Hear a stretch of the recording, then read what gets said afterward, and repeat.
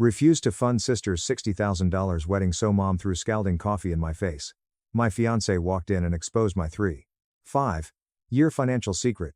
Nobody tells you about your mother's packed room assault. The physical sensation precedes the embarrassment, horror, and slow, terrible realization of what transpired in front of your extended family, your sister's future in-laws, and half a dozen women from your mother's country club who have known you since elementary school. Burning commenced. I was burned instantly and intensely on my left face and jawline, soaking through the ivory blouse collar I had ironed for 40 minutes to seem professional. Looking polished was my goal. I wanted to appear accomplished and independent, as I had taken almost a decade to become. I yelled. No word. Use noise. Victims of near-boiling liquid being hurled at their faces create a guttural animal sound. Room went quiet. It was the oppressive silence after an inevitable event. My mother, Susan, stood across the appetizer table with her hands in the air and the empty porcelain coffee cup in her palm. She stared at me, her oldest daughter, burning, dripping, and staring back at her in shock with a dark crimson face and a heaving chest, and said the 7 words I've been hearing. Now look what you made me do. Start at the beginning or near to it to comprehend my family's breakdown. My name is Claire Vance, my age is 33. I co-founded Boston financial district venture capital firm Apex Ventures, which manages $900 million. Money didn't precede me. From a typical 4-bedroom Wellesley, Massachusetts suburb house, Mother Susan ran our household like a Fortune 500 PR business and treated me like a mistake. Dad Arthur was a mid-level commercial real estate appraiser. Amherst was difficult with merit scholarships, federal Pell Grants, and 3 part-time jobs. I archive microfilm at the college library, haul prime rib every Friday and Saturday night till 3 in the morning at a downtown steakhouse, and tutor macroeconomics undergrads. I graduated with highest honors, worked 8-0-hour weeks as an entry-level analyst at a boutique private equity firm, got my MBA from Harvard at night, and spent 9 years building the professional network and track record that allowed me to co-found Apex Ventures with 2 senior partners in 2020. Chloe, 26, is my younger sister. She is beautiful, kind, and has only worked 11 months. Her Emerson College Communications and Media Studies degree was totally sponsored by my parents. She worked at boutique marketing agencies since graduation, paying for her tuition, room, board, exorbitant sorority dues, and a 6-month study abroad semester in Paris that I remember being emailed with a casual, "Isn't it just wonderful news?" She's my mother's daughter in a million subtle ways I've tried to ignore as an adult. Dr. David Chen, my fiancé, is 36. Massachusetts General Hospital ER trauma surgeon trained by Johns Hopkins. He has unnerving quiet competence from a decade of making split-second, life-or-death judgments while covered in blood. He's the most stable I've met. He was the only person on earth besides my estate attorney and personal accountant who knew the shocking extent of what I had been quietly doing for my family for 3.5 years. I maintained it that way on purpose. Late fall, 2020 began the secret. My dad randomly called me Tuesday afternoon. It was unusual. My father rarely phoned me without a reason because my mother managed family information as an air traffic controller runs a busy runway. This call was from his cell phone, and his voice was thin and compressed, something I hadn't heard since I was a teenager. "Claire," he shakily said. "We have a situation. Their mortgage."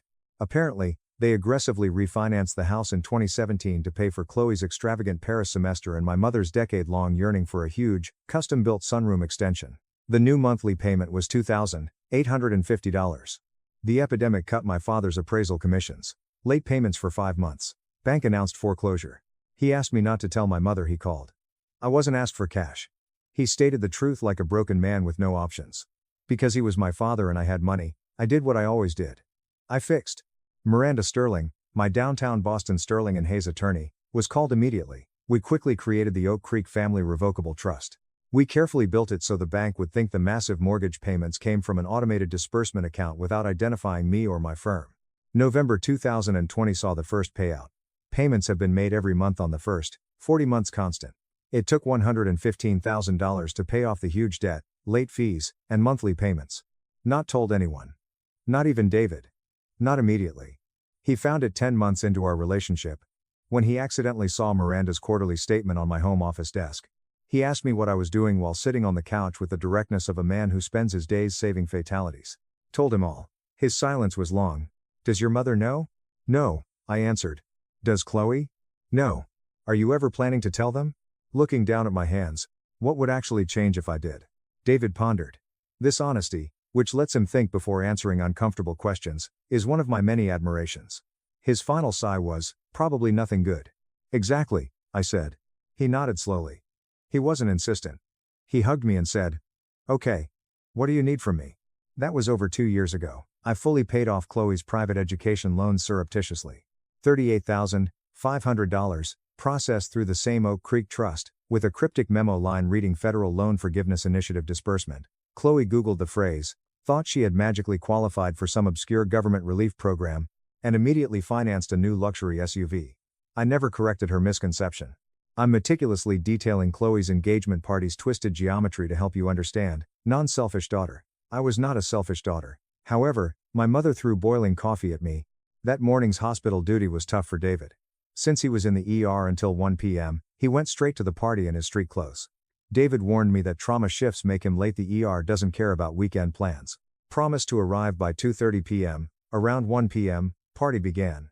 I arrived on time at 1 p.m. wearing that crisp ivory silk shirt and well-tailored black trousers and carrying a $600 Breville espresso machine that Chloe had mentioned only once over 10 months before.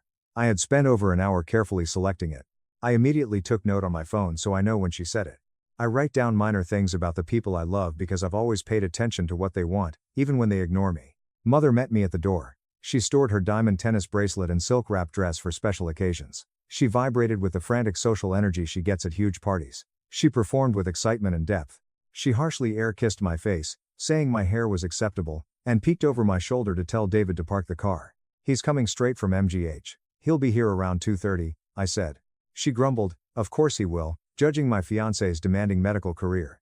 In I went. A packed house. The room comfortably held 75 people. Extended relatives, college friends, nosy neighbors, vague acquaintances, and newcomers. Everything was rearranged around a new furniture layout to make my parents' living room look bigger and wealthier. Good crystal vases carried large flowers. My mother rented expensive champagne flutes from a Boston party supply company. In the center was Chloe, wearing a stylish sundress that cost more than my first month's rent at my tiny apartment, laughing, bright, and in her element. Her fiancé, Liam, stood at the kitchen island with an expensive craft beer, loudly backslapping my uncles like he was auditioning. He wasn't qualified. After over a year, I had no strong view of Liam other than that he smiled too much at people when they said something he wanted to agree with and always searched for someone more important to talk to. Have some sparkling water. Politely greeting my relatives and uncles, I spent 30 agonizing minutes having the same shallow discussion I've always had. Conversations that need you to respond yet not become emotionally exhausted. My mother grabbed my arm at 1:45 p.m. Help me with the charcuterie board, she added. As she dragged me to the kitchen, I realized this wasn't about preserved meats. She ran past the kitchen island and shoved me into my father's study, a narrow space off the main hallway with dusty bookcases, a hefty wood desk, and a lethargic atmosphere for processing bills and avoiding marital talks. Since my father was inside, I knew this confrontation was pre-planned. Mom closed the large wooden door behind us, snapping it firmly. She turned. She grins. She utilized her business strong grin to get what she wanted from you and make you think she was scamming you. Her statement, Chloe's wedding is going to cost $60,000, was like the morning weather forecast. My face was neutral. Okay. We thought you would want to contribute the funds. I regarded her. I then looked at my father, who was staring at the oriental rug's intricate designs with the terror of a man who would rather be anywhere else. Just no, I said. Suddenly, the fake smile twitched. Claire, be reasonable. No, Mom, I am actively planning my own wedding. David and I have a strict budget and I am absolutely not pulling tens of thousands of dollars from my own savings to fund Chloe's extravagant party. Not after everything. After smiling, a bitter line appeared. You have saved absolutely every penny for yourself, for years, she added. My voice was calm. I practiced this voice subconsciously for 33 years. My college was funded by crushing federal loans and 2 a.m. diner shifts. My MBA was earned on nights and weekends while I worked 80 hours a week. Everything I have, I built with my own two hands. You know perfectly well that family helps family, she approached. I completely agree, I answered coldly, which is exactly why I would appreciate it if you would step aside and let me leave this room. The door is blocked. You have more money than you even know what to do with, Claire. You're a founding partner at a massive firm. Got my water? You don't actually know anything about what I have.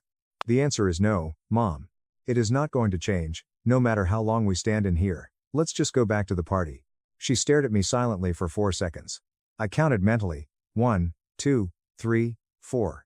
She reopened the door and stormed into the bustling living room without speaking. I followed her out without realizing what she was about to do, which was a terrible mistake. She entered the crowded room center. She didn't shout. She needn't. In large groups, the conversation pauses every 20 minutes. A moment of calm. She entered like a beacon. "I have to say something to everyone," she said, "because I truly think it needs to be said." It felt warm like a dagger plunged into your side for a few seconds.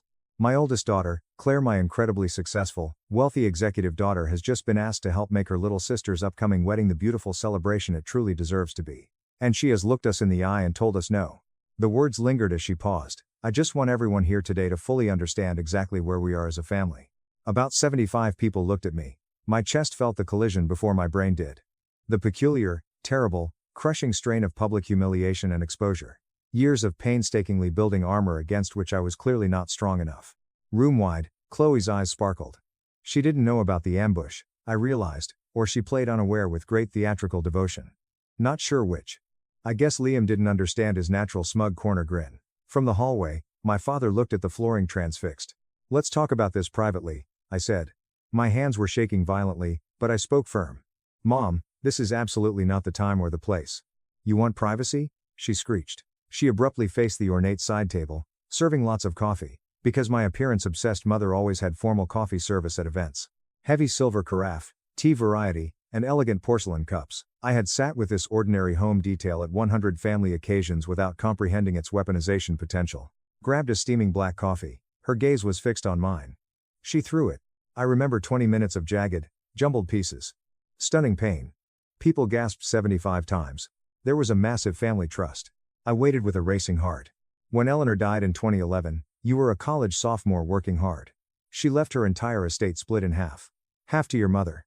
He choked up tears. And half to you. The room fell silent after murmuring again. Those trying to escape the front door froze. I repeated, half to me, ash tasting. Your mother. Without looking at me, looked at my sneakers.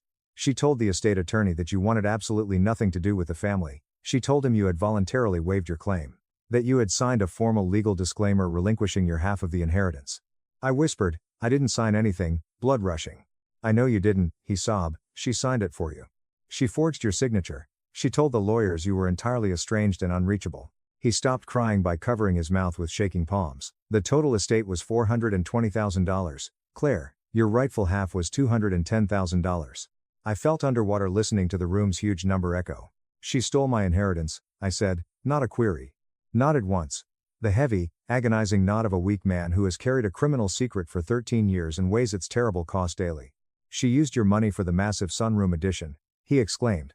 And she used the rest to pay for Chloe's expensive private college tuition, the Paris trip, and her own country club dues. I didn't even find out what she had done until 2 years later when I accidentally found the estate paperwork hidden in her desk. But by then, the money was completely gone. Every cent. He looked at me with a sad face. I should have told you, I should have called the police. I should have done something. I have spent 13 years, he gasped. I am so sorry, Claire. He was my focus for ages. I considered $210,000. I remembered the depressing 2 a.m. diner shifts. Instant ramen was on my mind for 3 years. My heavy federal student loans and Harvard MBA debt, which I had paid off 4 years earlier, came to mind. I remembered their 40 months of secretly paying their $2,850 mortgage to avoid homelessness. I remembered the $38,500 I secretly paid to clear Chloe's name. I imagined my life and stress less if I had been given $210,000 at 20. I realized I would have done it anyway. I am me and she is her. Did you keep the forged paperwork? I asked. I scared him with my calm, emotionless speech. His eyes blinked fast. What? The original estate documents. The legal disclaimer form with my forged signature on it. Do you still have the physical copies? He looked at me like I spoke another language. Very slowly, he nodded. In the locked filing cabinet in my office. Yes, I kept every single piece of paper. I nodded once. I faced David. David stared at me with protective rage in his dark eyes. I said, okay, facing my father. Go into your office right now, put those documents in a folder, and hand them to me. Or I will call the police to this house immediately and have them search the property with a warrant. He didn't argue. He sped down the hall.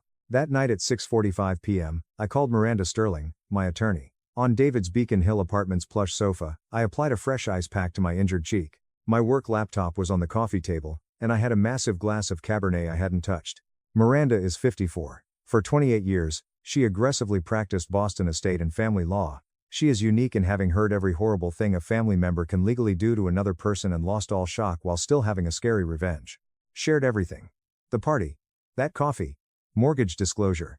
A confession. Stole $210,000. She paused on the phone for 8 seconds. Miranda said, "She forged your legal signature on an estate disclaimer to misappropriate $210,000. Claire, just so we are perfectly clear, that is textbook felony estate fraud. It is grand larceny." "I am aware," I whispered. "With the original documentation your father just handed you, assuming the ink holds up to basic scrutiny, we have an absolute slam dunk civil claim.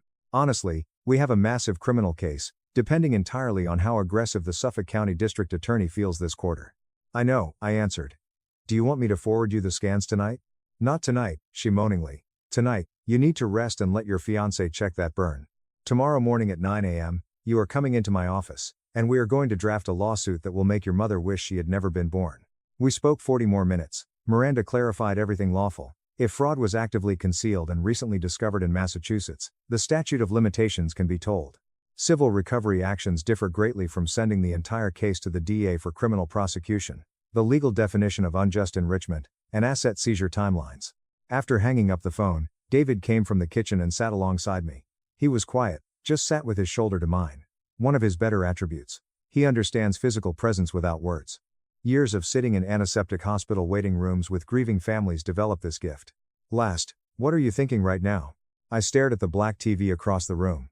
"I'm thinking that I spent 13 years of my life grinding myself into dust, building a massive career from absolute scratch, entirely because I truly believed I had no safety net. Because I thought nobody was ever going to help me. Looking down at my hands. And this entire time, my mother had $210,000 of my own money sitting in her custom sunroom and my sister's sorority dues. And even after all that, I still quietly paid her mortgage for 3 years just so she wouldn't lose her house." "Yeah." David massaged my back. I gazed at the dark red liquid in the wine glass and put it down. "I'm also thinking," I said, "that she is 62 years old, and she just woke up on an ambulance stretcher in front of her entire social circle. And my father is a broken coward who has been carrying this guilt for 13 years, and finally broke down and handed me the loaded gun." Eye contact with David. "I am going to file the civil claim. I am going to ruthlessly recover every single penny I am legally owed, plus interest. And then, I am going to walk away from them forever." David waited for me to finish. I said, "I'm not going to send her to federal prison," wiping my good cheek. "Not because she doesn't deserve to sit in a cell. She absolutely does. But because I refuse to spend the next 5 years of my life sitting in criminal courtrooms thinking about her. I want my money back, and I want her gone." David gave me a long, quiet look. "Okay," he said. I murmured, Is it the right call?" Feeling little. He clearly said, "It's your call," kissing my forehead, which automatically makes it the right one. He hugged me tight to his chest. I cried and leaned toward him. Boston was outside on a lovely spring evening. The slight, relaxing hum of city traffic coming up through the windows, the distinctive, gorgeous amber light that only comes through high-rise windows in an apartment you bought with your own money, in a life you constructed from nothing. David murmured, "We still have a wedding to plan," into my hair. "We do," I sniffled. He whispered, "Our strict budget, right?" "Our strict budget," I admitted, smiling. 6 months later, Miranda Sterling filed the massive civil complaint in Suffolk County Superior Court. It was early September. My father provided the original estate documents, bogus disclaimer form, bank transfer records, and damning email communication between my mother and the deceased estate counsel without Miranda asking. He participated in all discovery processes. I think that was his first truly moral and decent act in almost a decade, and he realized this was his only way to achieve tragic redemption. Settlement was reached before court. My mother desperately hired Greg, an anxious, sweating local attorney who probably spends most of his billable hours defending minor traffic citations and unpleasant suburban DUIs. He looked embarrassingly out of place against Miranda Sterling. Greg paled and demanded a private recess with his client as Miranda calmly slid the large, meticulously organized evidence binder across the conference table, complete with faked signatures, bank tracing, and a drafted criminal referral to the district attorney on top. He suggested unconditional settlement 10 minutes later. Legally binding settlement, $285,000. My legal bills, the stolen $210,000 principal, plus 13 years of aggressive Massachusetts state rate statutory interest were included. To pay it, my parents took out a big, high-interest second mortgage on the house. After receiving the wire transfer, I called the bank to cancel the Oak Creek Family Revocable Trust. They must stop paying my parents' mortgage forever. 2 hefty mortgage payments, no safety net, and a father with absolutely no income have drowned them. What about the $285K settlement? I immediately invested $100,000 in David and my wedding and house fund. I invested $100,000 in an aggressive index fund for retirement. With the remaining $85,000, I did something special. A secure trust account was opened for Chloe. Not because Chloe deserved a great sum. She was always pampered and blind. Because I've always helped people, even at expense. 6 months ago, sitting on David's couch with an ice pack on my face, I vowed never to let my mother's mad greed define me. I wanted to safeguard. Being smarter was needed to protect people. Texting the routing number and account information to Chloe Reed, "This is your half of what was left. There are absolutely no conditions. Do whatever you want with it." 20 minutes later, she called me sobbing. After 5 minutes of crying on the phone, I couldn't understand anything. Catching her breath ruined her voice. "I swear to God, Claire, I didn't know about any of it." She said. "The mortgage, the student loans, the inheritance. None of it. Liam broke off our engagement last week when he found out my parents were broke. He just packed up and left me." "I know, Chloe," I whispered. Not surprised about Liam. The rat escaped a sinking ship. Laughing, How do you just do these massive things for people without ever taking credit? How did you pay my loans and never throw it in my face?" I considered. "Because I was raised in a house that taught me love meant violently controlling people with money," I said, "and I decided a long time ago that I was going to do the exact opposite. I'm still trying to figure out which parts of my empathy are healthy and which parts are just trauma." She was quiet forever. Stated, "I am going to be different, Claire. I am going to get a real job, I want to be different." I said, "Okay," gently. She asked, Is that enough?" Like a scared child. "It's a start," I said, hanging up. Only late October did my mother call me. I checked the caller ID and left it for voicemail. Her 5-minute voicemail was rambling and said sorry twice. Both times, the phrase was purposely included in a lengthy, deceitful narrative about how things could have been handled so differently if you had just communicated with me better, not an apology. The last breath of a narcissist who exhausted his victims. Never called back. I deactivated her number and blocked her from everything, and I doubt I'll speak to her again. My husband David and I married early November. We rented a beautiful, refurbished ancient farmhouse in Vermont's hills instead of a huge, stressful wedding. Very little, accurate, and gorgeous. Only 25 guests came. No huge floral arch or champagne flute rentals. Cedar wood smoke, hundreds of candles, and a massive family-style dinner till almost 1 a.m. My dad came. Driving alone, he arrived. He sobbed into a handkerchief in the wooden chair back row during the wedding. He skipped reception speeches. He didn't dwell on guilt that night. He thanked me for letting him gently help David's mother carry the heavy porcelain dinner plates to the kitchen. I felt allowed to have my first family gathering in 33 years. I got up early the day following the wedding. David brewed coffee at the farmhouse. Real coffee. High-end dark roast that demands precise grinding and brewing. We brought mugs to the wooden wraparound porch. Cold November morning air hurt our wool coats. We saw Vermont's tree-lined fog from the porch swing. Let the steam on my face rise as I held the ceramic mug with both hands. Ceramic heat hit my left face above my jawline's little pink scar. My skin softly absorbed the mug's warmth to my chest. Quite warm, just soothing heat, totally nothing else. David kissing my head and pulling me close to his chest made me feel better. "You've been a nice guy," my father-in-law said, "but my daughter deserves better." He introduced her ex, and the family clapped. I revealed $2.1 million and divorce papers. The restaurant went quiet when James stood up. 20 family members turned to watch, forks suspended mid-bite, wine glasses frozen halfway to lips. Conversation dying like someone had hit a mute button on the entire private dining room of Carmine's Italian restaurant. "David," James said, gripping my hand too hard across the table. His palm was sweaty. His smile was predatory. "You've been a decent placeholder, a safe choice, while Emma figured things out. But my daughter deserves better." My wife stared at her plate. Chicken marsala barely touched. She wouldn't look at me, wouldn't meet my eyes. "I'd like to introduce everyone to Benjamin." James gestured to the man beside him. Tall, late 30s, expensive suit. The kind of smile that said he'd never heard the word no in his life. Emma's first love, the one that got away. Benjamin stood up, extended his hand to the table like he was accepting an award. The family started clapping.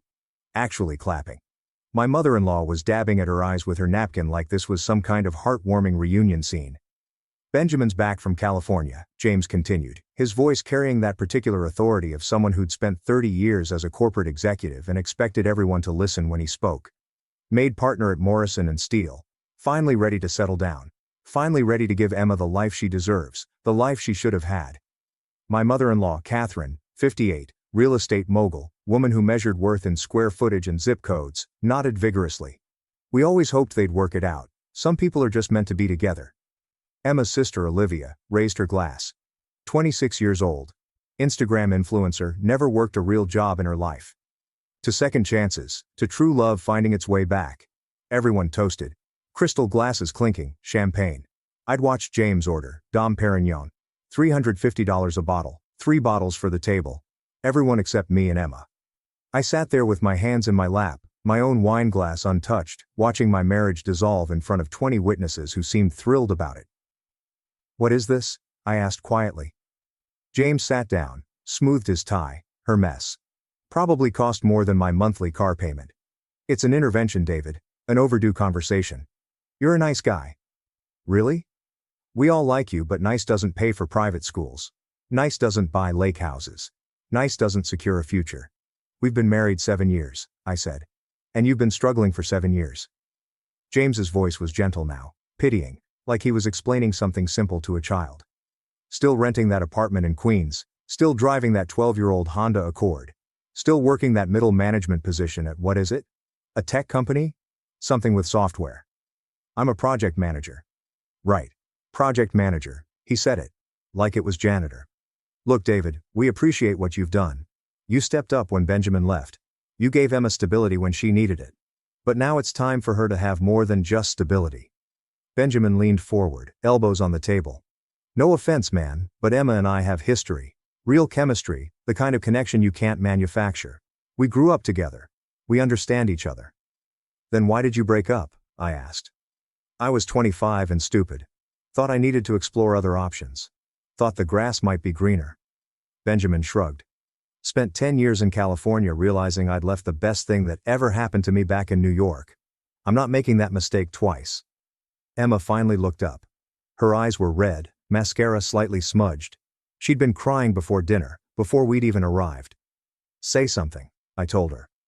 "My parents think—" She started, her voice barely above a whisper.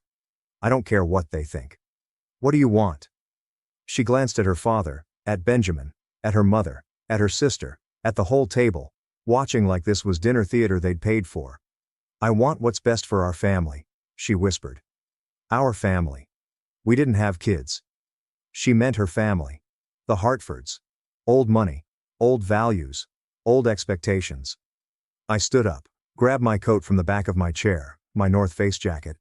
5 years old, still perfectly functional, but definitely not designer. "Where are you going?" James demanded. "Away from people who think love has a price tag." "Sit down, David. We're not done here. We need to discuss the logistics, the timeline. Emma's attorney will need to—" "Yeah," I said, cutting him off. "We are done." I looked at Emma. "Really?" I looked at her. At the woman I'd married 7 years ago in a small ceremony in Central Park because she'd said she didn't want anything extravagant. The woman who'd cried when I proposed with my grandmother's ring because she said it meant more than any diamond I could buy. The woman who was now sitting at a table full of people, auctioning her off to her ex-boyfriend. "You coming?" I asked. She looked at Benjamin, at her father, at her whole family tree of expectations and inheritance and social climbing. "I need time to think," she said. "Take all the time you want." I pulled out my phone. i13, not the newest model, not the Pro Max, just the regular one. I opened my banking app, the one I checked every morning, the one Emma had never asked about, never wondered about, never cared enough to investigate. I turned the screen toward James. "What's this?" he asked, squinting at the numbers. "My portfolio, the one Emma knows about." His eyes scanned the screen, the balance at the top. His face went pale, then red, then white again. That's over $1.8 million. The table went completely silent. You could hear the kitchen staff clanking dishes 2 rooms away. $2.1 million actually, I said. As of market close today. Cryptocurrency early investments. I bought Bitcoin in 2011 when it was $8. Ethereum in 2016 at $12. Sold some at the peaks, held the rest. Diversified into index funds and real estate investment trusts. Benjamin's smirk vanished. Actually. And it disappeared from his face like someone had erased it with Photoshop. The Honda Accord, I continued. Paid cash. Bought it off the lot for $25,000 in 2014. Could have bought a Tesla, a BMW, a Mercedes. Didn't need to prove anything. It gets me from point A to point B. That's all a car needs to do. I scrolled down on my phone, Showed them the real estate holdings, the rental properties, the commercial investment, the rental apartment in Queens, month-to-month lease because I've been shopping for the right property to buy. Found one last week actually. 4 bedrooms, 3.5 baths. Lake George view, closing on December 1st, paid cash, no mortgage. James's face had gone from white to gray. Catherine was gripping her napkin so hard her knuckles were white. Olivia had her phone out, probably trying to verify what I was saying on Zillow or something, the middle management job. I smiled. It wasn't a nice smile. I'm Director of Engineering Operations at Cloudscale Technologies. I manage 43 people across 3 continents. My base salary is $250,000 a year plus stock options currently valued at around $350,000 plus an annual bonus that averaged $90,000 over the past 3 years. Catherine actually gasped, put her hand over her mouth like she was watching a horror movie. I kept it quiet because Emma asked me to. I looked at my wife.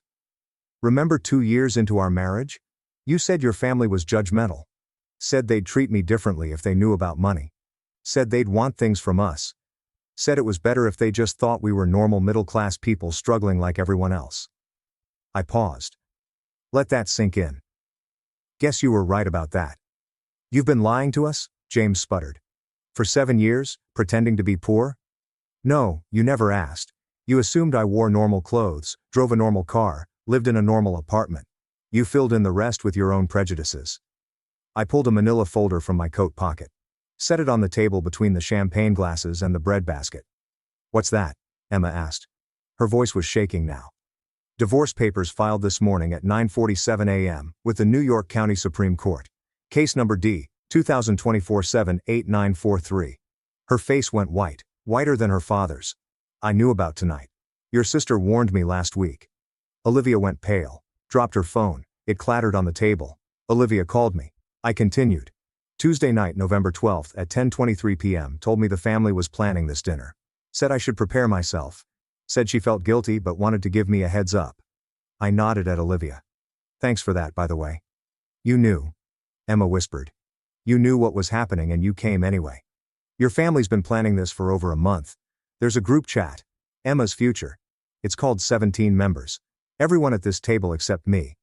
I pulled out my phone again. Showed screenshots. Messages from Catherine. Benjamin's finally ready. This is Emma's chance. From James. We need to handle David carefully. He seems attached. From Olivia.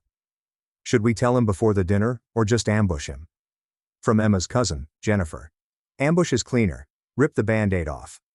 Screenshots are in the folder, I said, along with the divorce filing, the financial disclosures and a few other interesting documents. I looked at Benjamin. He was frozen like a statue. She knew too, by the way. Emma, she's been texting with Benjamin for 6 weeks, planning her exit strategy. That's not true. Emma started. I pulled out another page, phone records from our family plan. Verizon Wireless account holder David Stone. 217 calls between Emma Hartford Stone and Benjamin Morrison. 1,743 text messages. I'm a director of engineering operations, I said. I know how to check records, I have administrator access to our phone plan, have had it for 7 years. Benjamin stood up, chair scraping. This is just a misunderstanding. Is it? I looked at him. Because Emma's been telling you she settled for me, that she wishes she could go back and choose differently. That she's been waiting for you to come back. That's all in the texts. Want me to read them aloud? I had the screenshots, printed them out, brought them in the folder, but I didn't need to show them. Emma's face told the whole story. The guilt, the shame, the realization that she'd been caught. How dare you spy on your own wife? James shouted, standing up now. His face was purple. How dare you violate her privacy like this? How dare you auction off your daughter like livestock? I said calmly. How dare you treat marriage like a business transaction? How dare you call me a placeholder to my face while eating at a restaurant I'm about to pay for? James grabbed his chest. His left arm started breathing hard. Short, rapid breaths. Dad. Emma reached for him. Dad, what's wrong? Someone call 911, Catherine said, her voice going shrill. James, sit down, someone get him water. I picked up my folder, started walking toward the door. Wait, Emma called. David, please, this isn't what it looks like. We can talk about this. We can work this out. I stopped at the door of the private dining room, turned back. It's exactly what it looks like, I said. You wanted a real man, someone with real money, someone who could give you the life your parents think you deserve, someone like Benjamin who made partner and drives a Range Rover and belongs to the right country club. I looked at the whole table. At James gasping, his face gray, Catherine calling for an ambulance. At Benjamin frozen like he just realized he'd stepped in something he couldn't scrape off. At Emma crying, mascara running down her face. At Olivia looking guilty. At 20 family members who just clapped for my replacement. Turns out you had that all along, I said. You just didn't know it because you never bothered to ask because you were too busy being ashamed of my Honda Accord and my North Face jacket and my normal apartment to actually talk to me about our finances, about our future, about anything real. I looked at Benjamin. He's all yours now. Hope partner salary at Morrison & Steele is enough. I looked it up. About $320,000 a year. Not bad. Almost what I make. But you'll have law school debt eating into that. Student loans. Partnership. Buy-in, you'll be comfortable, upper middle class, maybe afford a nice house in Westchester if you're careful. We can fix this, Emma said, standing now crying openly. I made a mistake. I'll tell them no. I'll tell Benjamin to leave. We can go to counseling. We can. The papers are filed. My lawyer will contact you Monday. Rachel Smith at Morrison Hayes. That's a different Morrison than your boyfriend, by the way. She's been my attorney for 6 years. Partner. 23 years experience in matrimony law. She's very good. You can't just leave me. I'm not leaving you. I opened the door. Behind me I could hear James gasping. Someone on the phone with 911. Emma sobbing. Benjamin saying something about calling his lawyer. The whole table erupting in chaos. I'm leaving all of you. I walked out of Carmine's into the cold November night. Got in my Honda Accord, the one James had mocked, the one that had 127,000 miles on it and ran perfectly because I actually maintained it. Drove to the Marriott Marquis in Times Square where I'd booked a room for the week. Suite. King bed. Room service $350 a night. Paid cash. My phone started ringing before I even got to the hotel. Emma 37 times. Olivia, Catherine, Emma's cousin, Jennifer. Numbers I didn't recognize. Probably other family members getting my contact info from Emma's phone. I ignored all of them. Checked into the hotel, ordered a steak from room service, watched the city lights, and felt absolutely nothing. 3 days later, Rachel Smith called me Monday morning at 9:15 a.m. David, it's Rachel. Emma's attorney contacted us. Michael Brennan from Brennan & Associates. He wants to negotiate. What's there to negotiate? He's claiming you hid assets during the marriage, that you committed financial fraud. That Emma is entitled to half of everything under New York equitable distribution law. I laughed. Actually laughed. Tell him to read the prenup. What prenup? The one Emma and I signed before we got married. Page 17, paragraph 4. All assets acquired prior to marriage remain separate property. All cryptocurrency holdings, investments, and real estate acquired with funds predating the marriage are explicitly excluded from marital property. Silence on the line. David, you never told me about a prenup because you didn't need to know until now. It's in the safe deposit box at Chase. Box 447. I'll send you the key and authorization. Did Emma read this prenup? Her attorney did. Charles Roberts. He's retired now, but he reviewed it line by line. Explained it to her. She signed it willingly. We have his notarized statement confirming she understood the terms. Jesus, David, when did you do this? 7 years ago. Before the wedding, her parents insisted on it. Actually, they wanted to protect their future inheritance from me, wanted to make sure if we divorced, I couldn't claim any Hartford family money. I could hear Rachel typing. So, they drafted a prenup that protected them, and accidentally protected you. Ironies of Bikesarov. What about assets acquired during the marriage? Joint checking account has $12,000, she can have half. The apartment is a rental, no property rights. My car was bought before marriage. Her car, the BMW, was a gift from her parents, not marital property. We have no kids, no shared real estate, no shared investments. What does she get? $6,000, and whatever personal items she wants from the apartment. I'll keep the furniture since I bought it before we met. Her lawyer is going to argue you committed fraud by hiding your wealth. I didn't hide anything, I just didn't brag about it. There's no legal requirement to disclose your net worth to your spouse's family. She had full access to our joint account. She could have asked to see my personal accounts at any time, she never did. This is going to get ugly. It already is. James had a heart attack at the restaurant. He's in Mount Si. Stable condition, but they're keeping him for observation. I heard Emma's blaming you. Of course she is. 2 weeks later, the divorce mediation was scheduled for November 28. Conference room at Morrison Hayes. Rachel Smith on my side of the table, Michael Brennan and Emma on the other side. Emma looked terrible, pale, thinner, dark circles under her eyes. She'd been staying with her parents since the dinner. James was out of the hospital, but on medical leave from his executive position doctor. Orders. Reduce stress, change diet, exercise more, consider early retirement. The heart attack had been mild, but it was a warning. Let's get started, Brennan said. Mid-50s, expensive suit. Reputation for being a shark in divorce proceedings. My client is willing to waive her claim to the cryptocurrency holdings and premarital investments in exchange for a lump sum settlement of $700,000. Rachel didn't even blink. No, Miss Smith, your client hid significant wealth. My client disclosed all assets as required by New York law in the financial affidavit filed with the divorce petition. He was under no obligation to brag about his success to his wife's family. Mrs. Stone had full access to marital finances and chose not to inquire about her husband's personal accounts. He committed fraud by omission. There's no such thing in New York matrimonial law. He didn't lie. He didn't forge documents. He didn't hide accounts from his spouse. He simply didn't volunteer information that wasn't requested. Brennan leaned forward. The prenuptial agreement is invalid. It was signed under duress. It was signed 7 months before the wedding. Mrs. Stone had independent legal counsel. She could have walked away at any time. There was no duress. Her attorney was hired by her parents. There was inherent conflict of interest. Her attorney was licensed to practice law in New York. He reviewed the document, he explained it to her, she signed it. We have his sworn affidavit confirming she understood the terms. Judge Morrison already reviewed this last week and found the prenup valid and enforceable. Brennan's jaw tightened. He looked at Emma.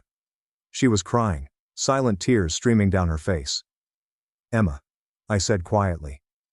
Why are you doing this? She looked up. You humiliated me. You humiliated my entire family. My father had a heart attack because of you. Your father had a heart attack because he has coronary artery disease and high blood pressure and he got upset. I didn't cause that. His lifestyle and his genetics did. You stood there and showed everyone our private financial information. Your family was literally auctioning you off to your ex-boyfriend.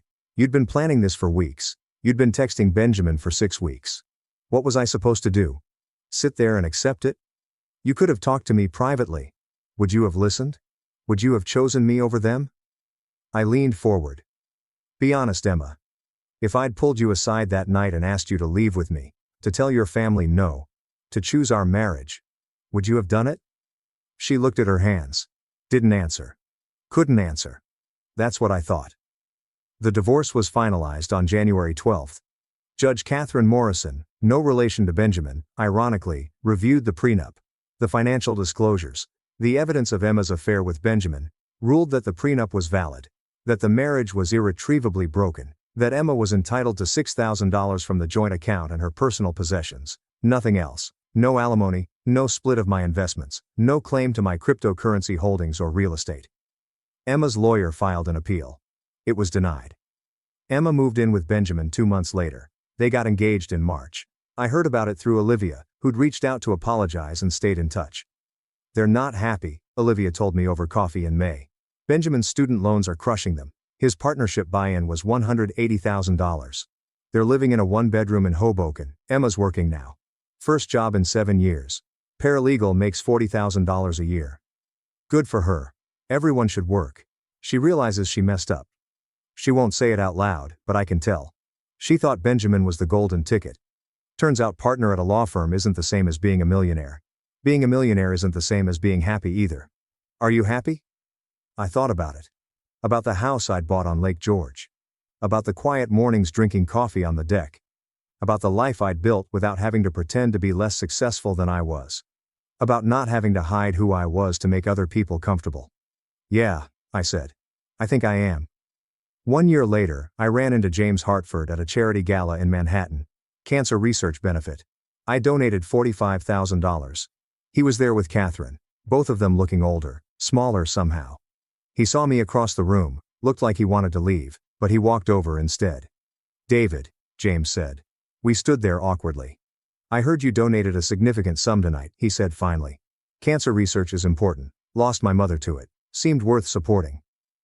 I'm sorry about your mother. I didn't know. You never asked. He flinched.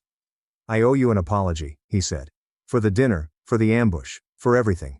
I was wrong about you. We all were. Yeah, you were. Emma's miserable, in case you were wondering. I wasn't. She married Benjamin last month. Small ceremony. They're struggling financially. His debt is worse than we realized. They're fighting constantly about money. That's unfortunate. Is it? James looked at me. Or is it what she deserves? Nobody deserves to be unhappy, James. But people do deserve the consequences of their choices. I suppose that's true. He looked older than 62. The heart attack had aged him. So had watching his daughter realize she'd traded a good man for an expensive mistake. I hope you find happiness, he said. Real happiness, not the kind I tried to force on Emma. I already did. I walked away. Didn't look back. 2 years later, I got remarried. Sarah, 34, architect, smart, independent, had her own career, her own money, her own life.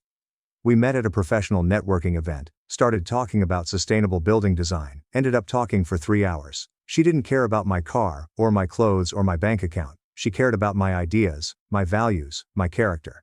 We got married at City Hall, just us and 2 witnesses. No family drama, no interventions, no expectations except the ones we set for ourselves. Bought a house together in the Catskills. Both our names on the deed. Joint finances, equal partnership, the way it should be. I thought about Emma sometimes, about the restaurant, about James's face when he saw my bank account, about Benjamin's smirk disappearing, about 20 family members who'd clapped for my replacement. And I felt nothing but gratitude. Gratitude that they'd shown me who they really were. Gratitude that I'd had the evidence to protect myself. Gratitude that I'd walked away instead of fighting for someone who'd already chosen to leave. Some people think revenge is about destruction, about making the other person suffer. But the best revenge is building a life so good that you forget why you wanted revenge in the first place. My sister unlocked my locked room, let her daughter fry my $3,600 laptop with grape juice, then laughed. Accidents happen. I replied, then pay me, now. My sister laughed at me when I demanded payment after her kid broke my laptop. She had a meltdown at her wedding when I fed her nonsense. Sister Vanessa thought having kids meant the world owed her special treatment. Ella and her mother screamed in adult restaurants. She was always 2 hours late because you don't understand parenting's difficulty. She'd let Ella break store items and act surprised when employees demanded payment. She called her 5-year-old a baby despite her frozen recitation. I stayed with them for 7 months after my apartment flooded. Big mistake. Vanessa offered free childcare and an ATM, but I needed to save. Loved niece despite mother's parenting. My laptop and other belongings were locked in my room. My $3,600 gaming laptop was customized. It was freelance video editing. I made money that way. Vanessa knew. For pyramid scheme presentations she requested multiple loans. I always declined. Sunday, I made coffee in the kitchen. Ella played with blocks while Vanessa checked her phone on the couch. I heard my door open. Weird. It was always locked. Vanessa probably obtained the spare key from the drawer. Ella took my laptop. Open. Powered. She held a leaking juice box in her other hand. Put that down, Ella. I approached her. Vanessa kept checking her phone. She's fine. She only wants cartoons. Ella pressed laptop buttons randomly on the floor. Juice box tipped. Purple liquid splattered the keyboard. The screen flickered and died. The room smelled like fried electronics. I lost $3,600 in income. Vanessa finally looked up. Oops. Is it kids? This is why I stopped buying nice things. You learn. She chuckled. Requested her payment. She laughed at me, said accidents happen and said I shouldn't have left it in my locked room that Ella had to unlock. I left that week, stayed with a friend, and lost 4 clients to project delays. Vanessa offered nothing. The Vanessa thing. Her wedding was 5 months away. 3rd wedding. Big show. She planned a year ahead. The dress alone cost $7,200. She kept discussing it. Custom modifications on Italian designer label. Because she didn't trust her apartment's humidity, she kept it at our mom's. Mom frequently traveled for work, leaving the house empty. I found the spare key. My friend Marcus's 4-year-old Noah. Sweet but destructive kid. Marcus laughed that Noah might find mud in a clean room. I offered to watch Noah Saturday. Marcus and I went to the park. Mum's house was our destination. Uniquely bagged, the dress was in the guest room closet. I carefully unzipped and placed it on the bed. Elegant pearls and lace. I had chocolate milk, grape juice, McDonald's ketchup, and morning finger paints. I asked Noah to draw. Noah enjoyed his 35 minutes. His purple handprints covered the bodice. The train's chocolate milk made abstract patterns. The ketchup veil designs were intriguing. He personalized with a pocket marker. We finished, and I returned the dress as found. Cleared our tracks. Noah returned to Marcus exhausted and happy from the park. Vanessa had one last dress fitting 3 weeks before the wedding. Mom arrived as I fixed her garage door. Incredible upstairs scream. The ruined dress made her cry. "How did this happen?" Mom asked. The home was locked. Undiscovered break-in, preservation bag sealed dress. "Must be moths," I said. Vanessa cried over moths' lack of finger paint. I shrugged. "Maybe neighborhood kids broke in. Kids get into everything." She stared at me. She knew, but how to prove? Nothing. She bought a department store dress last minute. It was fine, but not her dream dress. At the reception, I praised her new dress. "Very nice," I said. "Plain but nice. This is why I no longer buy expensive things." "You learn." Vanessa shouted at me during toasts that I destroyed her dress as a psychopath. All were appalled by her. My knuckles turned white against the black leather as I gripped the steering wheel too hard, shaking hands. Vanessa's face kept coming to mind as I drove past yellow streetlights on the highway. Everyone stared as she screamed psychopath into the microphone. She was still yelling and pointing at me when Daniel's groomsmen pulled her from the DJ booth. I wanted satisfaction and vindication. My chest buzzed like I'd drunk too much coffee on an empty stomach. My cup holder phone screen is dark. I could call someone. Marcus would probably laugh, but I kept my hand on the wheel and the phone quiet. After unlocking my apartment 25 minutes later, I grabbed the whiskey. Poured 3 fingers into a glass unmeasured. Long drink, then another. I rewatched everything on my dark couch. Response from Vanessa at reception. How I smiled and complimented her plain department store dress. That's why I don't invest in expensive things anymore. Learn. She knew, using her own words against her. Her eyes showed it. She survived dinner, first dances, and mother-in-law's toast. Something broke in open mic. She grabbed the microphone from a cousin telling a boring story and screamed about betrayal, her destroyed dress, and me breaking into houses as a psychopath. Daniel's mother, Margaret, looked like she wanted to fall through the floor. While Vanessa shook him off, Daniel paled to calm her. Finally, the groomsmen took her outside. I slipped out 12 minutes later as everyone whispered and checked their phones. My phone kept flashing on the coffee table. Each text triggered a screen notification. Grabbed it. 19 messages. Scrolled through. My cousin Brianna asked what happened. Aunt Helen said I ruined Vanessa's special day and should be ashamed.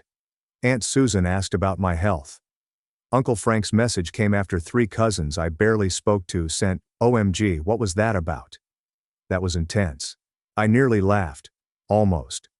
Instead, I turned off the phone, threw it on the couch cushion, went to bed, and stared at the ceiling. As cars passed, street light changed my blind's shadows. I should have felt good. Vanessa got justice.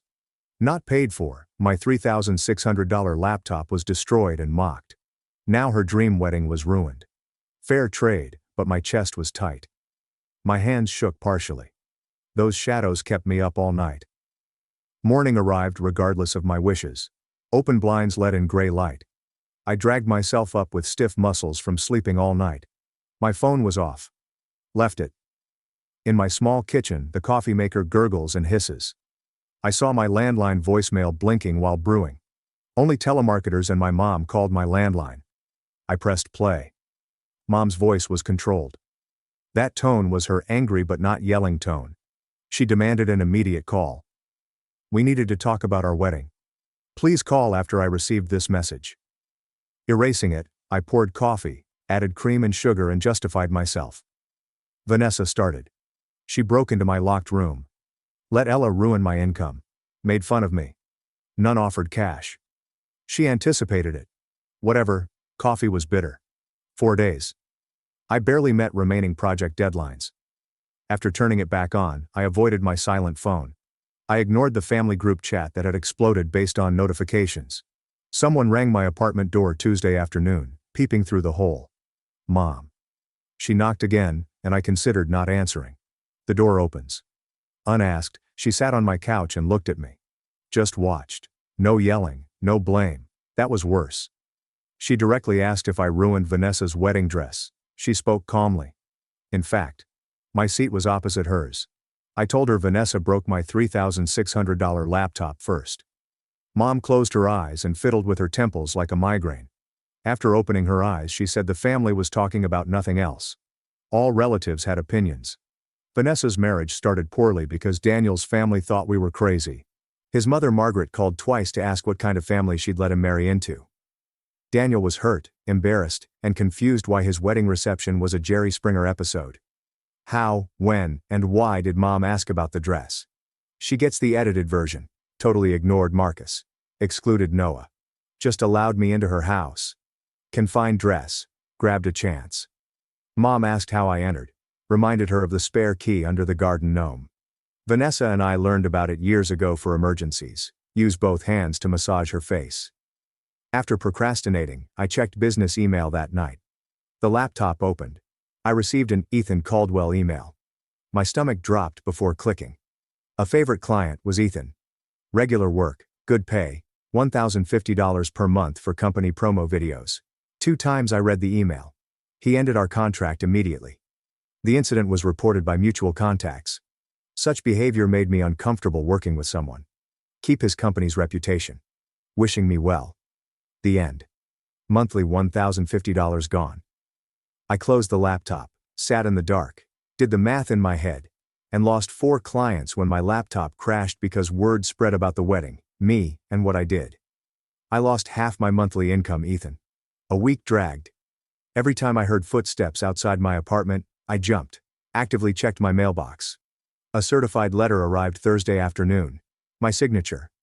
Mailman handed it over after seeing me sign. Returning upstairs slowly, I opened it in my apartment. Lawyer's letterhead for Vanessa Harper. My hands shook again while reading. No lawsuit. Not yet. Just a letter saying Vanessa had proof I broke in and destroyed property. She considered lawsuits. Lawyers wanted to discuss resolution options before proceeding. We had a phone, email, and deadline. 3 weeks. Like swallowing ice. She would not relinquish this. She wasn't. I ruined her $7,200 dress and wedding. She knew I did it. Apparently, she had proof. That night, I spent 3 hours on my laptop researching lawyers, criminal defense attorneys, rates, breaking and entering defense costs, and property destruction costs. Every website made me anxious. Expert lawyers are expensive, very expensive. Badly broke. 4 clients lost thousands from laptop damage. Now Ethan was gone.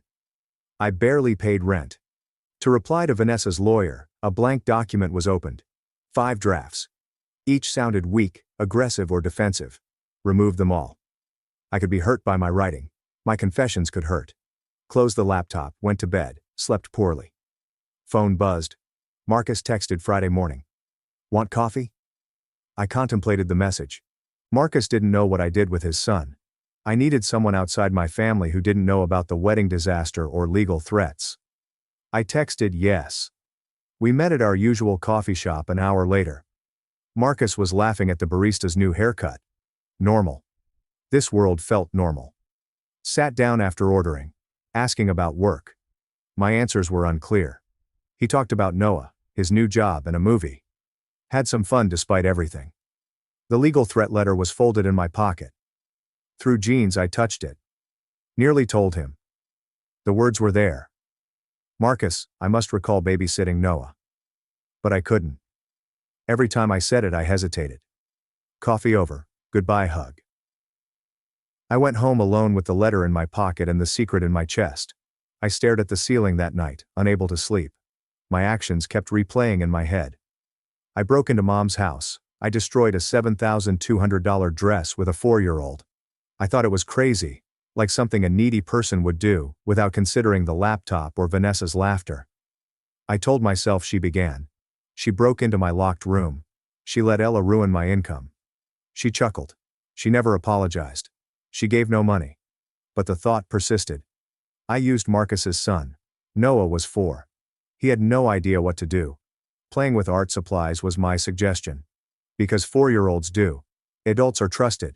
They believe adults always make good choices. I rolled over and punched my pillow to unwind. The wedding was yesterday. Face of Vanessa grabbing mic. Horror on everyone's faces. Daniel comforts her. His mother seemed to want to disappear. I should feel satisfied, like justice was done. A strange hollow feeling in my chest persisted. I didn't sleep until nearly 3 a.m. Slowly, 3 weeks passed. I ignored the wedding, dress and everything else to finish my projects. Rock-like anxiety sat in my stomach. I jumped when my phone rang. My hands shook every time I checked email. Finally, I consulted a lawyer.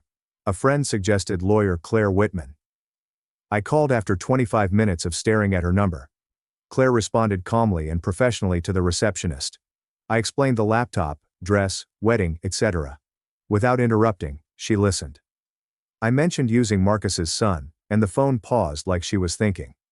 She then asked about witnesses and evidence. Has anyone seen me at home?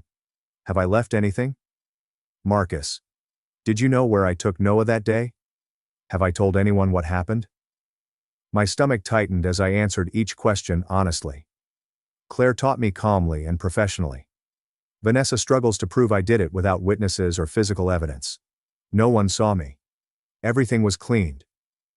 Marcus thought I took Noah to the park, but she said something chilling. Child involvement made it worse if it came out. I felt sick as she spoke.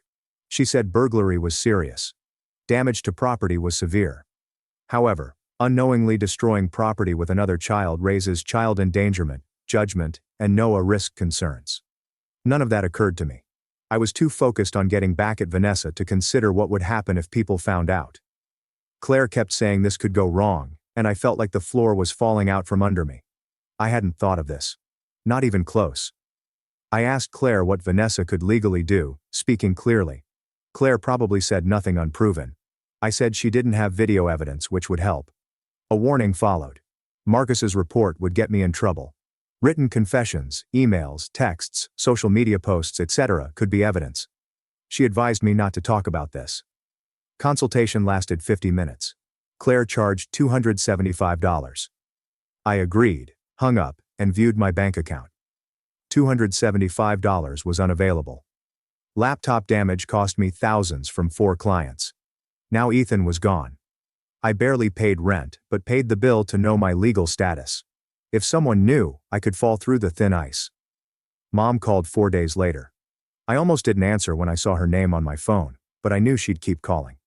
Picked up. She skipped small talk. She wanted $7,200 for the dress. I could pay Vanessa to drop the lawsuit. I laughed aloud. This sound was bitter. I asked Mom why I paid Vanessa $7,200 when she never paid $3,600 for my laptop. Mom sighed. Her tired, long sigh of disappointment in us both. She said I was stubborn and petty like my sister. I was furious. Neither was I stubborn. Vanessa demanded payment for destroying my property. It was different. Mom had heard the story before, but I repeated it. Vanessa broke into my locked room. She wanted keys. She let Ella ruin my business. Her apology never came after I used it for rent and food. She laughed and said I shouldn't deserve nice things. Mom said my actions were different after a pause. I got revenge with a child. That wasn't reckless parenting. Not an accident or mistake. It took weeks to plan. I bought supplies. I lied to Marcus. I used his son. A 25-minute discussion ensued. We stayed put. Finally, Mom said she couldn't make us agree, but we were destroying the family. Then she hung up. Angered and sure of myself, I held my phone. But a tiny voice in my head wondered if being right was worth it. Daniel unexpectedly called 5 days later. His name on my phone confused me. We were distant. We rarely talked at family gatherings before the wedding. I replied cautiously. To understand, he asked to hear my story. My version, not Vanessa's or Mom's. Initially suspicious. It felt like a trap. His tone was genuine, not angry or accusatory. His laptop, lost clients, thousands of dollars in income, and Vanessa's refusal to take responsibility were mentioned. She laughed at me.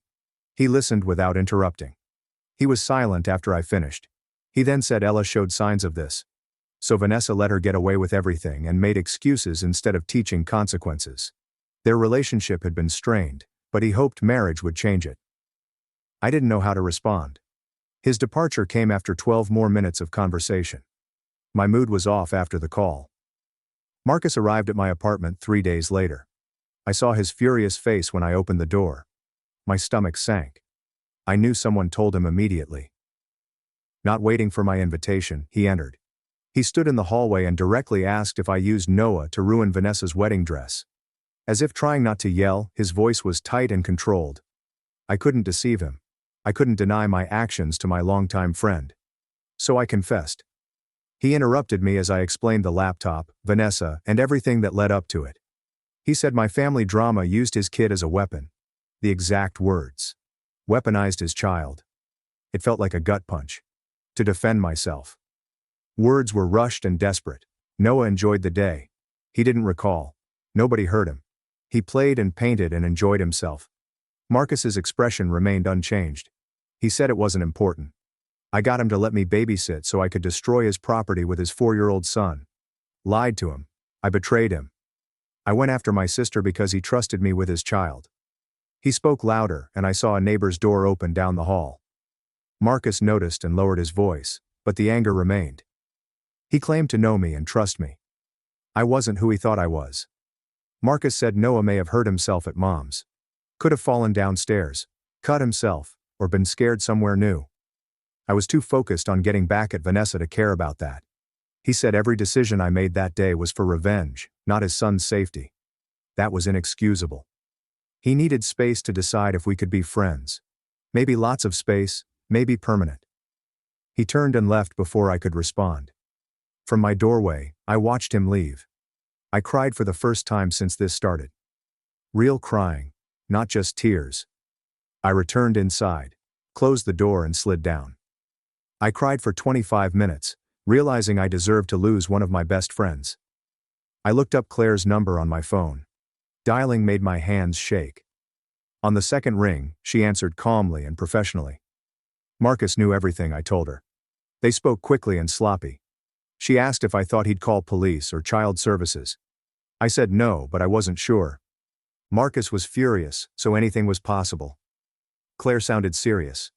She advised me not to tell anyone. Avoid texting about it. Avoid discussing it. Avoid writing about what I did. Any of my writings could be used in court, she said.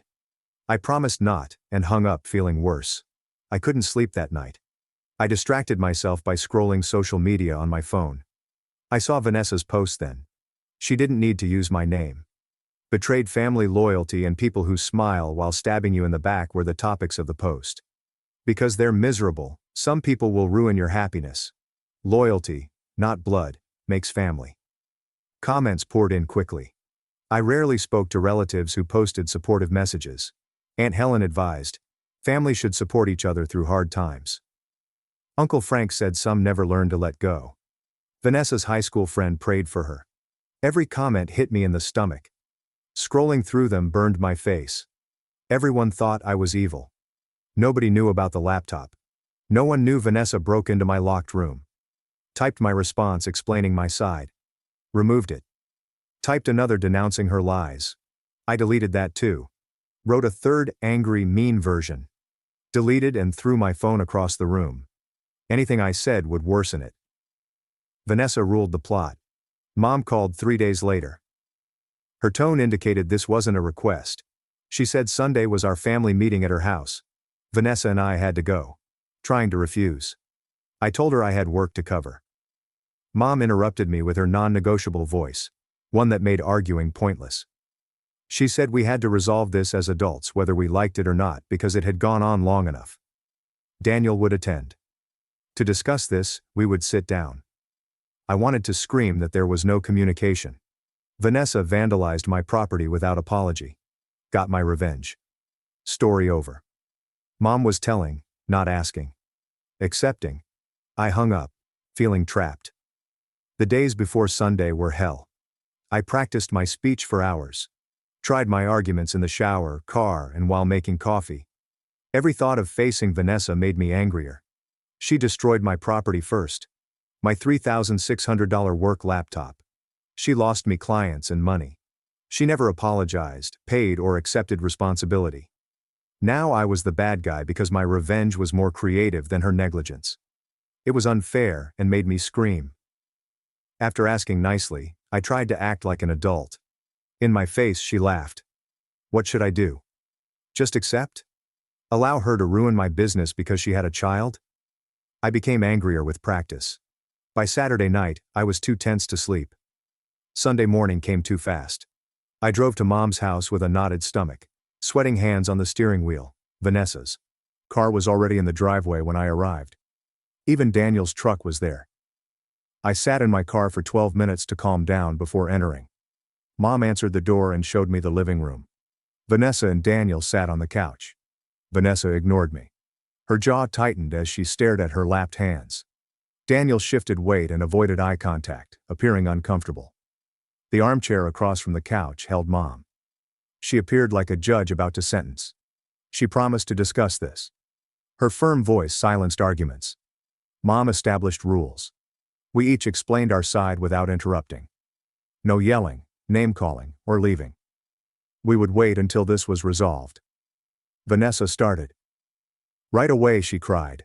Discussed her wedding day and dream dress disaster. Said I was a vindictive psychopath who couldn't move on. I humiliated her in front of Daniel's family. That his mother thought we were crazy now. I'd ruined her best day. She talked for 12 minutes about the dress, wedding, and humiliation. Never mentioned the laptop. I bit my tongue throughout the show. Watched her play victim as usual. Mom remained neutral, but I could tell she was annoyed by the crying. Then my turn. The timeline was mine. Vanessa broke into my locked room. She had to find the spare key. She let Ella destroy my $3,600 laptop while scrolling her phone on the couch. My income-generating laptop for freelance work. She chuckled. Said I shouldn't buy nice things. Refused to pay when I asked. I left because I no longer trusted her. I lost 4 clients due to late project delivery. Asked her multiple times to make it right. No penny was offered. Never apologized. I was laughed at for expecting her to take responsibility. My voice shook with anger as I talked. I could feel tears building but refused to let them fall. I explained that I tried to handle it like adults first. She made it impossible. Daniel surprised everyone by speaking up. He said both of us were wrong. Vanessa was wrong to let Ella destroy my property and not make it right, but I was wrong to plan revenge instead of taking legal action. He said it calmly, like he'd been thinking about this for a while. Mom nodded slowly. I realized she'd been thinking the same thing but didn't want to say it. Daniel kept talking, said what I did was calculated and cruel, even if Vanessa deserved consequences. That using a child to execute revenge crossed a line, that there were better ways to handle it. His words hit harder than I expected because he wasn't yelling or taking sides. He was just being honest. Vanessa snapped at Daniel. Her voice went sharp and angry. She said he was supposed to be on her side. Daniel stayed calm. Said he was on her side, but that didn't mean she was. Right. Then he said something that made the whole room go quiet. He pointed out that Vanessa's parenting had been a problem in their relationship too. Ella could destroy without consequence. That Vanessa made excuses instead of teaching her daughter better. That he hoped marriage would change things. But now he wasn't sure. Thick, uncomfortable silence followed. Vanessa stared at him, mouth open. Mom shifted in her chair. I had no idea where to look. Finally, Mom spoke. She said she'd helped us for years. Let us get away with petty behavior instead of forcing us to compromise. She advised Vanessa to pay me back after she told her about the laptop, but Vanessa refused. Mom lowered her voice. She said she would have stopped me from discussing the dress before the wedding. She knew something was wrong when she found finger paint residue in the guest room but didn't say anything. She wanted me to confess alone. Every word conveyed her disappointment. She looked at us like children who'd betrayed her. The room was silent for a while under that look. Turning to Mom, I raged. Your spare key to my Vanessa's room? Why? Mom shifted in her chair and looked down at her hands. She finally looked at me after several seconds of silence. Vanessa interfered before Mom could respond. She spoke quickly, defensively, and sharply.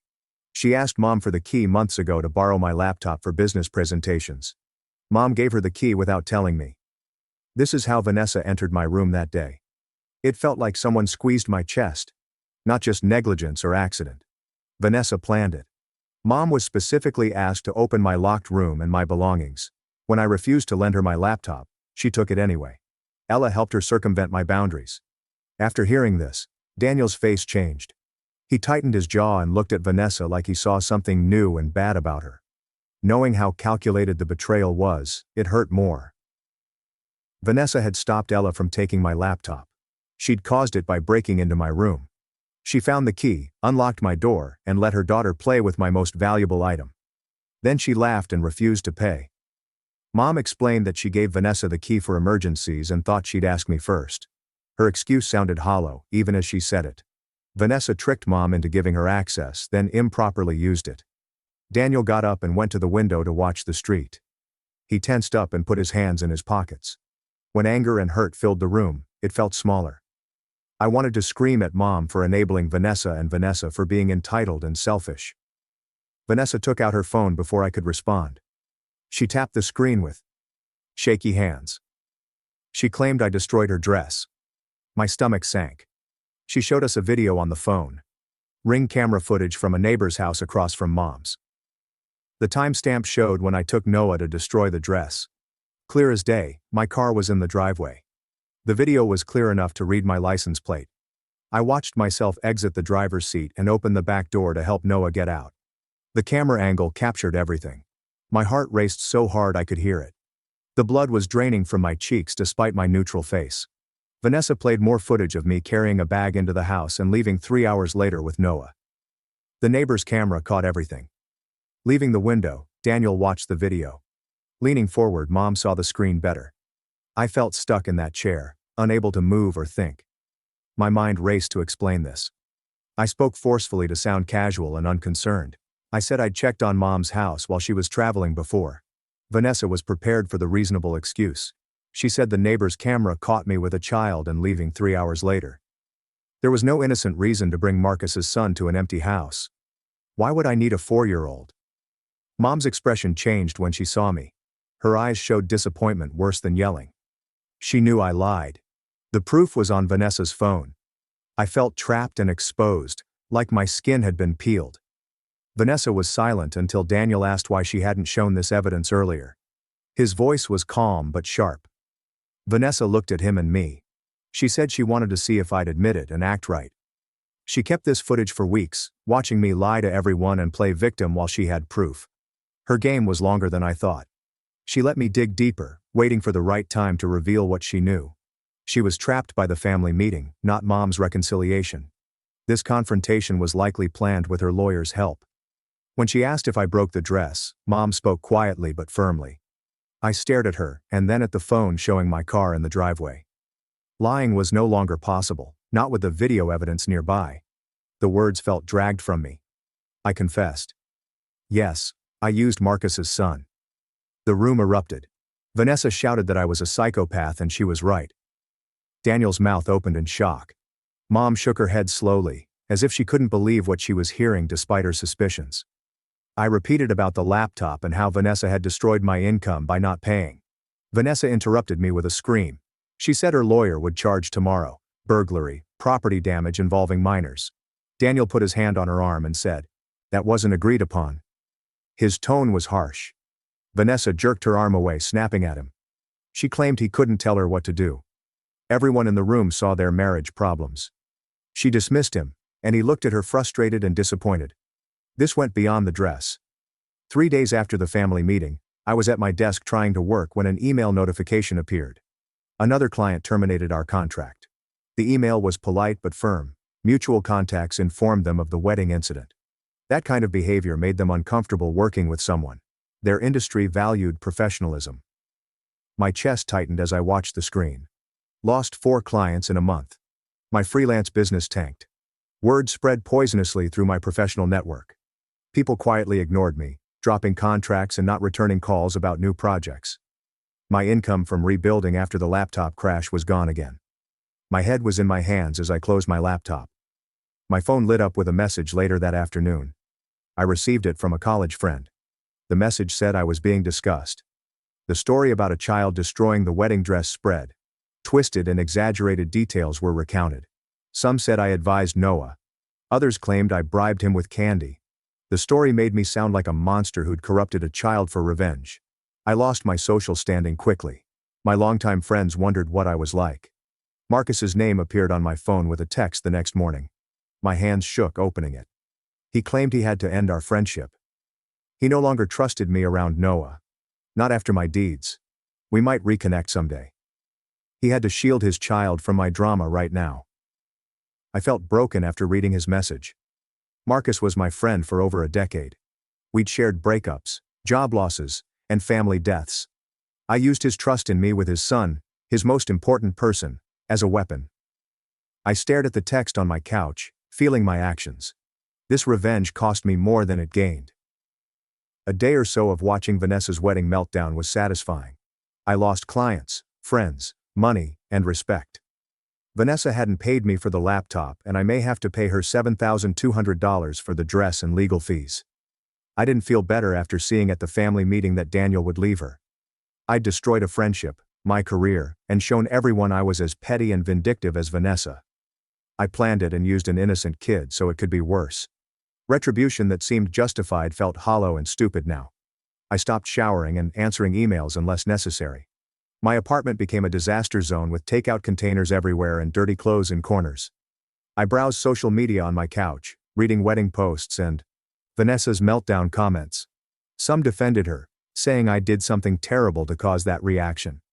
Others called her unstable and dramatic. Only those at that family meeting knew the truth. I repeated Marcus's text about how he couldn't trust me around Noah. That hurt worse than losing clients, money, or Vanessa's hatred. Marcus was my friend for over a decade. We'd experienced everything together. I destroyed that by using his child as a weapon. I tried to focus on my remaining projects but failed. I spent hours staring at my computer screen, doing nothing. One client emailed me about their video edit, and I realized I hadn't opened their files. I kept missing deadlines, which hurt my reputation. The apartment felt smaller every day, like walls were closing in. My midnight pizza was cold for breakfast. Wearing the same sweatpants for 5 days. I ignored notifications that lit up my phone. Mom called twice. My stomach dropped when Vanessa's name appeared, but I let it go to voicemail. I ignored the message. Claire's name appeared on my screen one afternoon while watching trash TV on the couch. Something compelled me to answer. I lied and said fine when she asked how I was. Her tone didn't imply belief. Her question was my worst nightmare. Vanessa filed anything yet? I informed her that I was unaware. That was good news, said Claire. Vanessa probably would have filed charges or a lawsuit by now. The longer she waited, the more she seemed to be threatening me. Claire's voice grew serious. She reminded me of the Ring camera footage of my car with Noah at Mom's house. That evidence would be devastating in court. I used Marcus's son, which made things worse. A judge would not approve of property destruction involving a child, even if the child didn't understand. Claire advised me to prepare for criminal charges as well as a civil lawsuit. Break-in, property damage, possibly involving a minor. She was honest about my situation, not scaring me. I thanked her for calling and hung up, feeling worse. Mom called the next day while I forced myself to do laundry. Though I considered ignoring it, I knew she'd keep calling. She started immediately after I replied. Vanessa and Daniel sought marriage counseling. They'd been avoiding bigger relationship issues until the wedding incident. Daniel was under pressure from his family. Margaret, his mother, kept calling, saying Vanessa's wedding behavior was suspicious. She wanted Daniel to annul the marriage soon. Mom said Daniel loved Vanessa but saw her flaws. Her entitlement, victim mentality, and refusal to take responsibility. Hearing this made me feel strange. Part of me felt guilty because my revenge strained their marriage. But another part felt vindicated. Like Daniel was finally seeing Vanessa's true self. Same person who laughed at her kid smashing my laptop. Mom said counseling was intense. Vanessa blamed everything on me, but the therapist kept pointing to her own actions. Daniel seemed honest about his frustrations with her parenting and excuses. Mom said she didn't know if they'd stay together. She then told me I shouldn't be proud of destroying someone's marriage. I said I wasn't proud anymore and hung up. I went grocery shopping 4 days later because I ran out. Vanessa appeared at the end of the cereal aisle as I compared prices. We both froze. Her cart had Ella in the front and she looked exhausted. She had dark circles under her eyes, a messy ponytail, old yoga pants, and a stained shirt. In wrinkled clothes and unwashed hair, I probably looked worse. It seemed like we stared at each other forever. I wanted to apologize, explain, or acknowledge what happened, but the words stuck in my throat. Vanessa showed several expressions: anger, hurt, disgust, possibly sadness. She turned her cart around and left for another aisle. I automatically waved back when Ella waved as they left. The encounter shook me. I ignored my shopping cart and went home. Evening call from Daniel. I thought he was going to yell at me or threaten legal action, but his voice was calm when I answered. His goal was to resolve the issue without lawyers or police. She was destroying their marriage with her anger. He watched. Maybe everyone could heal if we reached an agreement. He reached out without Vanessa knowing, which surprised me. He knew she'd be furious if he called me, but he needed to fix it before it was too late. Despite loving Vanessa, he couldn't live like this. Constant resentment and drama. His family was pressuring him to leave her, and he was starting to think they were right unless we could fix this. I asked what Vanessa wanted, and he said she wanted me to suffer. He believed we could persuade her with a fair offer. Because I was desperate, I agreed to discuss options when he asked. Daniel explained his idea. We split the damage difference. For the dress, I pay Vanessa $3,600, matching her laptop debt. Call it even. He knew neither of us got perfect justice. Still no laptop and $3,600. It would cost Vanessa $3,600 and her dream dress. This mess could be resolved without courts, lawyers, or criminal charges. Sitting there, I processed his words. Part of me wanted to refuse on principle.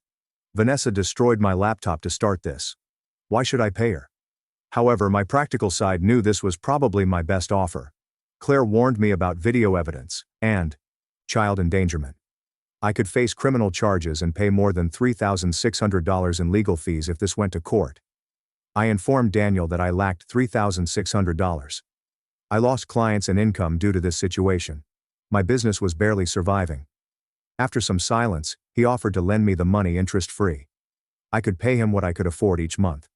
He wanted to resolve this before his marriage ended. He told me he was doing that to save his relationship and sanity. He'd pay $3,600 for peace. I told Daniel I needed to think and consult my lawyer. His reply was fair, but don't take too long. Vanessa grew angrier and more determined every day. A deal needed to happen soon. I called Claire after hanging up to explain Daniel's proposal. After listening and asking questions, she gave me her opinion. Given Vanessa's video evidence, it was a good deal. I could pay more than $3,600 in court. Legal fees on both sides could total thousands. Breaking and entering with a minor could result in criminal charges. Convictions can result in fines, probation, or jail time, depending on the judge. Compared to court, the $3,600 settlement with no admission of guilt and no criminal charges was better. Claire advised me to accept the deal if Daniel could convince Vanessa. She suggested getting everything in writing with clear terms of our agreement. No ambiguous language. Daniel called 3 days later. Vanessa agreed to $3,600 after talking to him. Still, she had one more condition. I publicly apologized for ruining her wedding. Hearing that tensed my body. A public apology meant admitting she started it all, and I was wrong. It felt like letting her win and making me the villain. Daniel sighed when I said I couldn't. He anticipated that response. We debated. He tried to convince me that an apology would make Vanessa feel justified. I claimed she never apologized for destroying my laptop. Why should I apologize when she started it? Daniel compromised. A personal apology to Vanessa and him. No social media. No family announcement. Just us three in a room. I regret ruining her wedding and dress. She accepted $3,600 and dropped lawsuits. I thought while sitting. A private apology was best. I may have to swallow my pride to end this nightmare. I promised Daniel a private apology. Next morning Mom called. After Daniel mentioned the deal, she was relieved we might resolve this. She bombed. My true activities were known from the start. Finger paint remained in the guest room a week after the dress was destroyed. A tiny purple stain on the carpet was missed by the cleaner. She immediately recognized what had happened. She said she wanted me to confess when I asked why she didn't say anything. She wanted me to admit my error. She was upset I lied at the family meeting, but she didn't tell. She wanted me to lead. Mom knew everything and saw me lie to everyone. She endured that awful family meeting knowing what I did. She said she hadn't told anyone else. She said she was glad I finally made things right, even though Daniel pushed me. I felt 2 inches tall after calling Mom. She found finger paint early on. I lied throughout that family meeting. I had trouble breathing due to her disappointment. I circled my apartment for an hour, replaying every lie and denial of guilt. I lied every time Mom gave me chances to confess. No one was protected from the fallout, she said. Vanessa and I paid. She spoke calmly but coldly. She said that when disappointed, not angry. Anger was manageable. I felt disappointment like an unresolved ache. I felt like I'd failed her forever. Daniel called 3 days later to meet at Mom's. Just me, Vanessa, him, and Mom. On Sunday at 2. He spoke professionally, like he was scheduling a business meeting, not a family argument. What could I do but agree? Lawyers, court, and criminal charges were options. My hands sweated as I parked 12 minutes early in Mom's driveway. Vanessa and Daniel entered. I saw them silently sitting on the couch through the living room window. The atmosphere hit me when I entered. Creeping, uncomfortable silence. Mom positioned the armchair opposite the couch.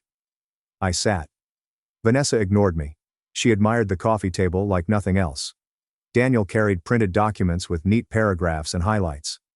After clearing his throat, he explained his draft. An agreement. It would cost $3,600 in 10 months, $360 per month. Vanessa dropped legal threats. We'd talk only at family events, holidays, Mom's birthday, etc. When necessary, we'd be polite but distant. Daniel slid the papers across the coffee table to me. I held them and read with shaking hands. This agreement was complete. Daniel thought about the payment schedule, no contact agreement, and violations, possibly consulting a lawyer. The third page had a formal apology for involving a minor in property destruction, which made me uneasy. When written in black and white, it became real. Using Marcus's son, plan, execute. Bad words stared at me from the page. I felt sick reading them. I feel shame in my chest. But I knew I had to take responsibility. No hiding from it will make it go away. I clicked open a pen in my purse and signed my name at the bottom. My signature was shaky. Vanessa signed quickly and angrily, bending forward. Still, she ignored me. Daniel stored the papers in a folder. Cleared my throat. The apology had to happen now while we were together. Not doing it now would make it worse. I wrote concisely without explanations. I apologized for destroying her dress, ruining her wedding day, planning and executing revenge instead of acting like an adult, and using Marcus's son in my revenge plan without his father's knowledge or consent. For the worst betrayal of Marcus's trust. My voice broke at the end. Vanessa nodded stiffly but didn't speak. She clenched her jaw and hands in her lap. Daniel praised me for making amends. His relieved voice was genuine. Mom looked at me from her chair, and I thought she was pleased but sad. She was glad we were finally acting like adults and that it was over. However, I knew it was not over. It would take 10 months to pay. My friendship with Marcus may never recover. Changes in family dynamics felt permanent. In the following month, I rebuilt my business. I emailed former clients professionally to say I'd resolved some personal issues and was available for projects again. Some didn't answer, others were polite but unemployed. But some gave me a chance. Start with wedding video edits and local business promotions. I worked hard to perfect them. Delivered early, exceeded expectations, requested feedback, and implemented immediately. Patiently, referrals began. A happy client told another. A friend of that client needed video work. The friend's business partner needed reliability.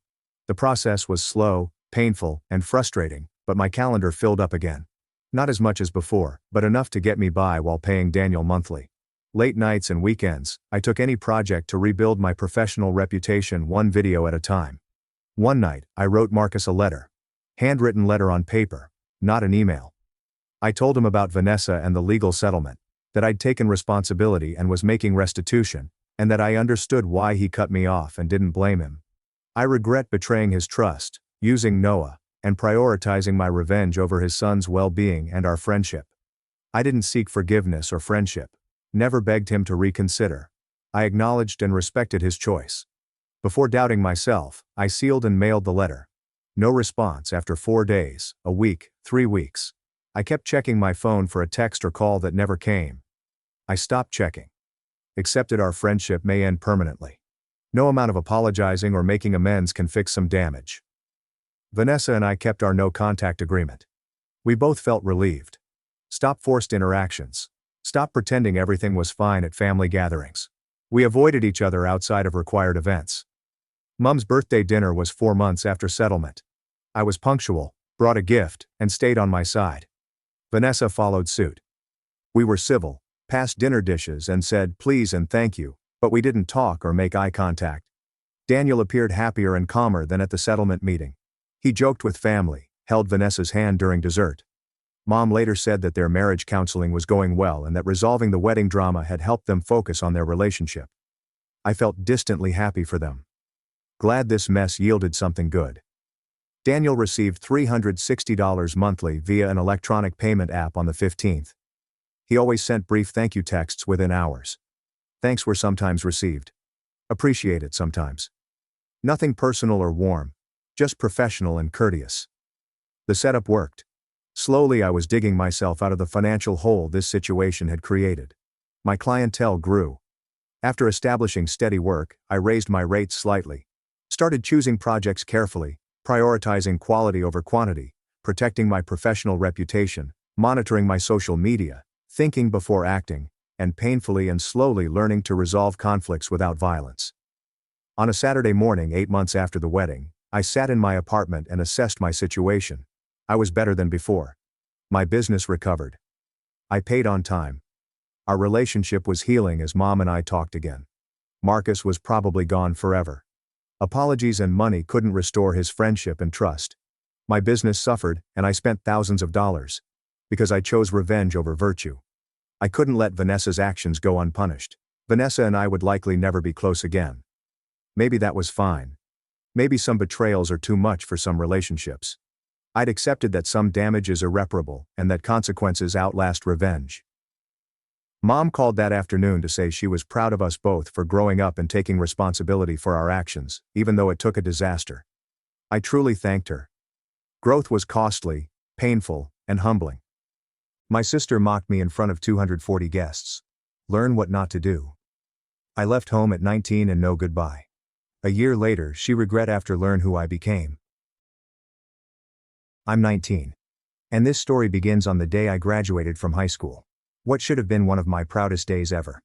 Instead, it became the moment when everything snapped. Growing up, I wasn't the type of child to cause trouble. I wasn't overly noisy or attention-seeking. I completed my homework, kept my room clean, avoided conflicts, and even helped Mom around the house without being asked. But I could never quite outshine Lily. She's 3 years younger than me, but everyone treats her like the family's crown jewel. Straight A's. So did I.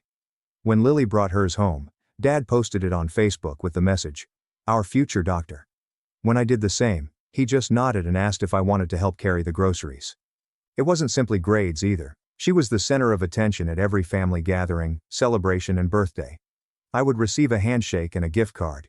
She'd get a themed celebration, synchronized clothing, and a slideshow prepared by Dad himself. I learned early on not to expect too much. To be honest, for a while, I was fine with it. I assured myself it was not a competition. I didn't need all of the extras. I was silently preparing for my future. But when the time came to be honored for something I had fought so hard for, my graduation, everything came crashing down. The ceremony was decent but nothing extraordinary. I walked across the stage, received my graduation, shook hands, and smiled for the photograph. What caused the pain was what transpired subsequently. The school had put up a small area outdoors with tables and tents for families to congregate, take photos and exchange flowers. I was scanning the crowd for my parents when I noticed them near the rear, behind a tree, Lily wearing a brand new sundress and holding what appeared to be a brand new phone. When I stepped up, the first thing Dad said was not, "Congratulations," or, "We're proud of you." He glared at me and said, "There he is. Mr. Wasted Potential himself." Then he laughed. Mom laughed too. Lily laughed the loudest, tossing her hair as if it were the greatest thing she had ever heard. I smiled. What else can I do? I convinced myself it was a joke, despite the fact that my stomach was turning. They handed me a little thin dollar shop gift bag. Inside was a pair of cheap sunglasses and a card that read, "Don't let the future blind you." That was it. There was no dinner reservation, no speech, and no mention of the scholarship I had earned. Meanwhile, a sleek black automobile was parked behind them, complete with a large red bow on top. Toyota Corolla, brand new. I stared at it for a second too long, which Lily noticed. She was beaming. "It's for me," she exclaimed, gripping the keys as if she had won the jackpot for when I get my license this summer. "Isn't this perfect?" "Mom and Dad said it was because I've been so responsible," she explained. "And since I have real goals." I swallowed hard. Actual goals. For example, the scholarship to study environmental engineering did not count. As if the job I'd been doing almost full-time to help pay for books didn't matter. The late nights, AP classes and scientific fairs were not enough. The worst part was that no one noticed the frown on my face. Or, if they did, they weren't concerned. Dad clapped me on the back and said, "Let's snap a quick picture, right? Make it look like we're proud." We shot 4 photos. Then they began packing, claiming they wanted to beat the traffic. I stood there, clutching the bag with the sunglasses, watching them walk to the car as if I were a distant cousin rather than their own son. No meal, no family gathering, nothing. Only the sound of the motor starting and Lily's voice shrieking from the front seat. I did not accompany them home. I walked to the train station instead. I used the emergency card I had stashed in my wallet, which my Aunt Maggie Carter had given me 18 months ago, just in case things became too bad. I purchased a non-refundable ticket without telling anyone where I was going. I just sat there watching the lights fade past the window, clutching the bag with those stupid sunglasses like it was the only thing holding me together that entire day. 6 days later, I received a text from Aunt Maggie Carter. It was short. "Your mother has been crying non-stop. She assumed you'd get over it. Get past it." Years of being treated as if I didn't matter might be easily forgotten.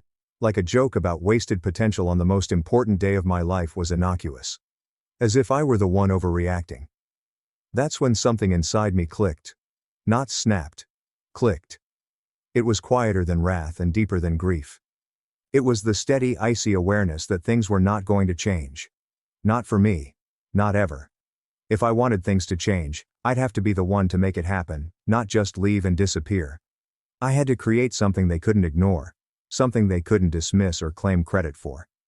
I wasn't sure what that would look like yet. But sitting in my aunt's guest room, surrounded by stillness and a strange sense of freedom, I began formulating plans because if they believed I'd get over it, they had no idea what I was truly capable of. When I first arrived at Aunt Maggie Carter's house, she didn't ask many questions. She simply held me warmly and took me to the guest room saying, "Get some rest. We'll chat when you're ready." That was a silent understanding. I was not used to it. My parents used to say things like, "We gave you a roof over your head and everything we do is for your future." But it always sounded conditional, like love with a balance sheet. Aunt Maggie Carter demanded no explanations. I didn't even unpack on the second night. I just climbed into bed, still wearing my graduation gown, and looked at the ceiling fan for hours, hoping to feel something other than hollow. Over the next few days I gradually acclimated. Maggie served me breakfast in the mornings, let me use her home office to email my scholarship contact, and even drove me to a local college campus to look around the dorms and speak with someone about student accommodation. It wasn't my first choice school, but after what occurred at graduation, returning to my previous town and house and pretending nothing had changed was out of the question. She didn't ask too many questions, but she could sense there was more to the story than I had said. On the 7th night we sat on her porch drinking tea and I finally told her everything. Not just the graduation moment but the years of being the unseen sister, the quiet digs, and the way Dad would laud Lily for her existence while dismissing my successes as tasks I had to do anyhow. The strange silences at family dinners. The time they forgot to pick me up from a school trip and didn't realize until the teacher called. Lily was always borrowing money from my room and was never reprimanded. She smashed Mom's old car into a mailbox and I ended up getting grounded for being a bad influence. Maggie Carter did not interrupt me once throughout our nearly 90-minute conversation. When I finally stopped, she sighed slowly and said, "Ethan, I believe you. And I'm sorry." It felt unusual to be believed, to have someone look at me and say without hesitation, "You were mistreated." That night I got the best sleep I'd had in months. But the peace did not endure long. 10 days after I departed, Mom called. I didn't respond. Then followed the texts. One from Dad. "It's time to stop acting like a victim and come home." One from Lily. Everyone is commenting on how dramatic you are being. You embarrassed mother in front of her book club. And another from mom. Your sister is now going through a lot. Do not add to the tension. That last one grabbed me. Lily was going through a lot. She had a brand new automobile, a graduation party for my graduation, and a large crowd applauding her for doing nothing. But she was stressed. I muted the conversation. A few days later, Maggie Carter received a call. It was Mom. She inquired whether I was still there, if I was okay, and if I had gotten out of my funk. Maggie Carter did not give her much. I just stated I was safe and figuring things out. However, after she hung up, she turned to me and stated, "They aren't phoning because they miss you. They are calling because they are losing control." That remark stuck with me. I spent the following 6 weeks preparing for college. Maggie Carter recommended a late entry program, which I used to secure lodging. I got a job working evenings at a hardware store downtown. I even began taking an online course early on to get ahead. For the first time, I was making my own decisions. There is no requirement for approval or backhanded comments. It felt fantastic. Like I could breathe. Then came the wedding. Lily's dearest friend, an influencer called Sloane Parker, was getting married in August. Lily was a bridesmaid. Clearly my family was invited. Maggie Carter also received one, most likely out of courtesy. I didn't at first. Then 3 weeks before the wedding, Mom contacted Maggie Carter again and left a voicemail. Lily wanted me there. "I know things have been tense," she explained. "However, this is a family event. Lily wants to include you. Let us all go on." Maggie Carter played me the message without comment. At first I declined. Definitely not. But then I thought about how rapidly they were attempting to push things under the rug. Regarding how no one had apologized, I was expected to forget. I was intrigued what it did, and how I looked in their world. So I told Maggie Carter that I'd just go to see. The wedding was placed at a vineyard little under 3 hours from our hometown. Sloane's family possessed money. The entire thing was absurdly over the top. White tents, gold chairs, a live harpist, the works. I arrived in my Soul Navy suit and found my folks standing near the reception tent, holding drinks. Lily wasn't around yet. Mom spotted me first. She smiled. Too fast, too wide. "There's my graduate," she murmured, drawing me in for a hug. It felt staged. Dad nodded. "Look who has decided to show up. You tidy up, okay?" It was as if they were reading from a script, like nothing had occurred. No mention of the train, no mention of the stillness. Simply welcome back to the narrative, son. Thankfully, the ceremony was quick. Later during the reception, I was seated at a table with distant cousins I barely knew. Lily went by once in her bridesmaid dress and gave me a look like, "You're lucky to be here." Then the speeches began. The maid of honor arrived first, followed by Sloane's parents. Then Lily got up. Apparently she had also been requested to speak. She tapped the microphone and stared directly at me. "I simply want to express," she continued, her voice syrupy sweet, "how grateful I am for my family, for my supporting parents and my brother Ethan, who taught me so much about what not to do." The crowd laughed and laughed. She continued going. Something about witnessing someone make mistakes and learning from them. About being aware of how fortunate I am not to waste the opportunities that have come my way. I didn't hear the rest. I was staring at the tablecloth and trying to keep my hands from shaking. Maggie Carter was seated 2 tables over. I caught her attention. She was outraged, but I only gave her a stiff smile. I wanted to explore how far this could go. After supper I spotted Lily near the bar. "Really?" I asked gently. She tilted her head. "What?" "That was a joke." "Is this a joke?" I repeated. "At your friend's wedding, in front of 240 guests." She shrugged. "You've been quite theatrical recently. I thought you might use some humility." Something inside me shattered, but it wasn't rage. Not yet. It was the same click I felt after graduating. After that chilly shift and revelation, she no longer sees me as a human. I went without saying goodbye. The next day, I blocked her number. I also blocked Mom and Dad. I didn't want another round of, "She didn't mean it," or, "It was a joke." I was finished faking, but they were not. 4 days later, Maggie Carter received a handwritten letter from my mother, which had 4 pages of remorse, evasion, and barely veiled threats. "The family does not walk away. Lily is under a great deal of pressure. You're making things tougher than they need to be. We didn't raise you to be so harsh." Cruel? They had disregarded me, mocked me, used me as a prop, and now I was being unkind. Maggie Carter observed me reading the letter in quiet. When I folded it and laid it aside, she asked, "Are you okay?" I nodded. Yeah, actually yeah, because something had changed. The wedding speech, the letter, everything. It wasn't simply about disrespect anymore. It was betrayal. Public, intimate, and intentional. And if they wanted to push me out of the family story, that's okay. But I planned to rework the story myself. And after I was finished, they would never be able to say I was merely a waste of talent again. After reading Mom's letter, I didn't say anything for a while. I just sat there, the paper still warm in my hands, its words reverberating in my mind like someone shouting down a hallway. Maggie Carter did not press me. She simply poured me another mug of tea and returned to reading her book across the kitchen table, giving me room as she always did. I wasn't sure how to feel. Anger. I'd already been there. Hurt. That had faded to something colder. I believe what I felt that night was akin to nothingness. Not the spectacular tear-filled type of emptiness, but rather a calm sense of being done with them. With trying, with hoping that one day they'd recognize what they were doing and provide something approximating a genuine apology. I knew it in my bones. They were not going to change. That night, I finally unpacked the duffel bag I had brought from home. Everything I owned fit into 2 drawers in the closet. A few shirts, my laptop, a couple books, some old notebooks filled with half-finished ideas.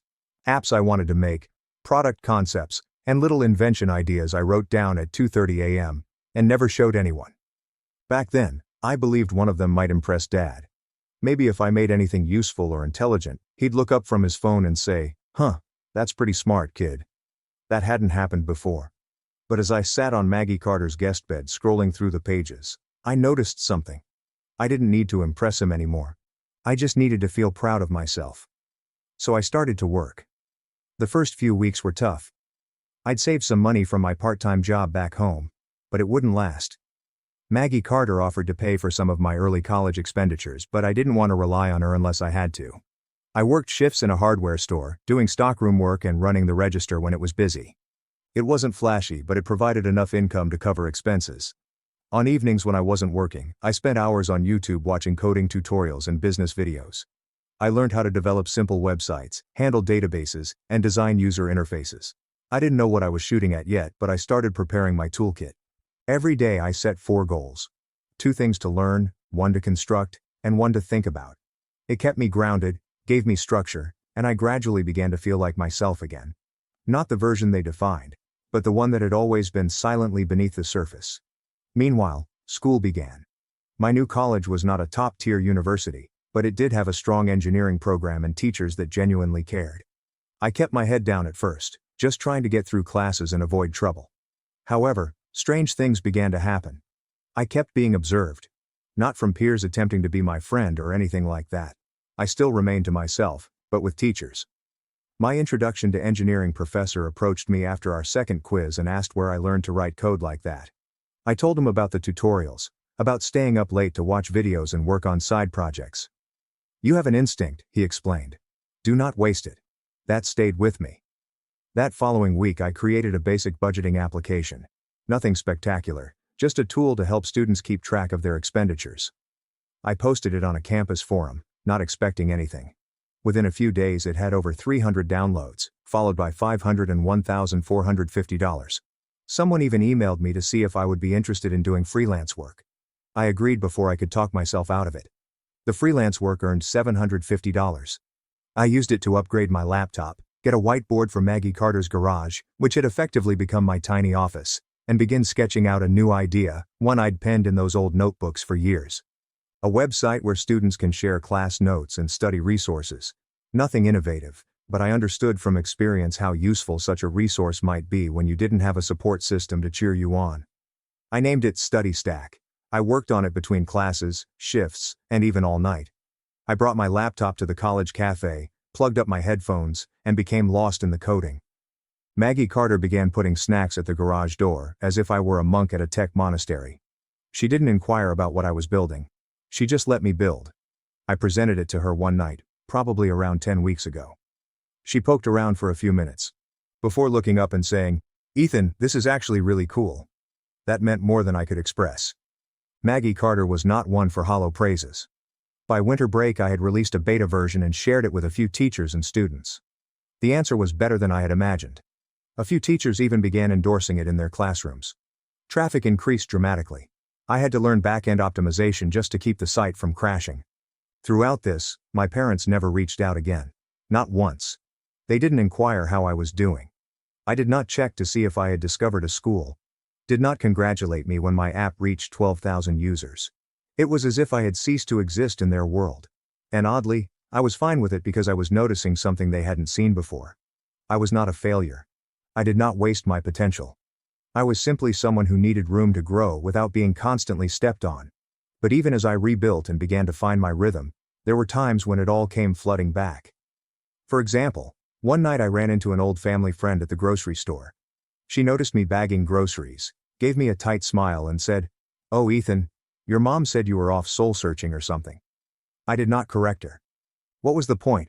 But it reminded me how quickly people believe the version of the story they're told, especially when the person telling it wears pearls and can cry on cue. Nonetheless, I kept building.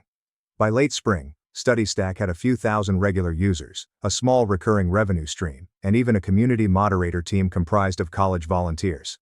I began working with a friend I met on a coding forum, Caleb Wright, a junior from the West Coast with a sarcastic sense of humor and a brain like a CPU. We worked together to add new features, improve the user interface, and make the platform more mobile-friendly. We made little money, but it was ours. After a long day of debugging and caffeine, Caleb Wright texted me, "Bro, we could scale this." I looked at the message for a long time. That word scale implied that it was no longer just a passion project, but could actually be something. It lit a fire in me, and that fire grew even hotter when, one day in June, I received a text from an unfamiliar number. "Hi. It's Lily." Just hearing her name made my chest tighten. I stared at the screen, my thumb hovering over the delete button, but curiosity eventually got the best of me. "I heard you were working on an app. Mom said it's sort of blowing up." I didn't respond. 6 minutes later. "Look, I know things have gotten weird, but we should talk. You are still my brother." Still, my brother. As if she hadn't embarrassed me in front of 240 strangers. As if she hadn't spent years undermining my confidence with a poisonous smile and compliment. I left the message as read. That night I worked until 4:45 a.m., developing the next phase of StudyStack. It was not about vengeance. Not yet. It was not about proving them wrong. It was about proving myself correct. But deep down, I could feel something changing. A quiet momentum is building. And I knew they'd want back in eventually. They would see my name in unexpected places. Hear whispers from people they once impressed. I am curious as to why my cousin mentioned me at a family dinner. Ask me why I didn't attend Thanksgiving. By then, it would not be about forgiveness. It'd be about power. Because for the first time I had it. I never set out to seek vengeance. That is the truth. At first, all I wanted was to survive and prove to myself that I wasn't who they said I was. But somewhere along the line, that quiet resolve began to morph into something sharper. There is no rage, no bitterness, only clarity. The kind you get when you stop waiting for someone to give you permission and begin building your own door. By the time summer rolled into early fall, StudyStack wasn't just a side project anymore. It was becoming a real platform. Students from over 60 campuses had signed up. Professors were emailing me asking if they could integrate it into their syllabi. Caleb Wright and I were holding late-night Zoom calls, talking monetization, API scaling, and pitch decks.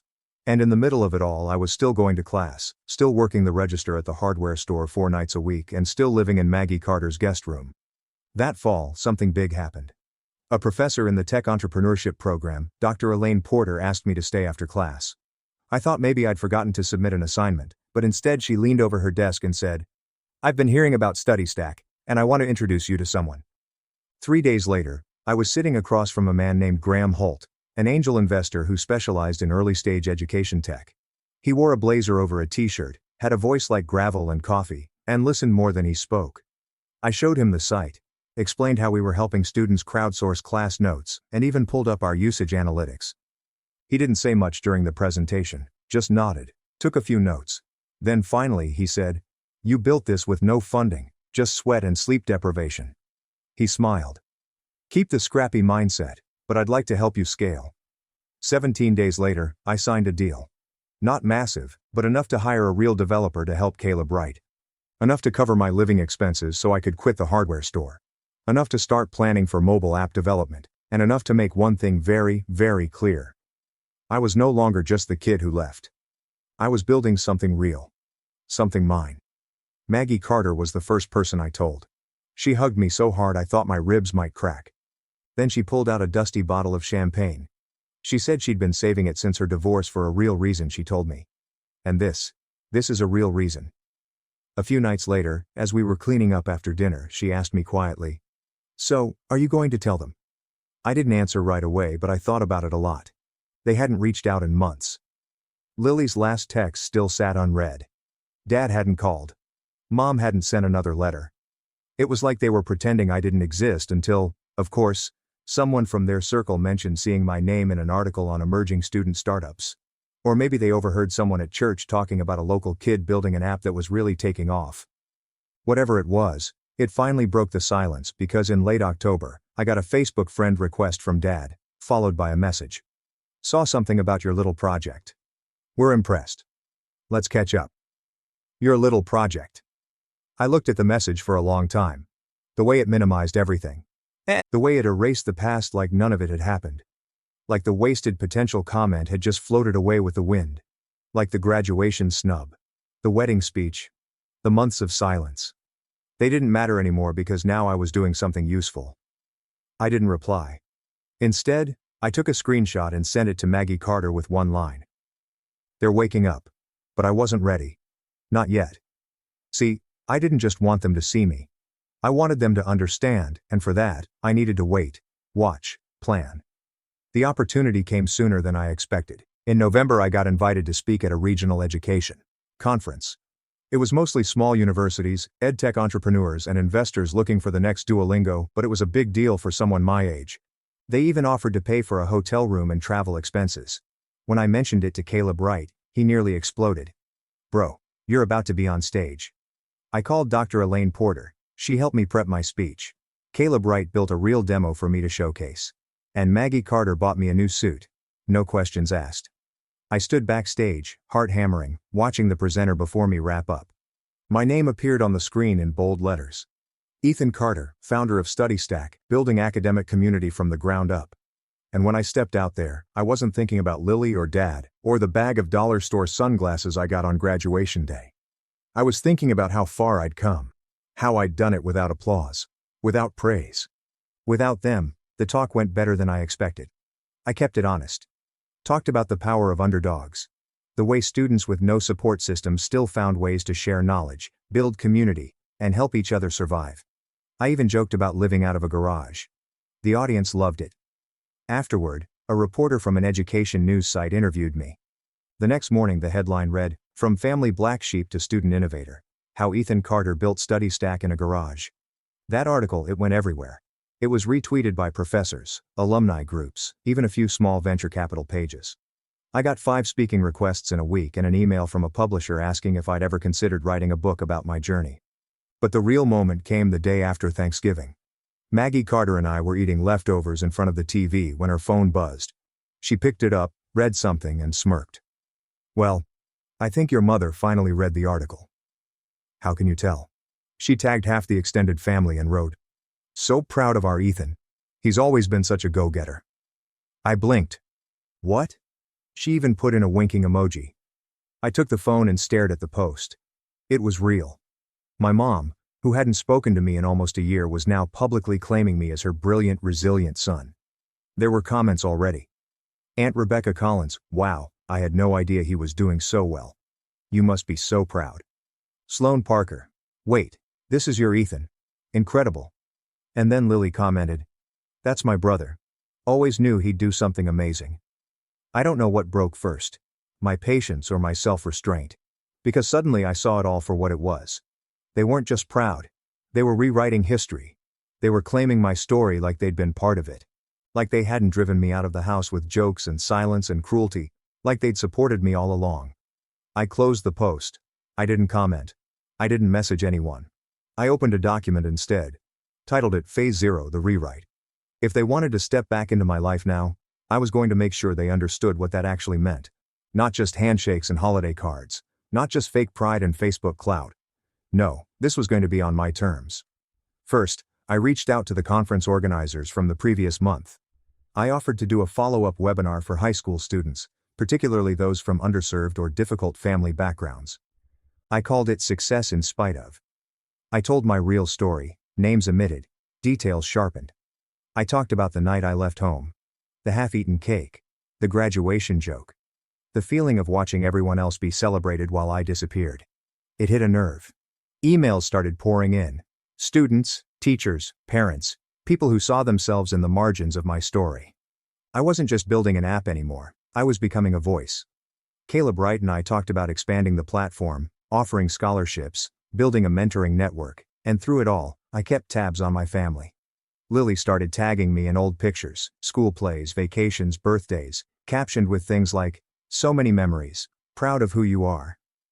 Dad updated his LinkedIn to mention that he was father of 2, including rising tech entrepreneur Ethan Carter. Mom sent me a long email titled, "Can we talk?" No apology, just a list of reasons she was confused about why I'd left. Lines like, "We always tried our best," and, "I wish you'd told us how you felt." But that's the thing. I had told them dozens of times in 100 quiet ways. They just never listened. Now they wanted in. And I wasn't going to slam the door in their faces. No, I was going to open it and make them see everything. The hurt, the neglect, the way they only reached out when I had something they wanted. But not yet. First, I needed one more thing. A stage big enough that they couldn't look away. A spotlight so bright they'd be forced to see me. Not as the quiet, invisible son they once overlooked, but as the man I'd become in spite of them. And I knew exactly where to start. By the time winter gave way to late spring, I had everything I needed. Study Stack had crossed 120,000 users. We'd onboarded faculty from over 180 colleges. Caleb Wright and I had officially incorporated. We weren't making 7 figures yet. But we were stable, self-sustaining, and respected in our niche. We had a dev team, 2 part-time moderators, and even a PR consultant helping us navigate all the new media attention. I wasn't the black sheep anymore. I was Ethan Carter, co-founder, speaker, mentor, and the kid who built an education platform from his aunt's garage after his family wrote him off. And now they wanted back in. After Mom's email, I didn't respond right away. I needed time, not to think but to finish planning. Because the thing about revenge, the kind that doesn't scream or throw punches, is that it takes precision. You don't just lash out. You wait until they've completely underestimated you, until they think you've moved on, until they start bragging about you to people who remember how they used to talk about you behind your back, and then you give them the truth publicly, calmly, undeniably. The opportunity came in the form of a TEDx talk. One of my professors who'd seen my success in spite of webinar nominated me for the event. The theme that year was origins. Fitting. The organizers reached out, vetted me, and gave me the green light. I had 12 minutes on stage, 12 minutes to tell my story in front of a crowd of several hundred in a live stream that would reach tens of thousands. So, I wrote a talk, rewrote it, sharpened it like a blade. No names, no direct accusations, just the truth laid out like puzzle pieces only the guilty would recognize. When the day came, I wore the same navy suit I'd worn to Lily's wedding, the one I'd stood in while she mocked me from the stage. Maggie Carter was in the front row. Caleb Wright was watching online from his apartment in Oregon. And somewhere, because I made sure of it, my parents were watching too, because I'd sent them VIP passes, handwritten invites, a polite professional letter on official Study Stack letterhead. I'll be speaking at TEDx this Saturday. I thought you'd want to be there. I even included a line that said, "Since I know you've been telling people how proud you are, I figured you might want to see it live." No malice, no threat, just bait. And they took it. They showed up. I saw them when I stepped on stage. 4th row. Dad in a sports coat that still had the price tag thread hanging from the sleeve. Mom with her hands clasped tightly in her lap. Lily wasn't there.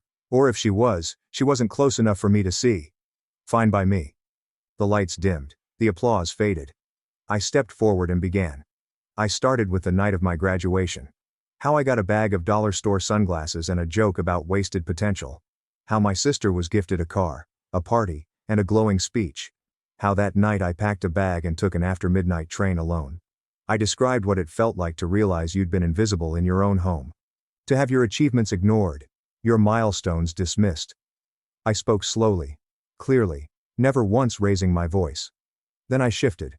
I talked about rebuilding, about Maggie Carter, though I never used her name, about the quiet sanctuary of a garage-turned-office, about what it means to find worth without validation, about how many students like me exist, talented, motivated but invisible, and how I built StudyStack not in spite of my background but because of it.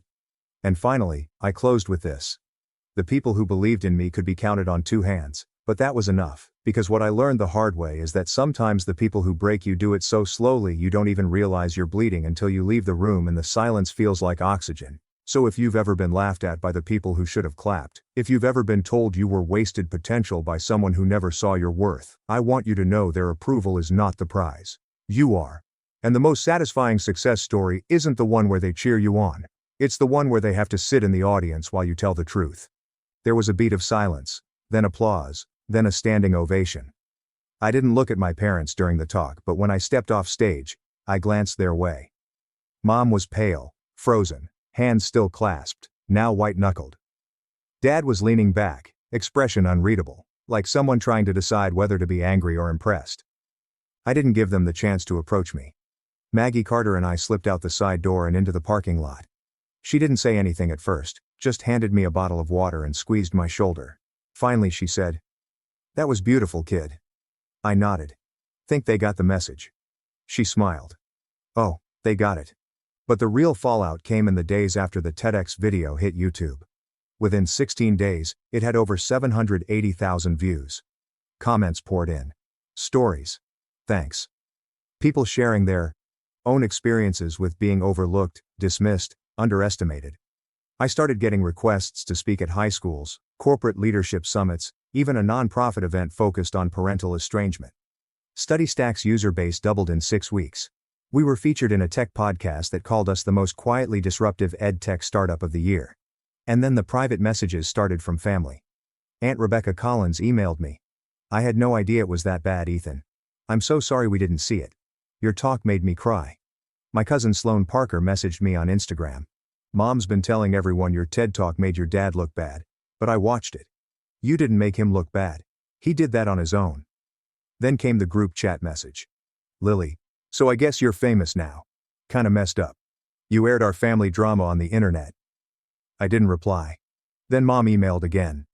This time it was different. No excuses, no rewriting. Just this. "I watched it. All of it. I'm sorry for everything. We failed you. I understand now why you left.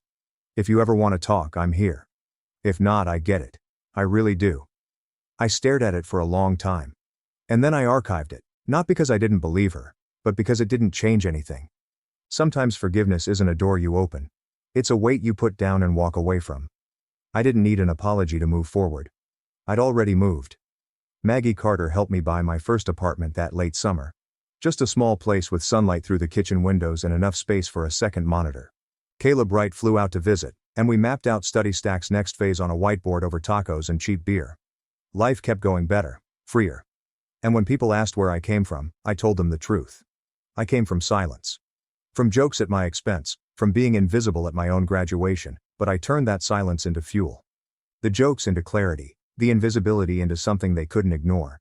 And in the end, when they were finally forced to see me, not the version they'd invented, but the person I actually was, they couldn't look away. That was the revenge. Not a fight. Not a scream. Not a public takedown or a dramatic confrontation. Just being undeniable. That's how you win. And as for them, they can keep telling whatever version of the story helps them sleep. I'll keep living the one they never saw coming.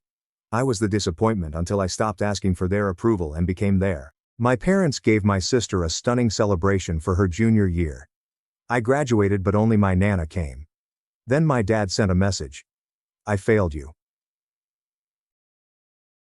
When people ask me what eventually caused me to sever connections with my family, I generally give them a truncated explanation like, "Oh, we just grew apart," or, "It was time to focus on myself." But the truth was far more difficult. It begins with a graduation, 3 distinct celebrations, and a Facebook post that made my stomach drop. My name is Ethan. I'm 24, but this happened little over a year ago. My college graduation weekend was meant to be one of the most memorable of my life. Instead, it became the moment everything shattered. Favoritism is not a secret in my family, it is virtually flaunted. My younger sister Lily has always been the golden kid. Don't get me wrong, she's brilliant, extroverted, and a terrific people pleaser. But so am I. I simply didn't fit into the same picture-perfect mold that my parents admired. I wasn't the star of the cheerleading team, the homecoming queen, or the one with a flawless Instagram feed. I was more silent and independent. I worked 2 part-time jobs while in school, attended night classes, and graduated with honors, yet I was always a background figure in my own family. Growing up, it was small things. Lily received a new phone each Christmas, whereas mine were always hand-me-downs with shattered screens. She'd grab a ride to the gatherings around 11 p.m. I was grounded for missing my curfew by 12 minutes. She took piano lessons, voice lessons, and painting classes. I was instructed to be glad that the lights are still on. I stopped debating after a while. I stopped expecting things to be fair. That was just the dynamic. Lily shined, and I remained out of the way.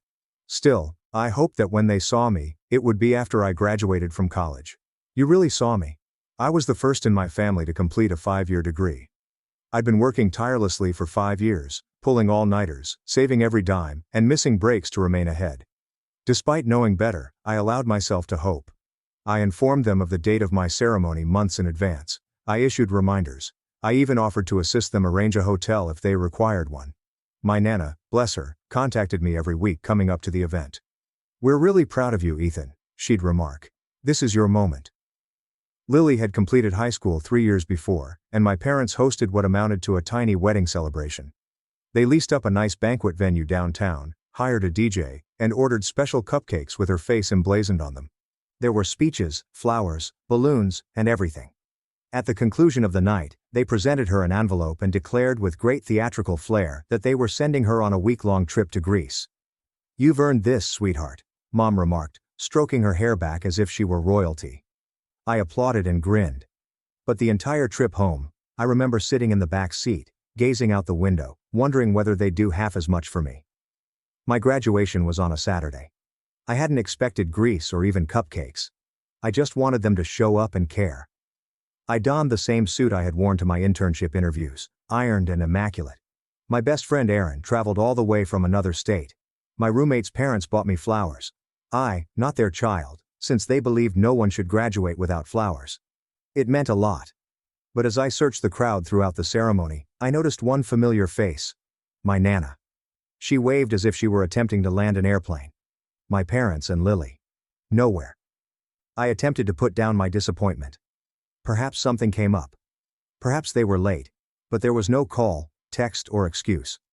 Following the ceremony, I discovered Nana beside the fountain outside the venue, carrying a little gift bag and a Tupperware container.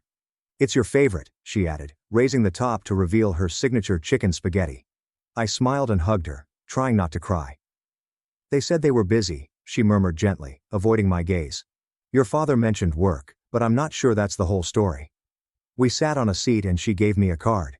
It was one of those generic graduation cards with glittering lettering inside written in hasty handwriting. "Congratulations, Ethan. Mom and Dad." My name was spelled incorrectly.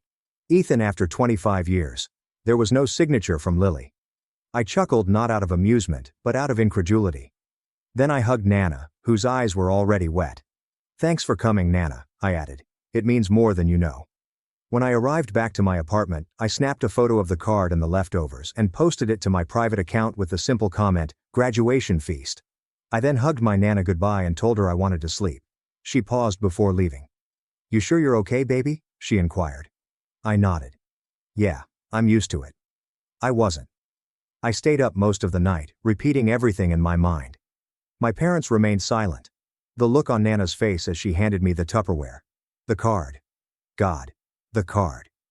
I knew I wasn't the favorite, but I didn't expect them to make it so plain. It felt like a blow in the belly from apathy. Still, I did not say anything. I did not send an SMS.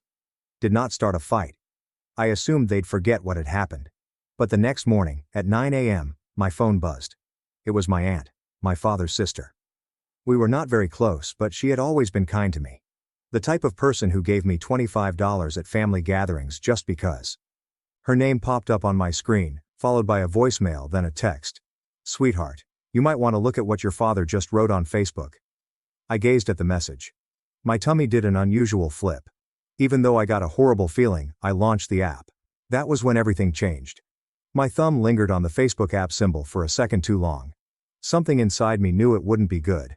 It's strange how your stomach may know something before your intellect does. How a single message from a relative who seldom communicates can have your heart racing like it's being hunted.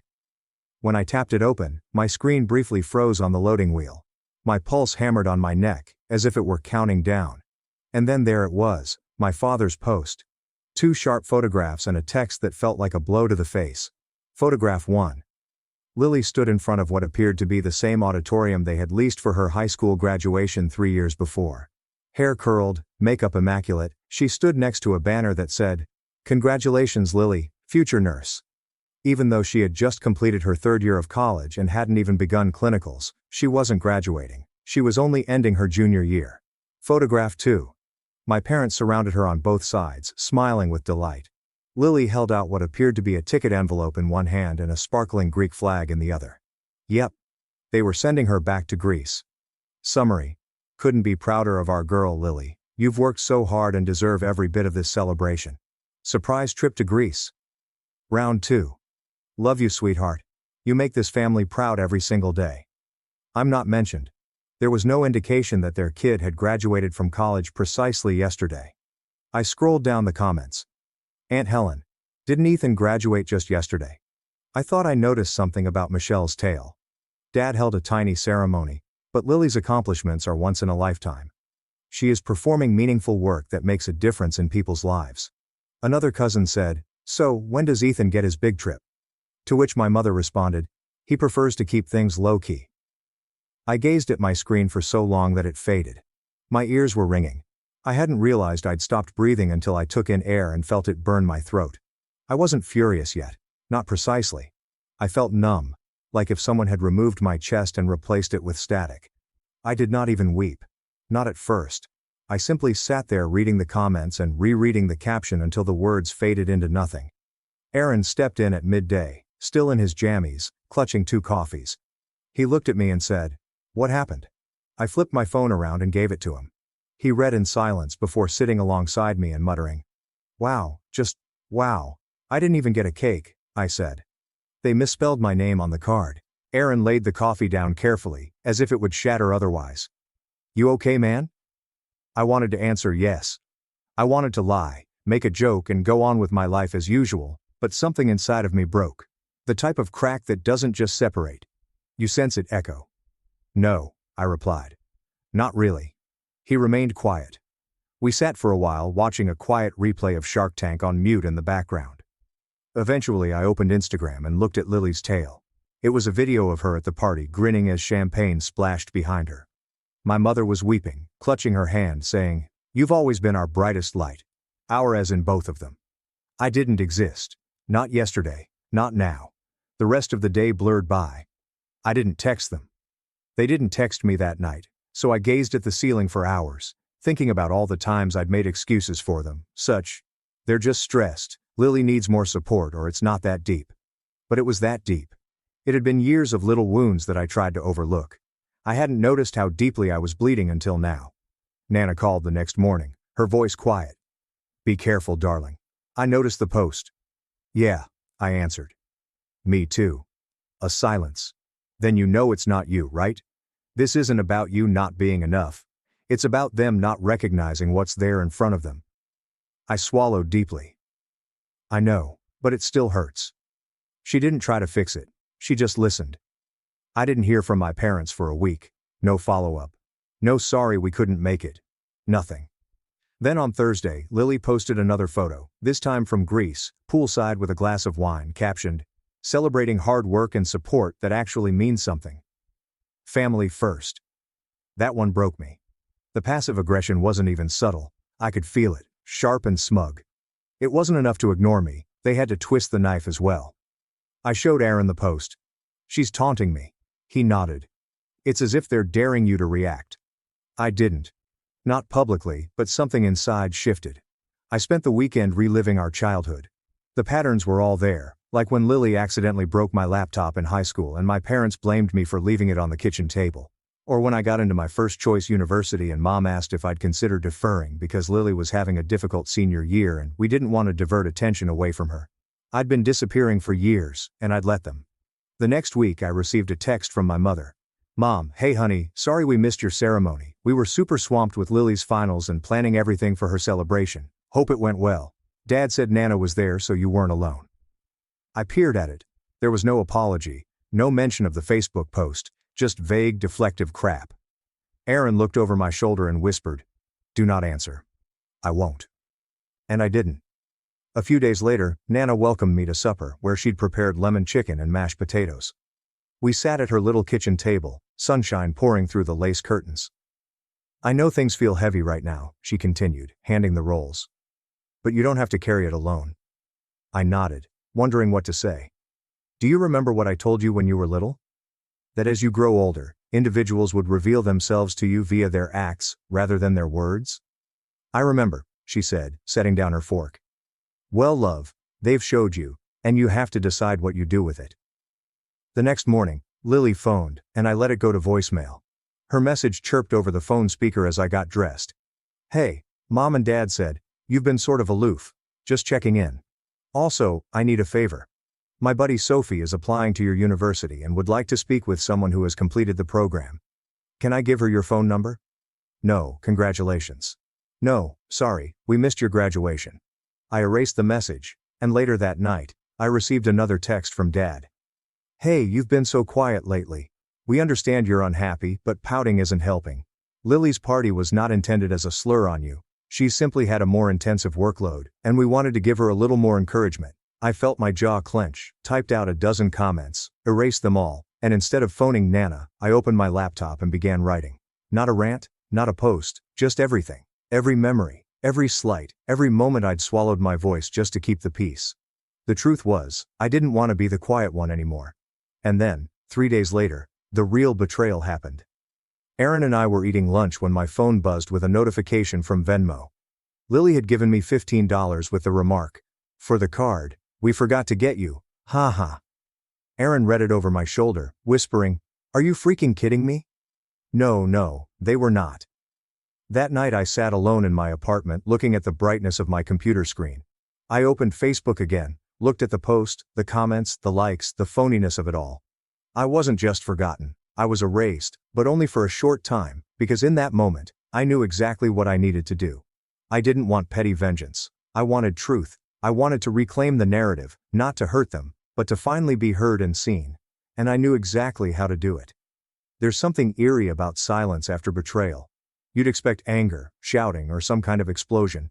But all I felt was a thick, still emptiness, as if everything that had ever bound me to my family had finally rotted away, and now I was floating, detached, alone, but not in the lonely, weepy sense. No, this was the kind of alone that felt clean, cold, and clear, as if I'd stepped out of a house that had been filling with smoke for years, and only now realized how toxic the air had become. After Lily sent me $15 for the card we forgot to get you, lol. I didn't respond, and I didn't even open the app again. What do you say to someone who sees your pain and thinks it's funny? I just locked my phone and stared out the window, my breath fogging up the glass as rain quietly stitched lines down the pane.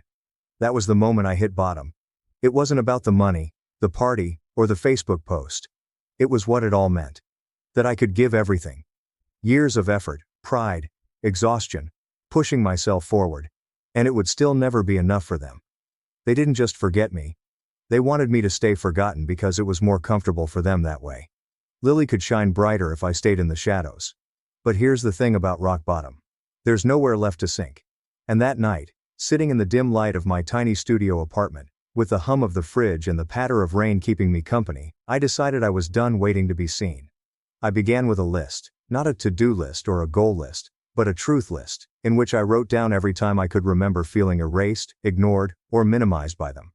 The birthday when they went on vacation and told me I was being dramatic. The time I made the dean's list and they said, "Well, college is easier these days." The trip to see Lily's performance 4 states away when they couldn't find time to visit me 12 minutes from home. The graduation, the card, the Venmo. Page after page poured out of me. And when it was finished, I felt lighter, not healed, but clearer. As if I had a map that pointed directly away from them. That summer, I didn't go home. So Aaron's parents offered me their guest room for a few weeks while I figured things out. I accepted, grateful and a little embarrassed. But they were nothing but warm. His mother asked what I wanted for dinner. His father gave me career advice. And when they toasted me for graduating, I nearly burst into tears. This is what it feels like to be supported. No performance, no guilt, just presence. While I was there, I updated my resume and spent late nights researching jobs in cities I'd never considered, like San Diego, Chicago, and Boston. For the first time, I allowed myself to imagine a life free of my family's gravitational pull, one in which I didn't have to keep orbiting around Lily's accomplishments or shrinking myself so she could expand. It wasn't easy. I had days when I doubted everything, nights when I stared at my phone, tempted to send one last text. Do you even care? Why did you treat me like that? But I didn't. I knew their silence wasn't ignorance. It was intentional. I got a job interview in Austin for an entry-level data analyst at a mid-sized firm, and I prepared like my life depended on it. Aaron drove me to the airport. Are you nervous? Terrified, I said. But it seems like the good sort. He grinned. Go prove them wrong. The interview went well. The city was warm, strange, and active. I didn't know anybody there, but for the first time, it wasn't terrifying. It was thrilling. A week later, I received the call. You got the job, the recruiter said. I looked at the screen for a few seconds before saying, Really? Really? We're delighted to have you, Ethan. I moved 4 weeks later into a tiny apartment with bad furniture and no air conditioning for the first 2 days, but it was mine. Every box I unloaded felt like losing another layer of old skin. I didn't tell my parents I moved. They never asked. Meanwhile, Lily tweeted about her vacation. At work, I began slowly. Entry level meant long hours, grunt tasks, and a lot of spreadsheets, but I enjoyed it because it was concrete and measurable. Mom commented on every photo saying, So proud of you, baby, our shining star. Look at that smile. Effort in, results out. No partiality, just data. I stayed late, asked questions, took notes, and my manager, Mark, noticed. You've got a good head for patterns, he said. You ever consider analytic strategy?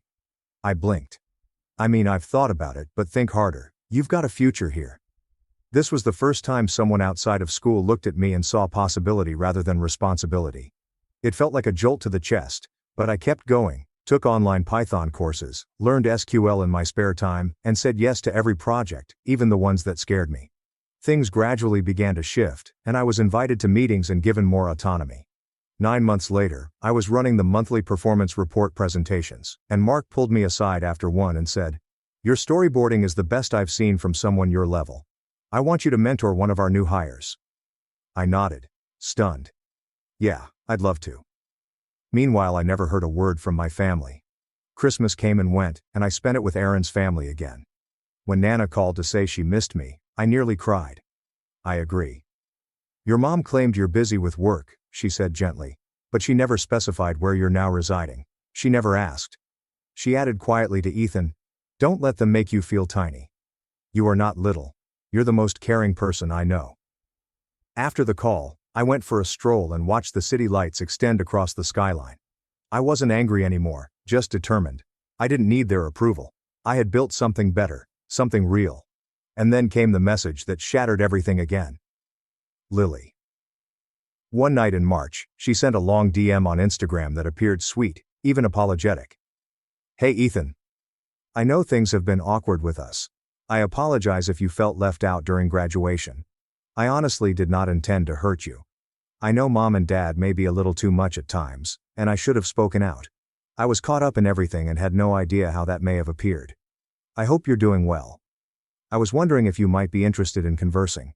Sophie is applying to UT Austin for graduate school, and I believe she could really benefit from your expertise since you're there. I read it 3 times, not I'm sorry for what we did, but I'm sorry if you feel hurt, with no responsibility, just gentle deflection. And then the ask. I didn't respond. Instead, I continued to build. I began journaling, running, and cooking for myself. I made friends in the city who liked me, not the version of me my family tolerated. I dated a little and smiled more. And for the first time in my life, I didn't feel like I was holding my breath, waiting for approval that would never come. But a part of me, some deep unhealed part, still wanted closure. Not revenge. Not a Facebook clap back. Just the truth out in the open. A record that couldn't be twisted or ignored. And when I finally figured out how to do that, I knew it would change everything. It began with an idea, a way to share my story. Not just with them, but with everyone who had ever felt like the invisible kid. I spent weeks sketching it out, planning and writing, and when it was finished, I clicked post. I didn't tag anyone, I didn't name names, but I told the story of 2 graduations. The post, titled "The Graduation That Never Happened," went live on a quiet Sunday afternoon with no hashtags, photos, or passive-aggressive emojis. It was about a misspelled card and microwave leftovers, a $15 Venmo and years of silence, and finding myself after being forgotten. I was surprised by what happened next, and it began with the sentence. For my sister's graduation, they rented a hall, hired a photographer, and surprised her with a trip to Greece. For mine, I received leftovers in a microwave and a card with my name spelled incorrectly. It wasn't a rant. I didn't rage. I didn't accuse anyone by name. I simply told the truth. The whole truth, layer by layer. The way they'd always celebrated her, the way I'd remained silent. The comments, the card, the $15 Venmo, and the moment I realized I didn't need their recognition to matter, I ended it with a few words that had echoed in my chest for months. Sometimes you don't need an apology. You just need to walk away without looking back. I posted it and turned off my phone. Aaron and I went for tacos. I didn't bring it up. I didn't even check my notifications until the next morning, and when I did, it had exploded. I didn't expect it to go viral. I posted it to a mid-size Reddit thread about family dynamics and favoritism, and then cross-posted a shortened version to my private Instagram with maybe 250 followers. But evidently, someone screenshotted it, published it on Twitter, and it caught fire, with hundreds of comments, thousands of likes, and dozens of DMs from strangers saying, "Thank you." This is also my narrative. Some of the letters impacted me more than I expected. You put into words what I'd been feeling for years. My brother was always the favorite, and I thought I was just being sensitive. Reading this made me cry in my car, and something about the quiet solidarity of it all stunned me. I hadn't written it for attention. I'd written it because it was finally too heavy to carry in silence. But now I wasn't alone. Not everyone was supportive. A few trolls popped up. "Cry harder, you're just jealous. Get over it." But the overwhelming response was compassion. And beneath that compassion, something else began to stir. Validation. Power. Not power like revenge fantasy power, but a kind of clarity. As if I had finally turned the lights on in a room I'd been stumbling through my whole life. A few days later, I received an unexpected response from Nana, who had seen the post. "I read your narrative, Ethan." She wrote in an email, which she always favored. "And I want you to know, every word rang true. I apologize for not doing more when you were little. I always assumed that love would balance everything out. But sometimes silence becomes complicity. I'm so proud of you for telling your truth." That email broke me, then rebuilt me because, for the first time, I had a witness. Not a stranger, not a distant friend, but someone inside the family who saw it as well. Suddenly the idea I'd been nursing in the background began to sharpen. I realized something. I didn't need vengeance to hurt them. I needed justice. Open truth. And consequences that weren't about cruelty, but about accountability. And Lily, well, she gave me the opening I didn't even have to ask for. It began with another message, this time more formal and calculated. "Hey Ethan. I just seen your post. Wow, you truly made us sound like monsters. LOL. Mom is freaking out. She says, Aunt Helen and Uncle David witnessed it, and now everyone's chattering.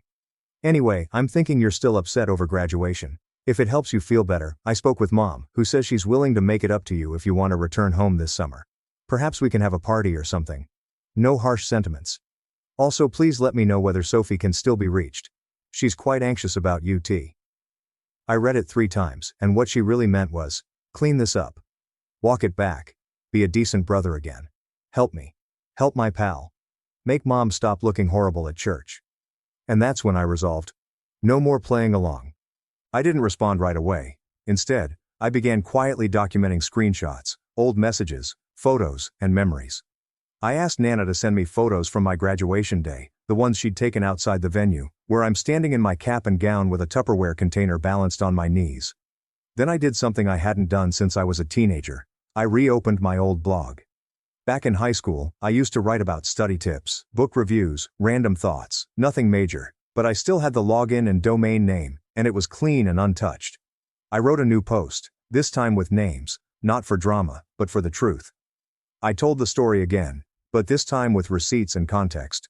I uploaded photos of Lily's party hall, the banquet cake, the grease envelope, the misspelled graduation card, and the Venmo message that felt like the punchline to a cruel joke. I wrote it carefully and calmly, without rage or bitterness, just the truth. I dubbed it, Being the Invisible Son, a graduation story. It didn't go popular like the Reddit post, but it wasn't supposed to. It was meant to be a record, a place where if somebody ever questioned, "Why don't you talk to your family?" I could point and say, here is why. Then I forwarded the link to Aunt Helen. That was all I did, not because I wanted it to spread, but because I was certain it would.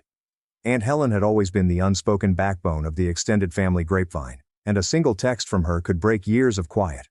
Within a week, I received 3 distinct texts from cousins I hadn't spoken to in years. "Ethan, I always wondered why you were treated so differently. Dude, that blog hit me hard. My mother has been talking about it non-stop. I apologize. I wish I'd seen it back then." Then came the fallout. My mother emailed me, her first direct contact in almost a year.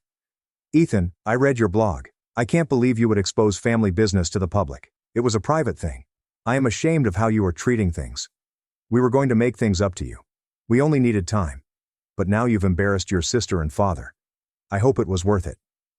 Mom. There was no apology, no acknowledgement, just shame and blame. But something about that letter made me chuckle because for once, it wasn't me who felt humiliated. It was them, and I recognized this wasn't retribution. This was liberation, but I wasn't done. Aaron and I went out for drinks that Friday, and I told him the whole plan. He lifted his glass. "So what now? Are you going to drop a nuke?" I shook my head. "No, just a mirror." Sophie, Lily's classmate who wanted to attend UT, had contacted her through a common acquaintance, rather than personally.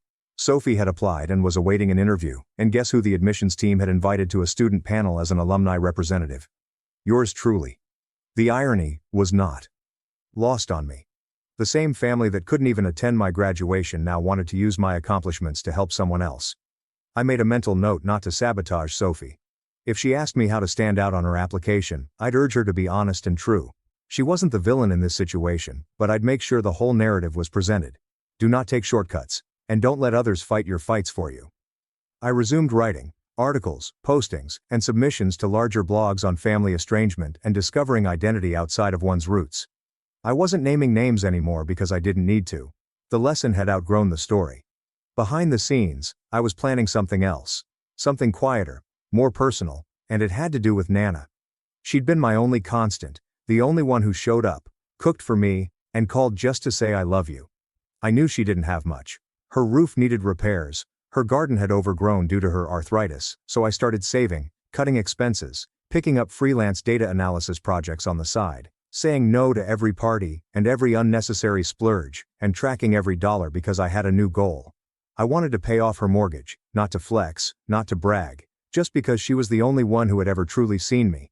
And I wanted to give her something back that didn't come with strings, conditions, or guilt, becoming someone they couldn't control, belittle, or erase. And when the day came, when I made the last transfer, and surprised her with the paperwork, I knew what my next move would be because the final step in my setup was finally letting my parents know the cost of their silence. I waited 4 days after paying off Nana's mortgage because I wanted to be calm, strategic, and clear-eyed. When done right, revenge doesn't need fireworks. It just needs timing. Nana cried when I told her. Not the delicate dabbing of her eyes kind of cry, but the full-body, trembling lip kind. I believed I'd be buried with the dead. I didn't say anything, just held her hand while she sat in her sunroom, surrounded by the roses she hadn't been able to cultivate in years. "I never wanted you to feel alone," she muttered. "I'm sorry they made you feel like you didn't matter." "You're the reason I know I do," I replied. That night, while she slept happily for the first time in what felt like forever, I sat in her old living room, with the creaking fan and the odd flowered couch, and opened my laptop. It was time. I composed one. I sent a single email with the subject line, "My own graduation gift," addressed to my mother and father, and copied Lily. I read it 3 times before sending it. "Hello, Mom, Dad, and Lily. I felt it was time to repay the favor. You gave Lily 2 graduation celebrations, 2 vacations to Greece, and a full banquet celebration. You gave me a card with my name spelled wrong and leftovers in the microwave, so I gave myself a gift this year. I bought something. Her name is still on the mailbox, but she doesn't owe a dime anymore. The house is now hers, paid in full. You know, the only person who showed up at my graduation, she doesn't have to worry about her mortgage anymore. I thought you may be interested in knowing what a silent son accomplishes with his life when no one is watching. I'm not seeking for apologies. I simply wanted you to realize that the invisible son you disregarded made himself apparent. Ethan, I wasn't expecting a response, but I received 3. Of course, Lily reacted first, less than 20 minutes later. Ethan, I don't even know what to say. That's such a nice thing to do for Nana. I apologize if I made you feel inferior. That was never my purpose. I hope we could chat in person someday. I feel like we've lost our path. I looked at it. It wasn't awful, nor was it good. It was safe, polished, non-committal, and full of ifs and feel-likes. Still no ownership. No, you were wronged and we failed you. I didn't react. Dad's email arrived that night. Ethan, I'll confess this one sucks. I won't lie and say I didn't read your blog. I did, as did half of the family, and your Aunt Helen has been spreading it like it's gospel. I wish you had come to us before posting everything online, but I can't deny what you wrote. I failed you, as did we. Your sister was easy to praise because she demanded it, and you were quiet, making it easy for us to overlook you. That's not an excuse. It's a flaw in me. I can't go back and I don't expect forgiveness. I only hope you find peace and one day allow us to try to rebuild anything. Dad, it startled me, not because it was wonderful, but because it was the first time my father had acknowledged, I failed you, in my whole life. Then came the last email, from my mother. Ethan, I read your post and have been thinking about it for hours and days. Honestly, I knew you were hurt by how we handled your graduation, but I didn't realize how deep that pain went. Your sister has always needed more from us, emotionally, socially, and financially. You were independent, and you never asked for anything. I thought we were giving you what you wanted, space and autonomy, but I see now that I was mistaken. I'm not sure how to solve this, but I'd want to if you'll let me. Love, Mom. I closed my laptop, not furious, nor thrilled, just finished. Their letters didn't alter anything, not really. They didn't remove the years, the silent birthdays, the missed milestones, the way I'd seen them light for Lily while I stood just outside the frame. But they saw me now, and that was enough. That weekend I returned to Nana's house with a few bags of mulch, new gardening gloves, and a pair of hedge trimmers, and we spent the entire Saturday in her front yard, me on my knees pulling weeds, her in a sun hat humming old songs, neighbors waving as they passed by. One woman leaned over the fence. Glad to see someone finally helping her, she said. That family of hers is always too busy. I smiled. Not anymore. When the sun dipped low and the sky turned sherbet orange, Nana brought out lemonade in her favorite pitcher, and we sat on the porch sipping in silence. I still can't believe you did all this, she said. Paid off the house, came back. I didn't do it to impress others, I continued, but because you were the only one who treated me as if I mattered. She grabbed for my hand. You always mattered, baby. Sometimes individuals simply don't know how to express it. They don't always want to. I nodded, watching a robin peck at the grass near the curb. That night, as I drove back to Austin, my phone vibrated with another message, this time from a relative I hardly knew, one of the younger ones. Hey, I noticed your post. I too have always felt invisible. Reading yours encouraged me to finally speak anything to my parents. Just wanted to say thank you. I smiled. Not because I wanted to be a rescuer or to be validated, but because I had discovered something. The finest vengeance isn't loud, petty, or about retaliating with pain. It's about living completely in a way that makes the people who disregarded you feel your absence more than they ever did your presence. My parents forged a deed and brought movers to evict me from my $3.8 million estate. They didn't know my lawyer, and cops were in the kitchen waiting. Hi there, Reddit. Now, envision this image. For the entirety of your life, you have been under the impression that the concept of family genuinely carries some significance.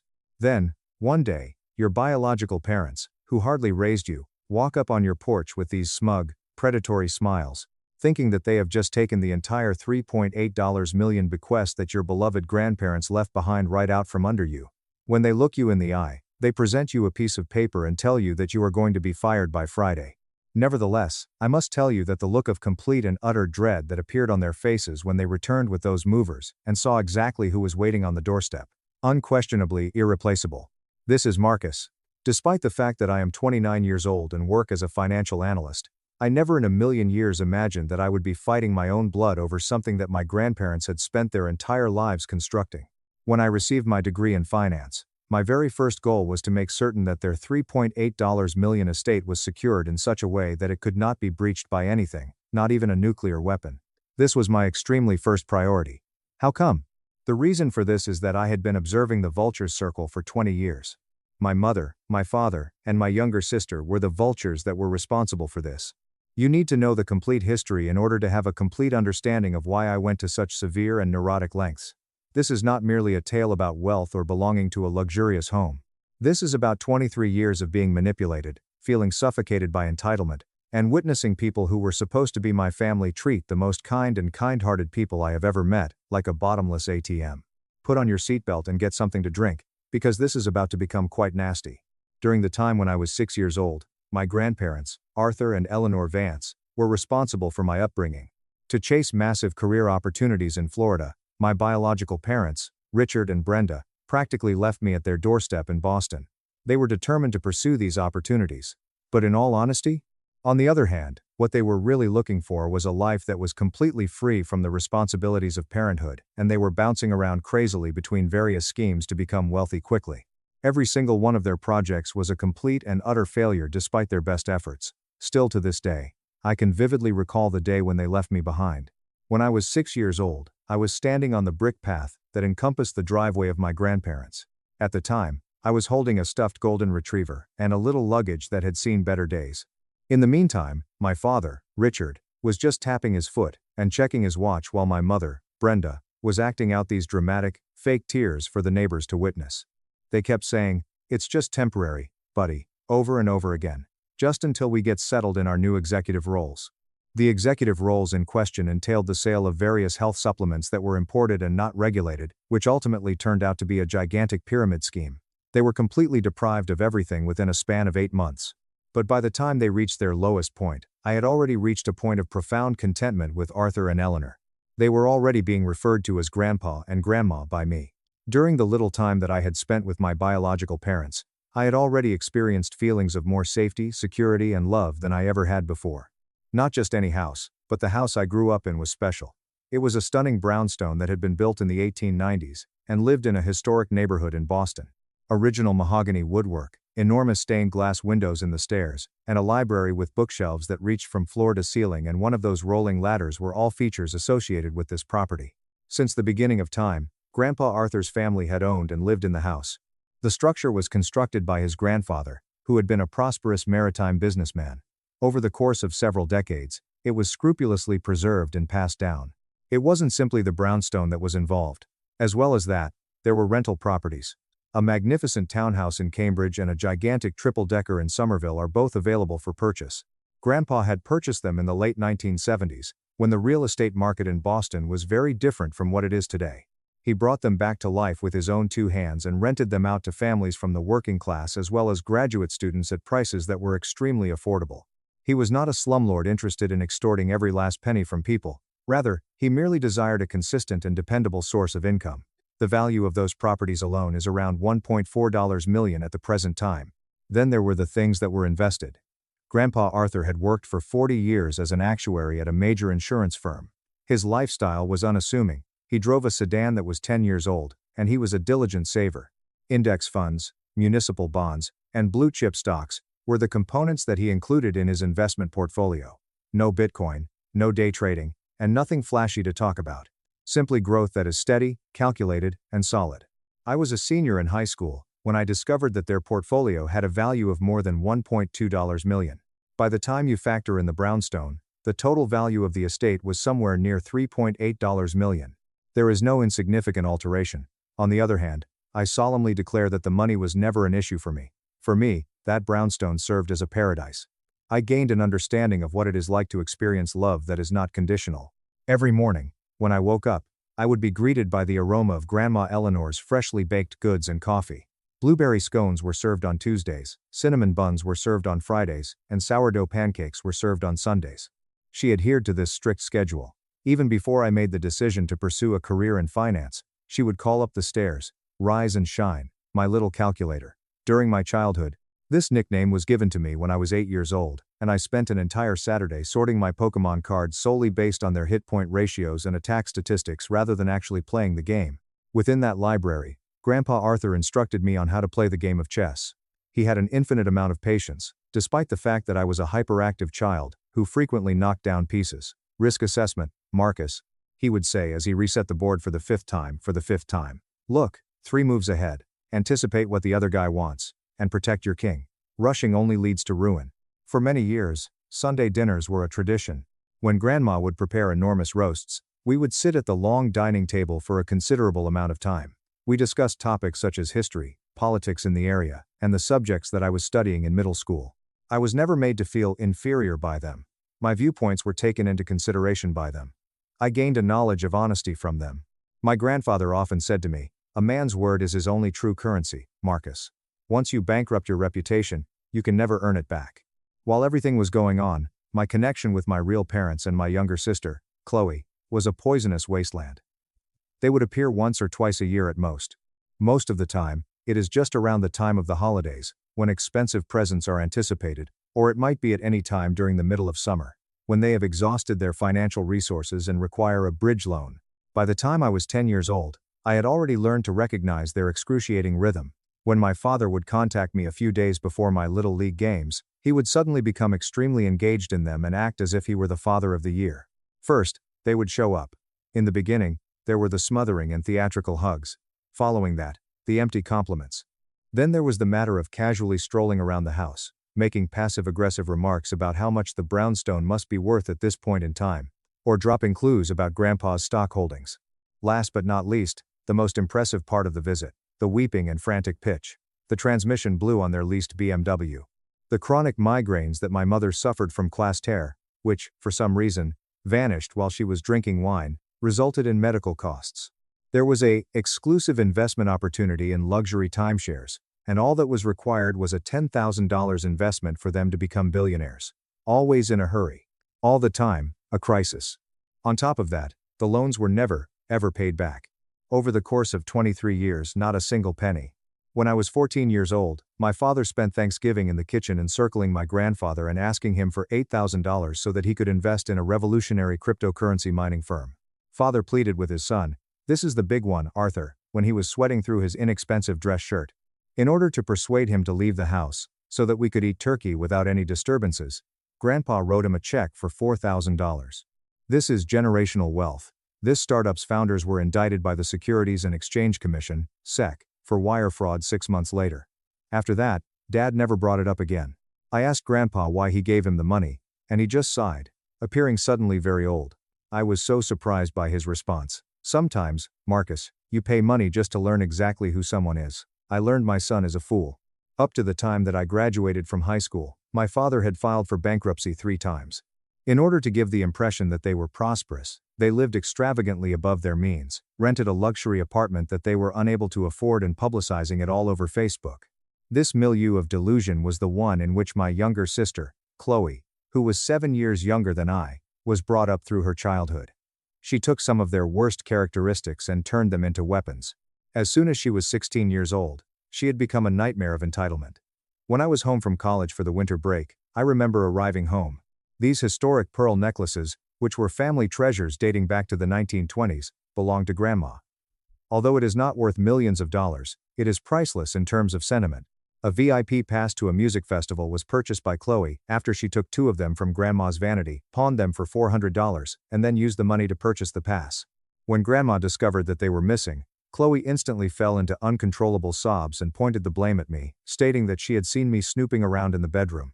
Almost immediately, my parents stood up for her.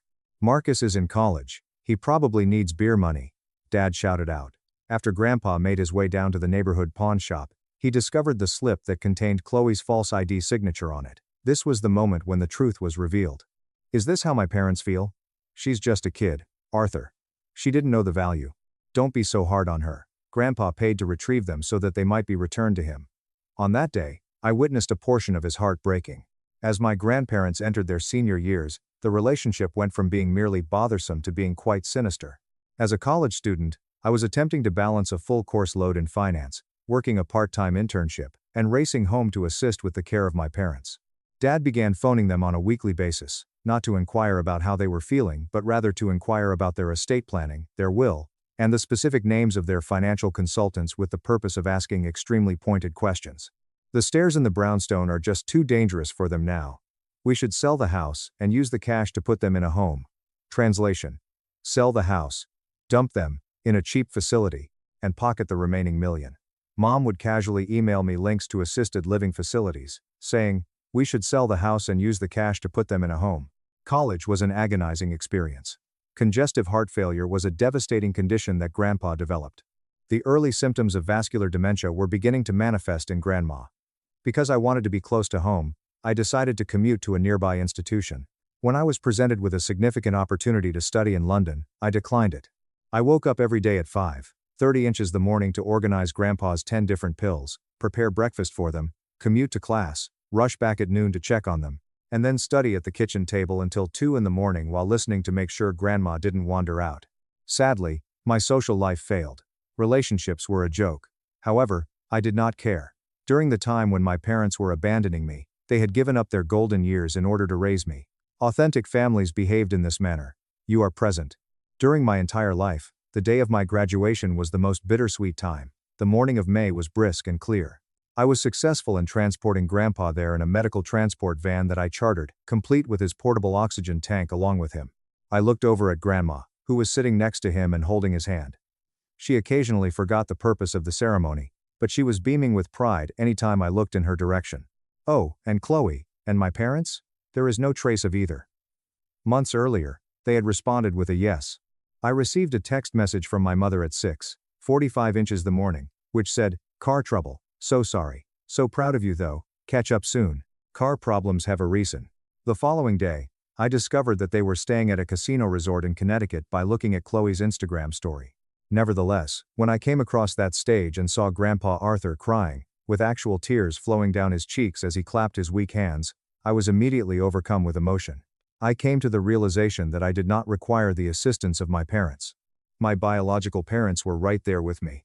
Grandpa drew me in close to him that evening, when we were back at the brownstone. His breaths were faint and labored. With a wheezing sound, he said, your parents are hollow people, Marcus. They have no center. Don't ever let them hollow you out. After a period of 4 weeks, Grandpa Arthur's heart finally stopped beating while he was sleeping. Within the library, I discovered him sitting in his armchair with a book on his lap. I am unable to adequately express the level of devastation that I experienced. It seemed as if the very basis upon which my universe was built had been shattered. After exactly 5 months had passed, Grandma Eleanor continued to follow him. I am aware of the reality, despite the fact that the physicians referred to it as a quick deterioration, owing to the dementia. Due of a broken heart, she passed away. To put it simply, she did not wish to live in a world that was devoid of Arthur. On one of the few days that she was still conscious, she seized my hand with a horrifying amount of force. Marcus, she murmured, her eyes gleaming with brilliant clarity. While I was sobbing into her blankets, I made a promise to her. Arthur and I fixed it. We fixed the house. We fixed the future. They can't touch it. Promise me you won't let them touch it. After a period of 3 days, she passed away. Funeral services were like a circus. When they arrived, my dad and Chloe were dressed in fashionable black, and they were acting out the character of a family that was distraught and grieving. When my grandfather was cornering my grandparents' friends, he was nearly shaking hands like a politician. He wanted to know if they knew when the will reading was going to take place. The fact that I had already been working behind the scenes for more than a year was something that Richard, Brenda, and Chloe were already unaware of. He had his estate attorney, a bright and ruthless woman named Victoria, come to the bedside during one of Grandpa's hospital stays. Victoria was there to represent his estate. The Arthur and Eleanor Vance Family Trust was formed by our organization.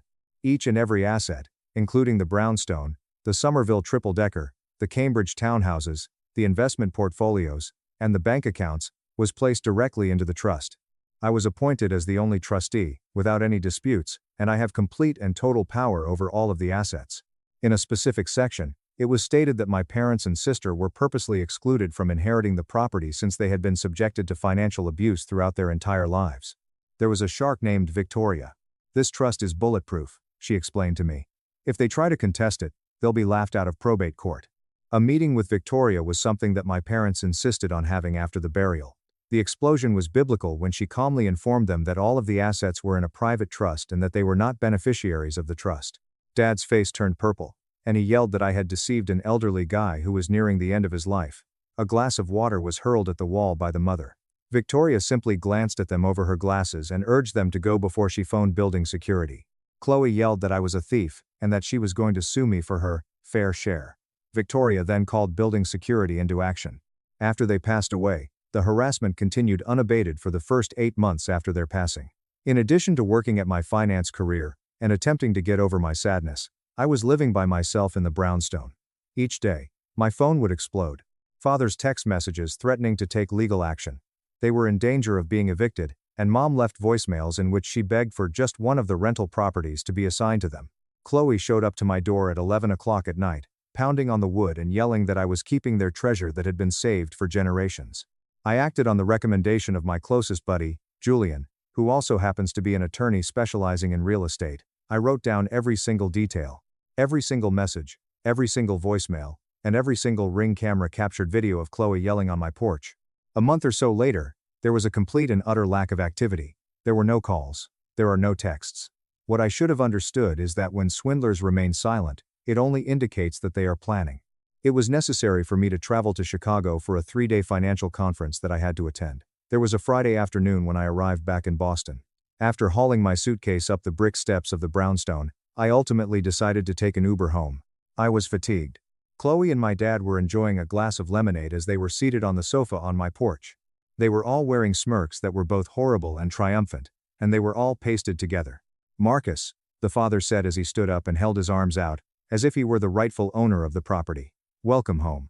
Or should I say, welcome to our home." I became numb. "What the hell are you talking about, Richard?" As a matter of fact, Mom laughed out loud. "We know about the trust, sweetie. But we also know that trust can be dissolved when the trustee realizes they've made a mistake. We've taken care of the paperwork." Chloe reached into her luxury bag and pulled out a manila folder. She then flopped it down on the patio table nearby. "We transferred the deed, Marcus. A judge agreed the trust was fraudulent. The house is in Dad's name now. It's all filed with the county.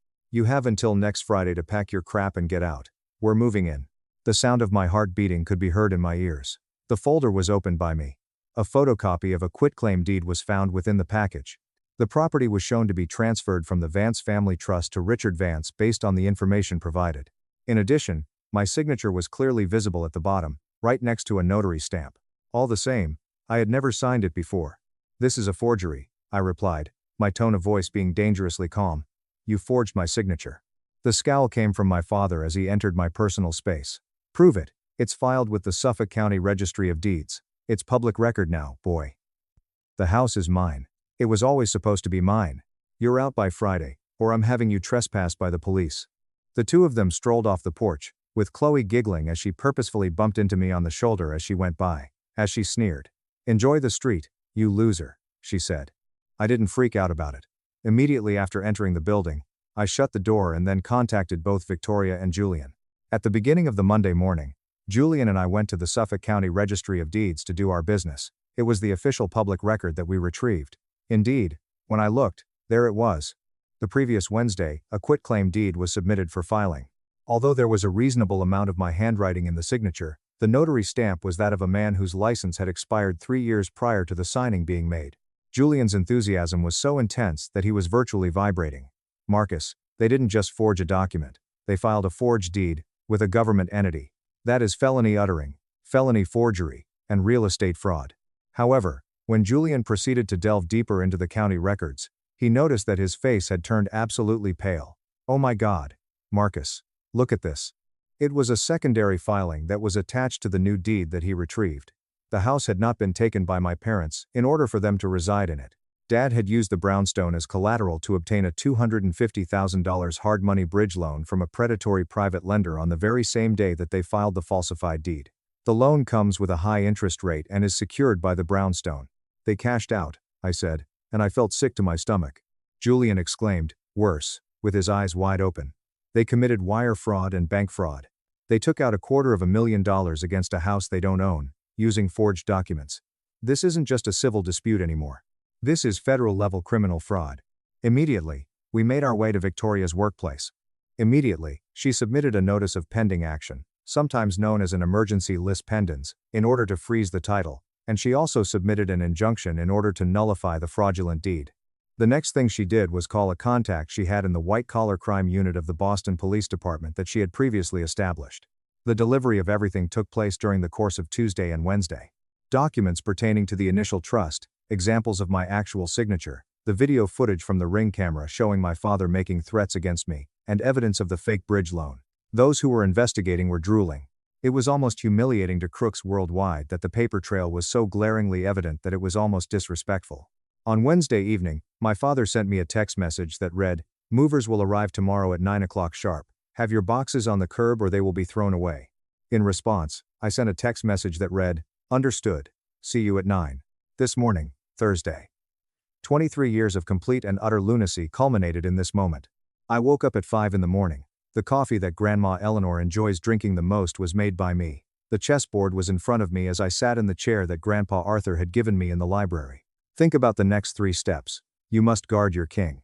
That is just what I had done. Both Victoria and Julian showed up at my residence around 8:30 inches the morning. At 8:45 inches the morning, a police SUV that was not marked pulled into my alleyway, which was hidden from view from the street. My kitchen was invaded by 2 investigators from the fraud squad who were drinking coffee and making idle chatter about the Red Sox. A large moving truck rumbled along the old street at precisely 9 o'clock in the morning, attempting to squeeze through the spaces between the parked automobiles. It pulled up in front of the brownstone and parked down there. The vehicle that was pulled up behind it was Dad's recently leased Mercedes, which was undoubtedly sponsored by the fake bridge loan of $250,000. My parents and Chloe were able to escape. The attire that they wore was exquisite. While Chloe was gazing up at the brownstone, her mother was wearing enormous sunglasses, her father was smoking a cigar, and Chloe was taking a video on her phone, most likely for TikTok. The ramp was lowered by 3 tough movers who jumped out of the truck and lowered it. As he climbed the brick steps, my father hammered on the hefty oak door that was on my door. "Time's up, Marcus. Let's go." I walked out onto the porch after opening the door and stepping out. A single box was not packed by me at any point. A mug of coffee was in my hand at the time. It took a moment for Dad's smug smile to stumble down. "Where's your stuff? I told you, if it's not packed, the movers are throwing it out." "I'm not leaving, Richard," I responded in a manner that was smooth. A snort came from the bottom of the stairs as Mom laughed. "Don't make this harder than it has to be, Marcus. The house is ours. We have the deed." As Victoria emerged from the corridor to take a position next to me, she asked, "You mean the forged quitclaim deed?" She was carrying a briefcase, while wearing a suit that was as sharp as a razor. On my opposite side, Julian emerged from his house. The expression on Dad's face changed. "Who the hell are you?" "I'm Victoria Harrington, the executor and legal counsel for the Vance Family Trust, and this is Julian Reyes, Marcus's personal attorney. We're here to inform you that your fraudulent deed has been voided by an emergency court order as of 8 a.m. this morning." Chloe ceased recording the audio. "Dad, what is she talking about?" The voice of the father trembled as he attempted to exhale from his chest. "You can't do that. A judge signed off on it. I have rights. I'm the son." "No judge gave their approval to anything," Julian stated with a smile on his face. "You forged a signature, used an expired notary stamp, and filed a fraudulent document with the county, which is a felony." "We didn't forge anything," Mom shouted, her voice reverberating down the street as she stood there. "He signed it. He's lying." "That's going to be very hard to prove," I replied, sipping a cup of coffee. "Considering you also used that forged deed to take out a $250,000 bridge loan from Apex Lending. Where is that money, Richard?" The expression on Dad's face gradually lost all of its color. A look on his face suggested that he was about to throw up right there on the brick steps. With a surprise, Mom looked at her father. "Richard, what bridge loan? What is he talking about?" "It was a secret from him. He falsified the deed, took out the loan, and concealed the funds from his own wife, all while he was doing it." Victoria smiled and said, "Oh, things are going to get better. Because you defrauded a licensed financial institution across state lines using a wire transfer, you've escalated this from local real estate fraud to federal wire and bank fraud." Taking a step back, Dad came dangerously close to falling down the stairs, screaming in a panic. "Movers," he cried. "Pack it up. We're leaving, now." A low voice could be heard coming from within the home, saying, "In all honesty, you are not going anywhere." When the 2 detectives emerged onto the porch, they were wearing badges that were attached to their belts. It is the first time in my entire life that I have ever witnessed a human being deflate in the manner that my father did at that very instant. There was a real buckle in his knees. The cigar fell out of his mouth and rolled down the stairs into the ground below. Richard Vance, Brenda Vance, the lead detective, who was walking down the stairs, said to Brenda Vance, "You're both under arrest for forgery. uttering a false document, and real estate fraud. Mr. Vance, we also have a warrant regarding the fraudulent procurement of a $250,000 loan. When the movers realized they were in the middle of a major crime scene, they literally threw their hands in the air, ran back to their truck, and then walked out of the building without uttering a single word. This caused Mom to begin hyperventilating. She was immediately selling out her husband in order to save herself. No, I didn't know about the loan. I just signed the deed. He told me to sign it, she exclaimed. First, the police officers placed Dad in handcuffs. In fact, he didn't even fight. The realization that he had spent his entire life engaging in fraudulent activities finally dawned on him, and he did nothing except gaze blankly at the ground. Mom, who was crying uncontrollably, was the third person to be placed in handcuffs. Her pricey sunglasses were accidentally dropped upon the brick path, where they broke. Afterwards, there was Chloe. She remained trembling as she stood by the Mercedes, holding her phone in her hand, the entire time. It was then that she yelled out, "Wait," as they were loading our parents into the back of the unmarked SUV. "What about me? Where am I supposed to go? My stuff is in their apartment." The investigator turned his gaze to her. "Are you Chloe Vance?" "Yes. We have evidence you were present when the notary stamp was procured. You're not under arrest right now, but we strongly suggest you don't leave the state. We'll be in touch." Dad peered out the window of the SUV and looked at me as the doors slammed shut completely. Neither anger nor rage could be seen in his eyes. Just a void of terror that is empty. I whispered softly, "Enjoy the street, Chloe," and I repeated her exact words from the previous week. I retraced my steps, entered the building, and closed the massive oak door behind me. Over the course of the past few months, the aftermath has been a non-stop whirlwind. Due to the overwhelming amount of evidence, the legal system moved at a startlingly rapid pace. In light of the fact that the $250,000 cash was discovered concealed within a cryptocurrency wallet, Dad was not granted bail because he was deemed to be a flight risk. He could be sentenced to up to 15 years in federal prison at this time. Even though Mom accepted a plea bargain and testified against him, she is still facing a sentence of 3 to 5 years in prison for her role in the forgery.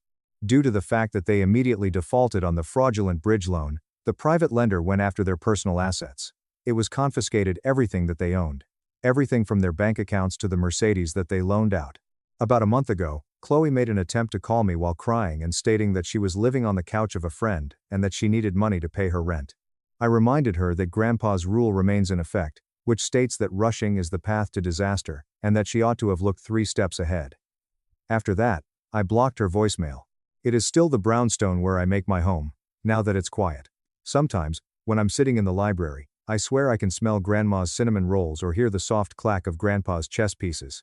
I just can't find the words to describe it. During the past week, I completed something that Victoria and I had been working on together. In order to establish the Arthur and Eleanor Vance Foundation, I used a portion of the rental income that was generated from the properties in Somerville. Children who are making their transition out of the foster care system in Boston are eligible for full-ride scholarships and mentoring in the area of financial literacy. Children who do not have parents on whom they can rely. Children who cannot live without Grandpa Arthur in their lives. A significant portion of my parents' lives was spent attempting to steal wealth that they had not earned. At the end of the day, they gave me the perfect opportunity to put them away for good, and they didn't even realize that they were doing it. Not a chance. My parents ignored my success for 30 years. When they learned I was worth $2,400,000, they demanded I pay their $260,000 mortgage and my brother's $210,000 failures. I, a 36-year-old male, never imagined I'd be sharing this on Reddit, but I desperately need an outside perspective on my family situation, which has spiraled completely out of control over the last month. I've been sitting here staring at my laptop for nearly 90 minutes, trying to figure out where to start with this mess. I suppose the beginning is as good as any. I grew up in a middle-class neighborhood in Ohio with my parents and younger brother Logan, who is now 33. Logan was the obvious favorite from a young age. My parents never explicitly stated it, but their actions spoke volumes. Logan was always described as sensitive and artistic, whereas I was practical and resilient.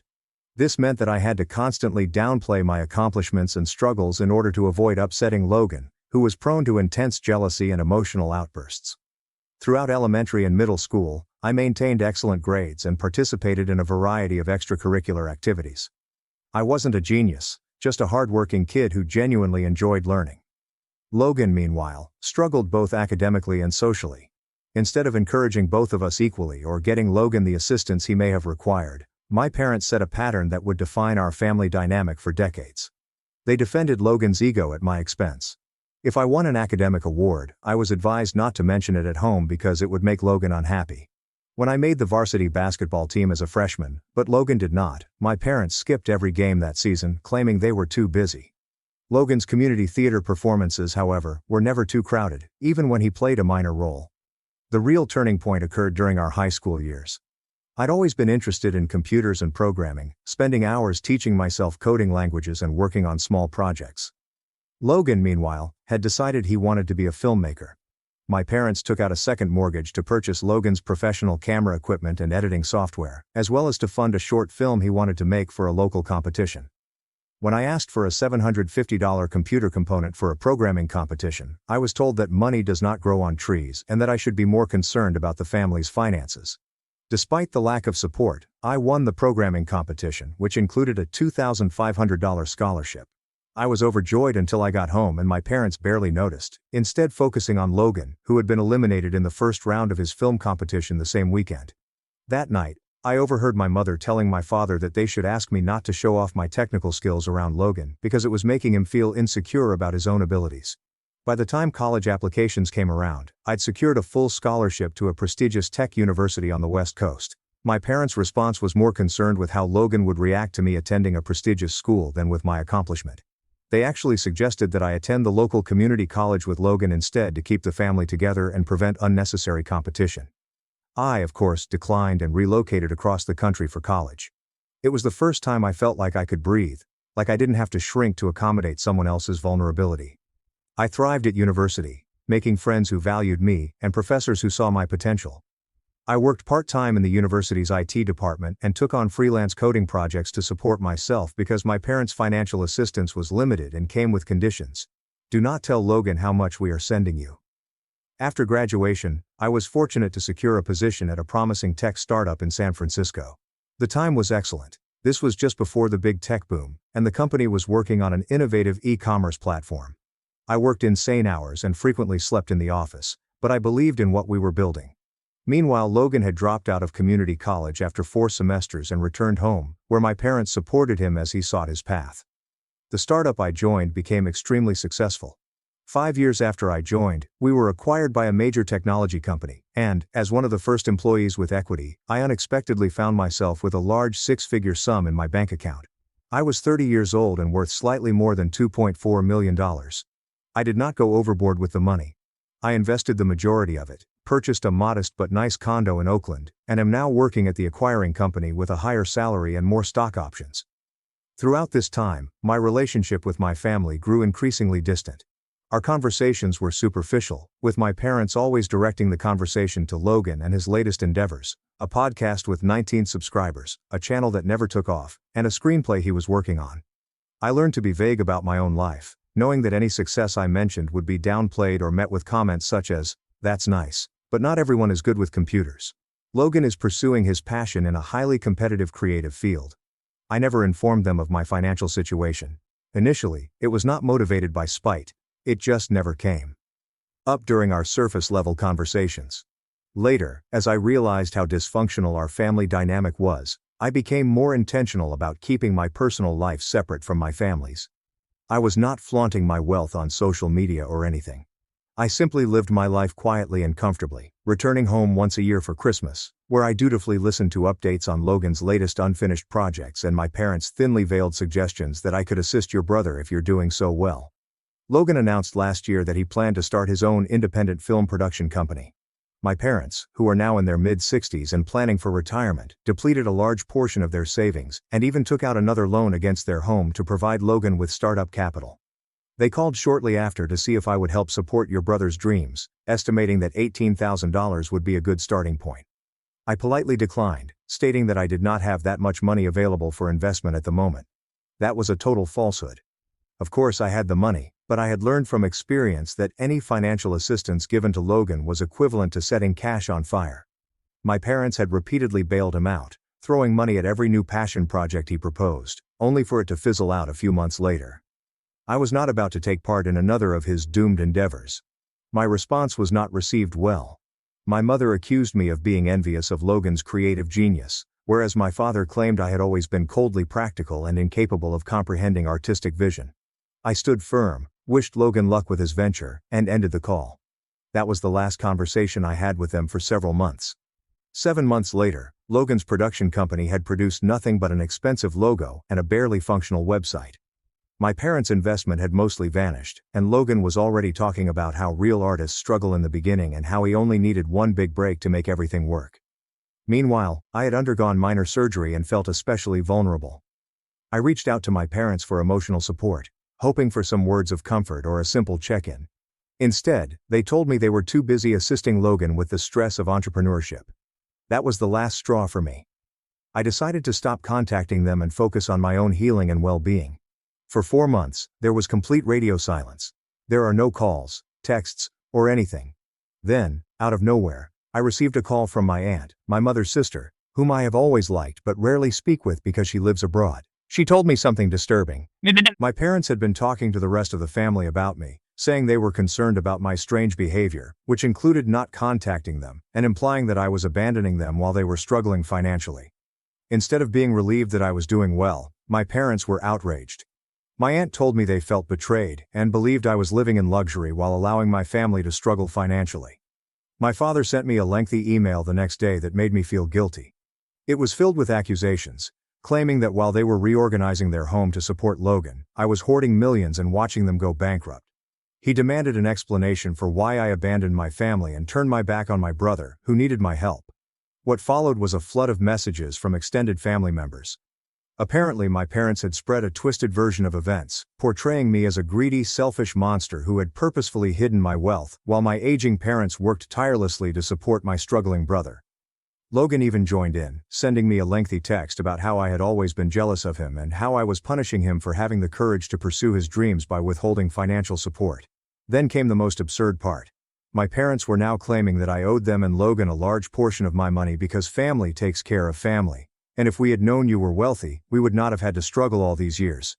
They even had a lawyer contact me about their alleged parental investment in my education, which was clearly minimal when compared to what they spent on Logan. They claimed that now that I had achieved success, I had a moral obligation to repay them. This unexpected turn of events left me completely stunned. I'd never lied about my situation. I simply did not share information with people who had spent years dismissing my accomplishments and treating me as Logan's emotional support system. I had even sent money when they mentioned specific financial difficulties, but I had been careful not to encourage their habit of throwing money at Logan's never-ending list of failed ventures. Now I was being portrayed as the villain in their story, as if I had been sitting back and watching my family suffer while counting my millions. The truth is that I worked extremely hard for everything I have, received little support from my family throughout my life, and simply chose to keep my financial situation private because I knew how they would react, and here we were.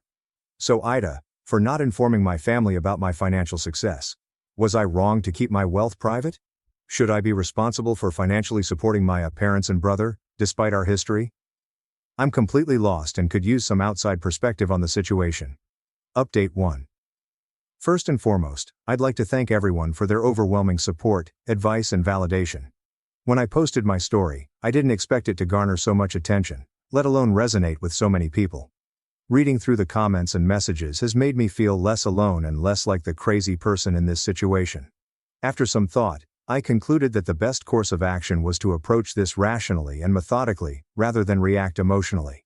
This wasn't only about dealing with my parents and Logan. It was all about establishing firm boundaries for my own peace of mind going forward. The first thing I did was consult with a lawyer. Not because I was concerned about their ridiculous legal threats, but because I needed professional confirmation that I wasn't overlooking anything and that my rights were fully protected. My lawyer immediately assured me that my parents' alleged claim to my financial success was completely baseless. They have no legal grounds to demand money from me, and any attempt to take me to court over this would be a waste of time and money for them. However, instead of ignoring the situation, my lawyer suggested that I formally respond to them to make my position clear. This would not only end any further legal threats, but it would also serve as documentation in case they attempted to escalate the situation in the future. So I sent an email to my parents, copying my lawyer, to clarify a few important points. I have never lied about my financial situation. I simply protected my privacy, as is my right. Just because I didn't reveal my net worth doesn't mean I was deceptive. Every dollar I have comes from my own hard work, education, and investment decisions. They did not provide me with any significant financial support. Certainly nothing like what they gave Logan over the years. I am under no legal or moral obligation to financially support them or Logan. They made the conscious decision to invest their resources in Logan's dreams while I pursued my own goals. They can no longer demand money from me simply because my path led to success, and Logan's did not. Their recent actions of spreading false narratives to extended family, attempting to guilt-trip me, and using legal threats to manipulate me have seriously harmed our relationship. While I have no hatred for them, they have made it clear that they regard me as a financial resource, rather than a valued family member. I also took the time to lay out a detailed timeline of our family history, including Logan's years of favoritism, and the ways in which my accomplishments were consistently undervalued. I wanted to make it clear that this wasn't just about money, it was a long-standing pattern of behavior that had led us here. I ended the email by emphasizing that, while I wish them well, I will not tolerate being treated in this manner, and any further attempts to harass or manipulate me will result in me cutting off all contact. Not long after, my aunt, my mother's sister, contacted me again. She's been incredibly supportive throughout this, which I greatly appreciate. She confirmed what I had previously suspected. My parents had been telling their extended family a greatly exaggerated version of events. According to them, they made enormous sacrifices to put me through college, which is laughably false given that I was on a full scholarship and worked part-time jobs throughout, and that I had been purposefully concealing my success from them out of childhood jealousy of Logan. But this is where things get even more interesting. My aunt also revealed that this isn't the first time my parents have done something like this. Years ago, they reportedly had a major disagreement with my father's brother over a very similar issue. My uncle had refused to lend them money for one of Logan's previous failed ventures, so they completely cut him off and badmouthed him to the rest of the family. I had always been told that my uncle was the one who abandoned the family due to a minor disagreement. Now I realize that the story I was told growing up could have been a complete fabrication. Logan has been texting me non-stop since this happened. His messages consist of angry rants and guilt-tripping attempts. One minute he's calling me selfish, greedy, and heartless, and the next he's trying to reminisce about our close childhood bond, which never existed, and how he always looked up to his older brother. The sheer emotional manipulation is exhausting, and it only confirms my decision to put distance between us. For the time being, I've decided to block my parents and Logan on all platforms so that I can focus on myself.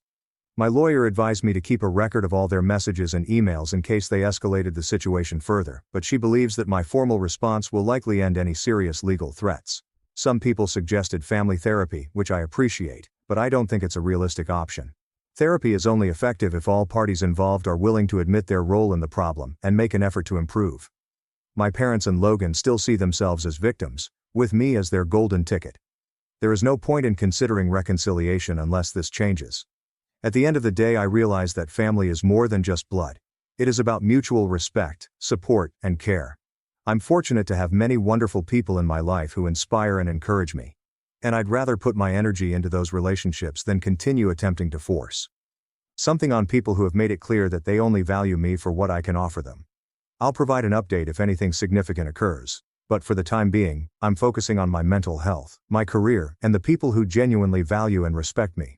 Thank you again to everyone who left a comment and shared their own experiences. You've helped me more than you realize. Update 2. Well, things have taken an unexpected turn. 3 days ago, I received a formal letter from my parents' lawyer dismissing all previous claims and proposing a family reconciliation agreement. This document essentially asked me to commit to paying off my parents' mortgage, which was around $260,000, covering Logan's business debts, which were around $210,000, and establishing a family support fund of at least $600,000 that would be jointly managed by all of us. In exchange, they would accept me back into the family and forgive my secretive behavior.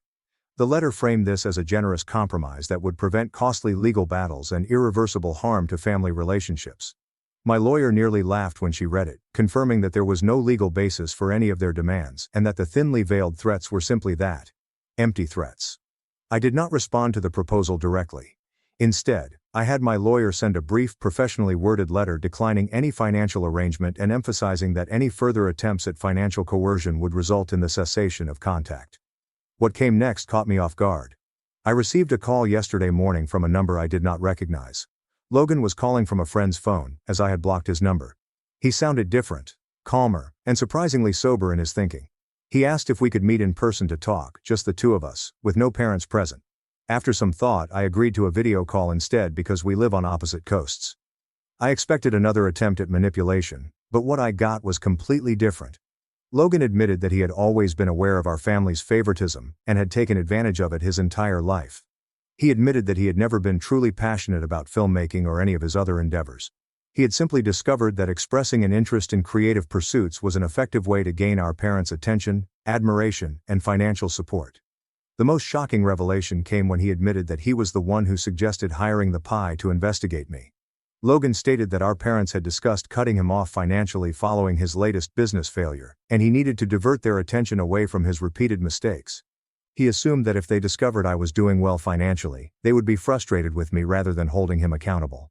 What he didn't expect was how outraged they would be, or how far they would go with their demands and threats. He stated that watching our parents' narrative shift from Logan is unique and requires support to "we sacrificed everything for both our sons and now the successful one must repay us," made him realize how conditional their love had always been. Logan then did something I did not expect. He apologized. Not just a superficial apology if you were hurt, but a specific acknowledgement of how he had contributed to my exclusion from the family and had selfishly enjoyed being the favorite at my expense.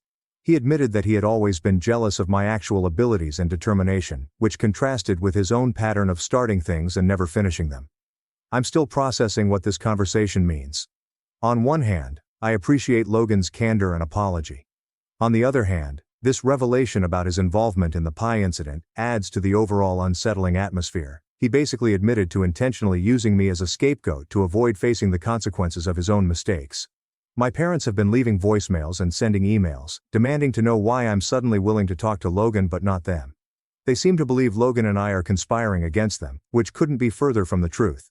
One particularly desperate message from my mother read, "After everything we've sacrificed for you boys, this is how you repay us." I intend to maintain my distance from my parents for the foreseeable future. Logan, I'm cautiously open to occasional communication, but I've made it clear that I won't be financially supporting him or his ventures. He claims to understand and respect this boundary, but only time will tell whether this is true. I've also decided to contact other estranged family members, including my uncle, to get their side of various family conflicts.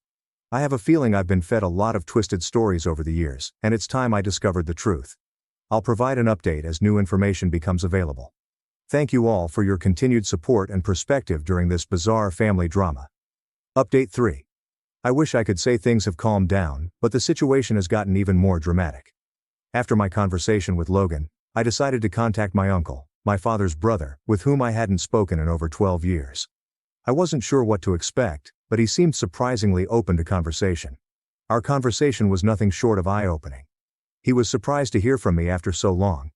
But when I told him what was going on, he sighed and said, "I was wondering when you'd start putting the pieces together." According to him, my parents have a long history of financially manipulating people, and their treatment of me is just the latest version of an old pattern. He told me that prior to cutting him off, my parents borrowed money from multiple family members under the guise of various emergencies or temporary situations. The promises to repay it were almost never fulfilled. They had done this so many times that most of the family had figured it out and began saying no. The last straw for my uncle wasn't simply refusing to fund one of Logan's projects.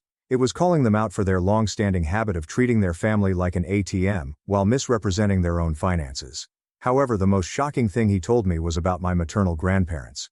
According to my parents, they received very little from them when they died, which they used to support their narrative about struggling financially while raising us. It turns out that was a complete lie. My parents received nearly $450,000 in inheritance 22 years ago, which was intended to be split between my mother and her sister, my supportive aunt. Instead of saving or investing it, my parents used it to upgrade their lifestyle, pay off old debts, and fund Logan's early artistic endeavors. This included an expensive semester at a prestigious film workshop in New York, which I had no idea about. While I was still processing this information, something more unexpected occurred. My father showed up at my condominium. I have no idea how he flew across the country without telling me. But when I saw him standing outside my building on the security camera, I was stunned. I didn't let him into my unit, but after some consideration, I agreed to meet him at a nearby coffee shop. The atmosphere was tense from the moment I sat down. My father appeared exhausted and stressed, and he wasted no time launching into a speech about family loyalty and how my mother was sick with worry about the family being split up. He tried to frame his visit as a desperate attempt to reunite us, but I wasn't buying it. So I asked him directly, why was he really here? The facade cracked almost immediately. He admitted that they were facing foreclosure on their home due to loans they had taken out for Logan's failed production company. He even produced bank statements demonstrating their dire financial situation and a stack of medical bills, claiming my mother required treatments they couldn't afford. At first, I only listened. Then I began asking questions. I asked him about his inheritance. I inquired about the money they had borrowed from family members. I questioned why they had always presented themselves as struggling when they had received a substantial financial cushion. The expression on his face was priceless. He was clearly taken aback that I knew, but he quickly recovered and spun the story. He insisted that the money had been invested in both of their sons' futures, and that any family loans were simply misunderstandings. When I pressed him for details about my mother's alleged medical condition, he became vague and evasive, which raised even more red flags. At that point, I understood exactly what was going on. This was not about reconciliation or family unity. This was all about money, plain and simple. I ended the conversation by telling him that I saw through their manipulation and would not provide financial assistance under these circumstances. I suggested they consult with a financial advisor, consider downsizing their home, and adjust their lifestyle to match their actual income. I also made it clear that any future contact would need to go through my lawyer. I didn't want to be involved with them until they were ready for an honest, non-transactional relationship. As he stood up to leave, he made one final attempt to guilt-trip me. "I hope you enjoy living in luxury while your mother and I end up on the street. I guess all those years of raising you were for nothing." I did not take the bait. I simply told him I'd made my decision and walked away. When I arrived home, I noticed several missed calls from my mother. Then Logan texted me. "Just a heads up. Mom and Dad are on the warpath. They intend to contact your employer or show up at your workplace to expose you as someone who abandons needy families. Be careful." That was the last straw. I immediately contacted my company's security team and informed them about the situation. I also increased security measures at my home in case my parents decided to escalate the situation even further. At this point, I have also decided to begin seeing a therapist. As much as I know I'm making the right choices, I can feel the weight of years of conditioning attempting to pull me into guilt. I need to maintain my boundaries and resist their emotional manipulation. The only bright spot in all of this is that reconnecting with my uncle and other estranged family members has been eye-opening. Apparently, I am not the only one who has been treated in this manner. We've even started a group chat to support one another and share stories, which has been extremely empowering. It's sad to realize how deep this pattern is, but it's also reassuring to know that I'm not alone in recognizing it. Logan and I continue to communicate cautiously, but civilly. He says he's looking for legitimate work now and is done relying on our parents to fund his dreams. It is unclear whether this is genuine growth or simply his adaptation to the loss of his usual safety net. Right now, my top priority is to protect my own well-being and surround myself with people who can interact honestly and without ulterior motives. My parents have shown me who they are, and I refuse to be a part of their toxic cycle. I am not sure what the future holds for my family relationships, but one thing is certain.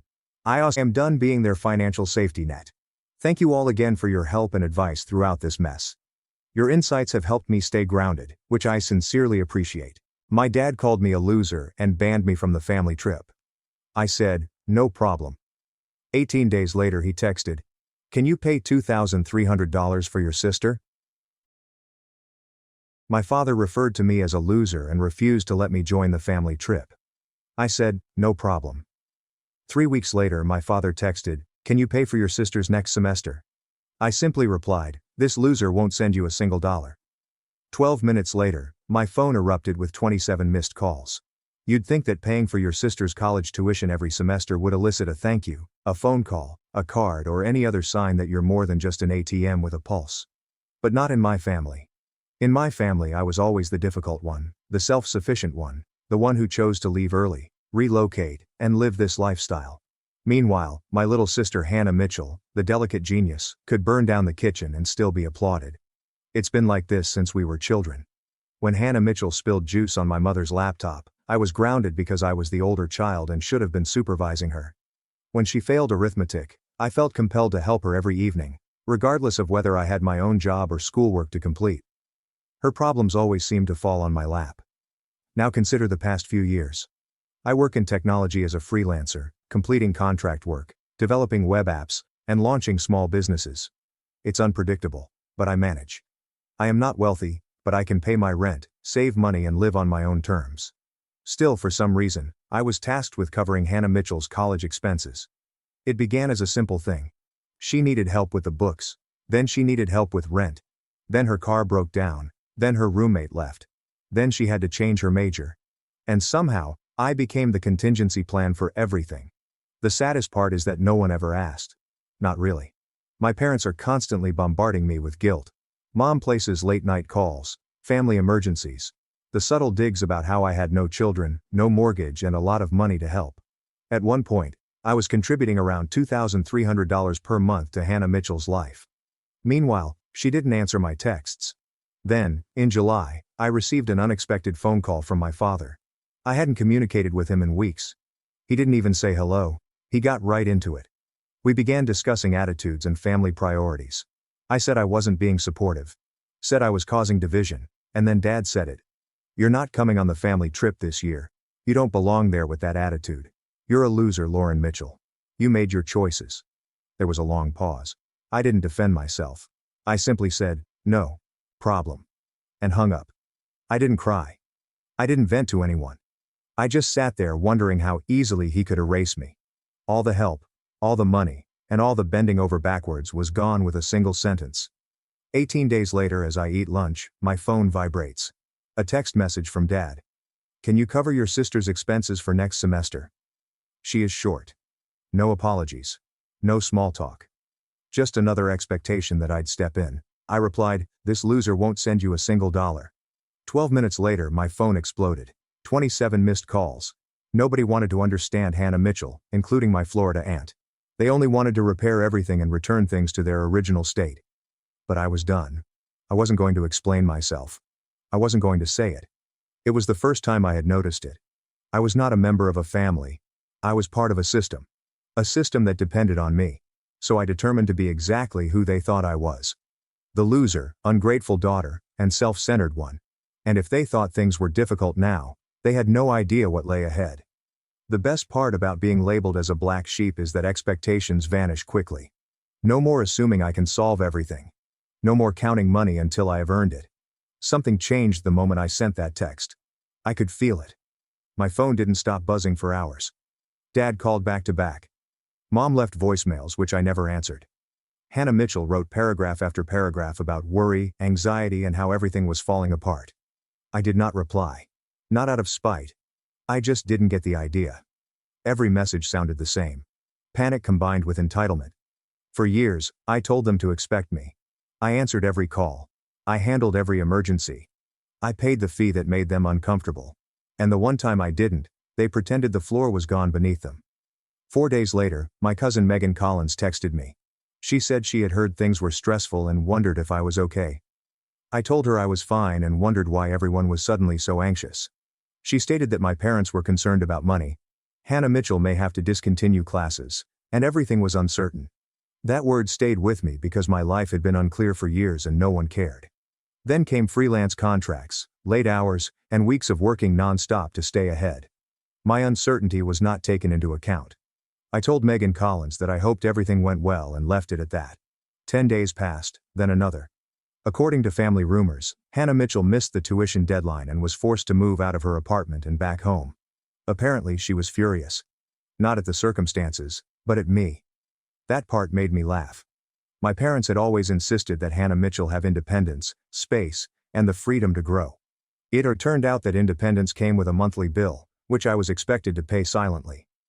Without me, their version of stability collapsed quickly. I made a decision at that point. If they thought I was irresponsible and selfish, I would stop correcting them. I stopped explaining. I stopped clarifying. I have stopped proving anything. When my mother texted me, "Call me when you calm down," I did not respond. I ignored Dad's email asking if we could speak like adults. If someone sent me a vague message about family issues, I responded in short, empty sentences. That's rough. It drove them crazy. They wanted the old me back. The person who went into excessive detail. The person who became alarmed when there was silence. The person who rushed to fix everything. That I was occupied. Not even doing anything dramatic. Simply living, working, sleeping normally, spending time with friends and saving money that remained in my account for once.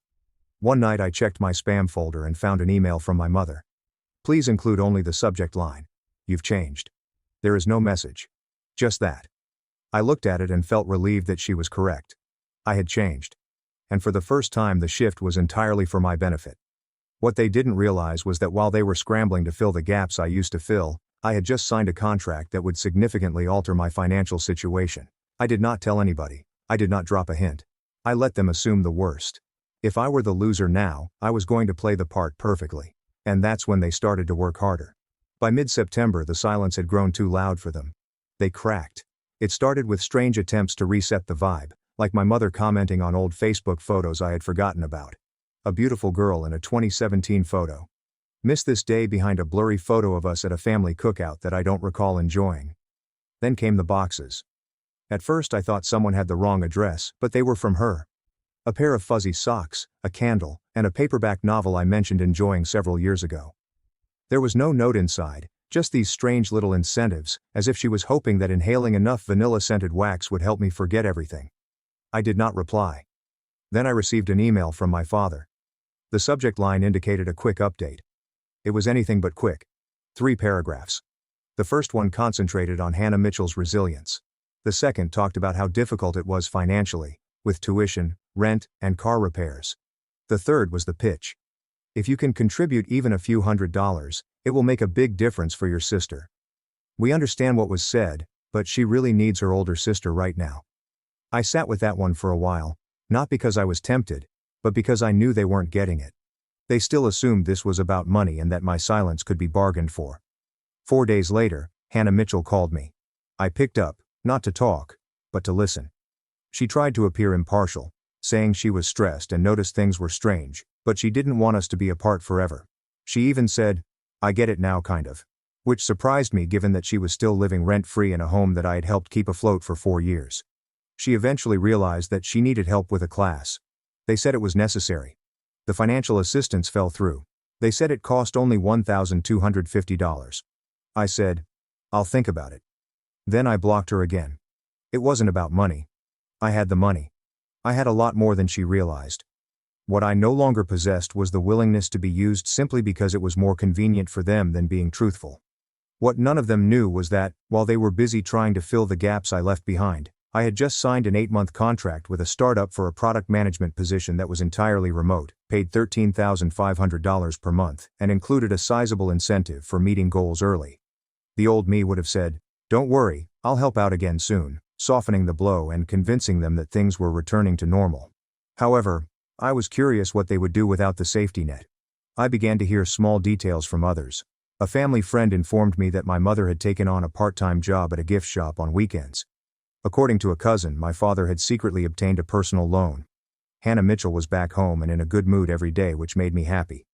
Every time someone said they were struggling, my only thought was, good, they should struggle. They should live in the mess they built and realize that the person they thought was the most disposable was the one holding everything together. I went low contact with everyone. There will be no more general, "I hope everything is fine" statements. No more polite responses to check-ins. I wasn't angry any longer. I was done. And while they were breaking down, I was planning my getaway. I hadn't traveled for 3 years. Not because I couldn't, but because I was always on call. Now I was off the clock. So I booked a flight to somewhere warm and beautiful. 4. I got a villa with friends, a private pool, and an ocean view. I brought bikinis I'd never worn before, as well as a dress I bought months ago but hadn't taken off the tags. When we landed and I felt the heat on my face, I took a picture. We're in the water, with drinks in hand, genuine smiles on our faces, and no worries in sight. I shared it without any context, service, or stress. They noticed it within an hour. I didn't tag anyone, but the next morning, I got 6 texts from my mother. "We just want our family back. Please call. Let's talk when you're ready." And I looked at the television, sitting by the pool, sun on my legs, coffee in hand, and realized I wasn't even sad. I was entertained because for once, I wasn't pleading. The morning after I shared the vacation photo, my phone did not turn on immediately.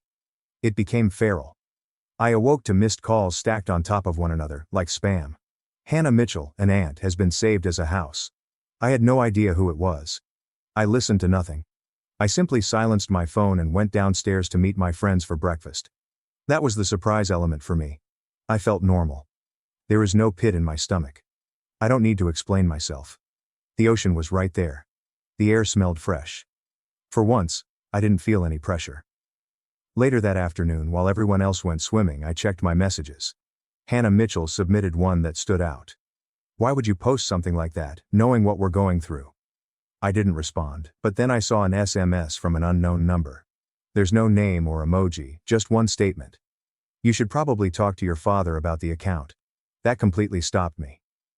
I stared at the screen for longer than necessary. I hadn't discussed accounts with anyone in years. I did not respond. I didn't ask who it was. I turned my phone face down and went back outside, but the rest of the day felt strange, as if something had changed beneath everything. I finished the trip. I didn't let it destroy anything. We drank excessively. We stayed up late. I laughed more than I had in months. I even posted another photo on the last night. Sunset, barefoot, with no caption. When I got home, the first thing I did was open my laptop.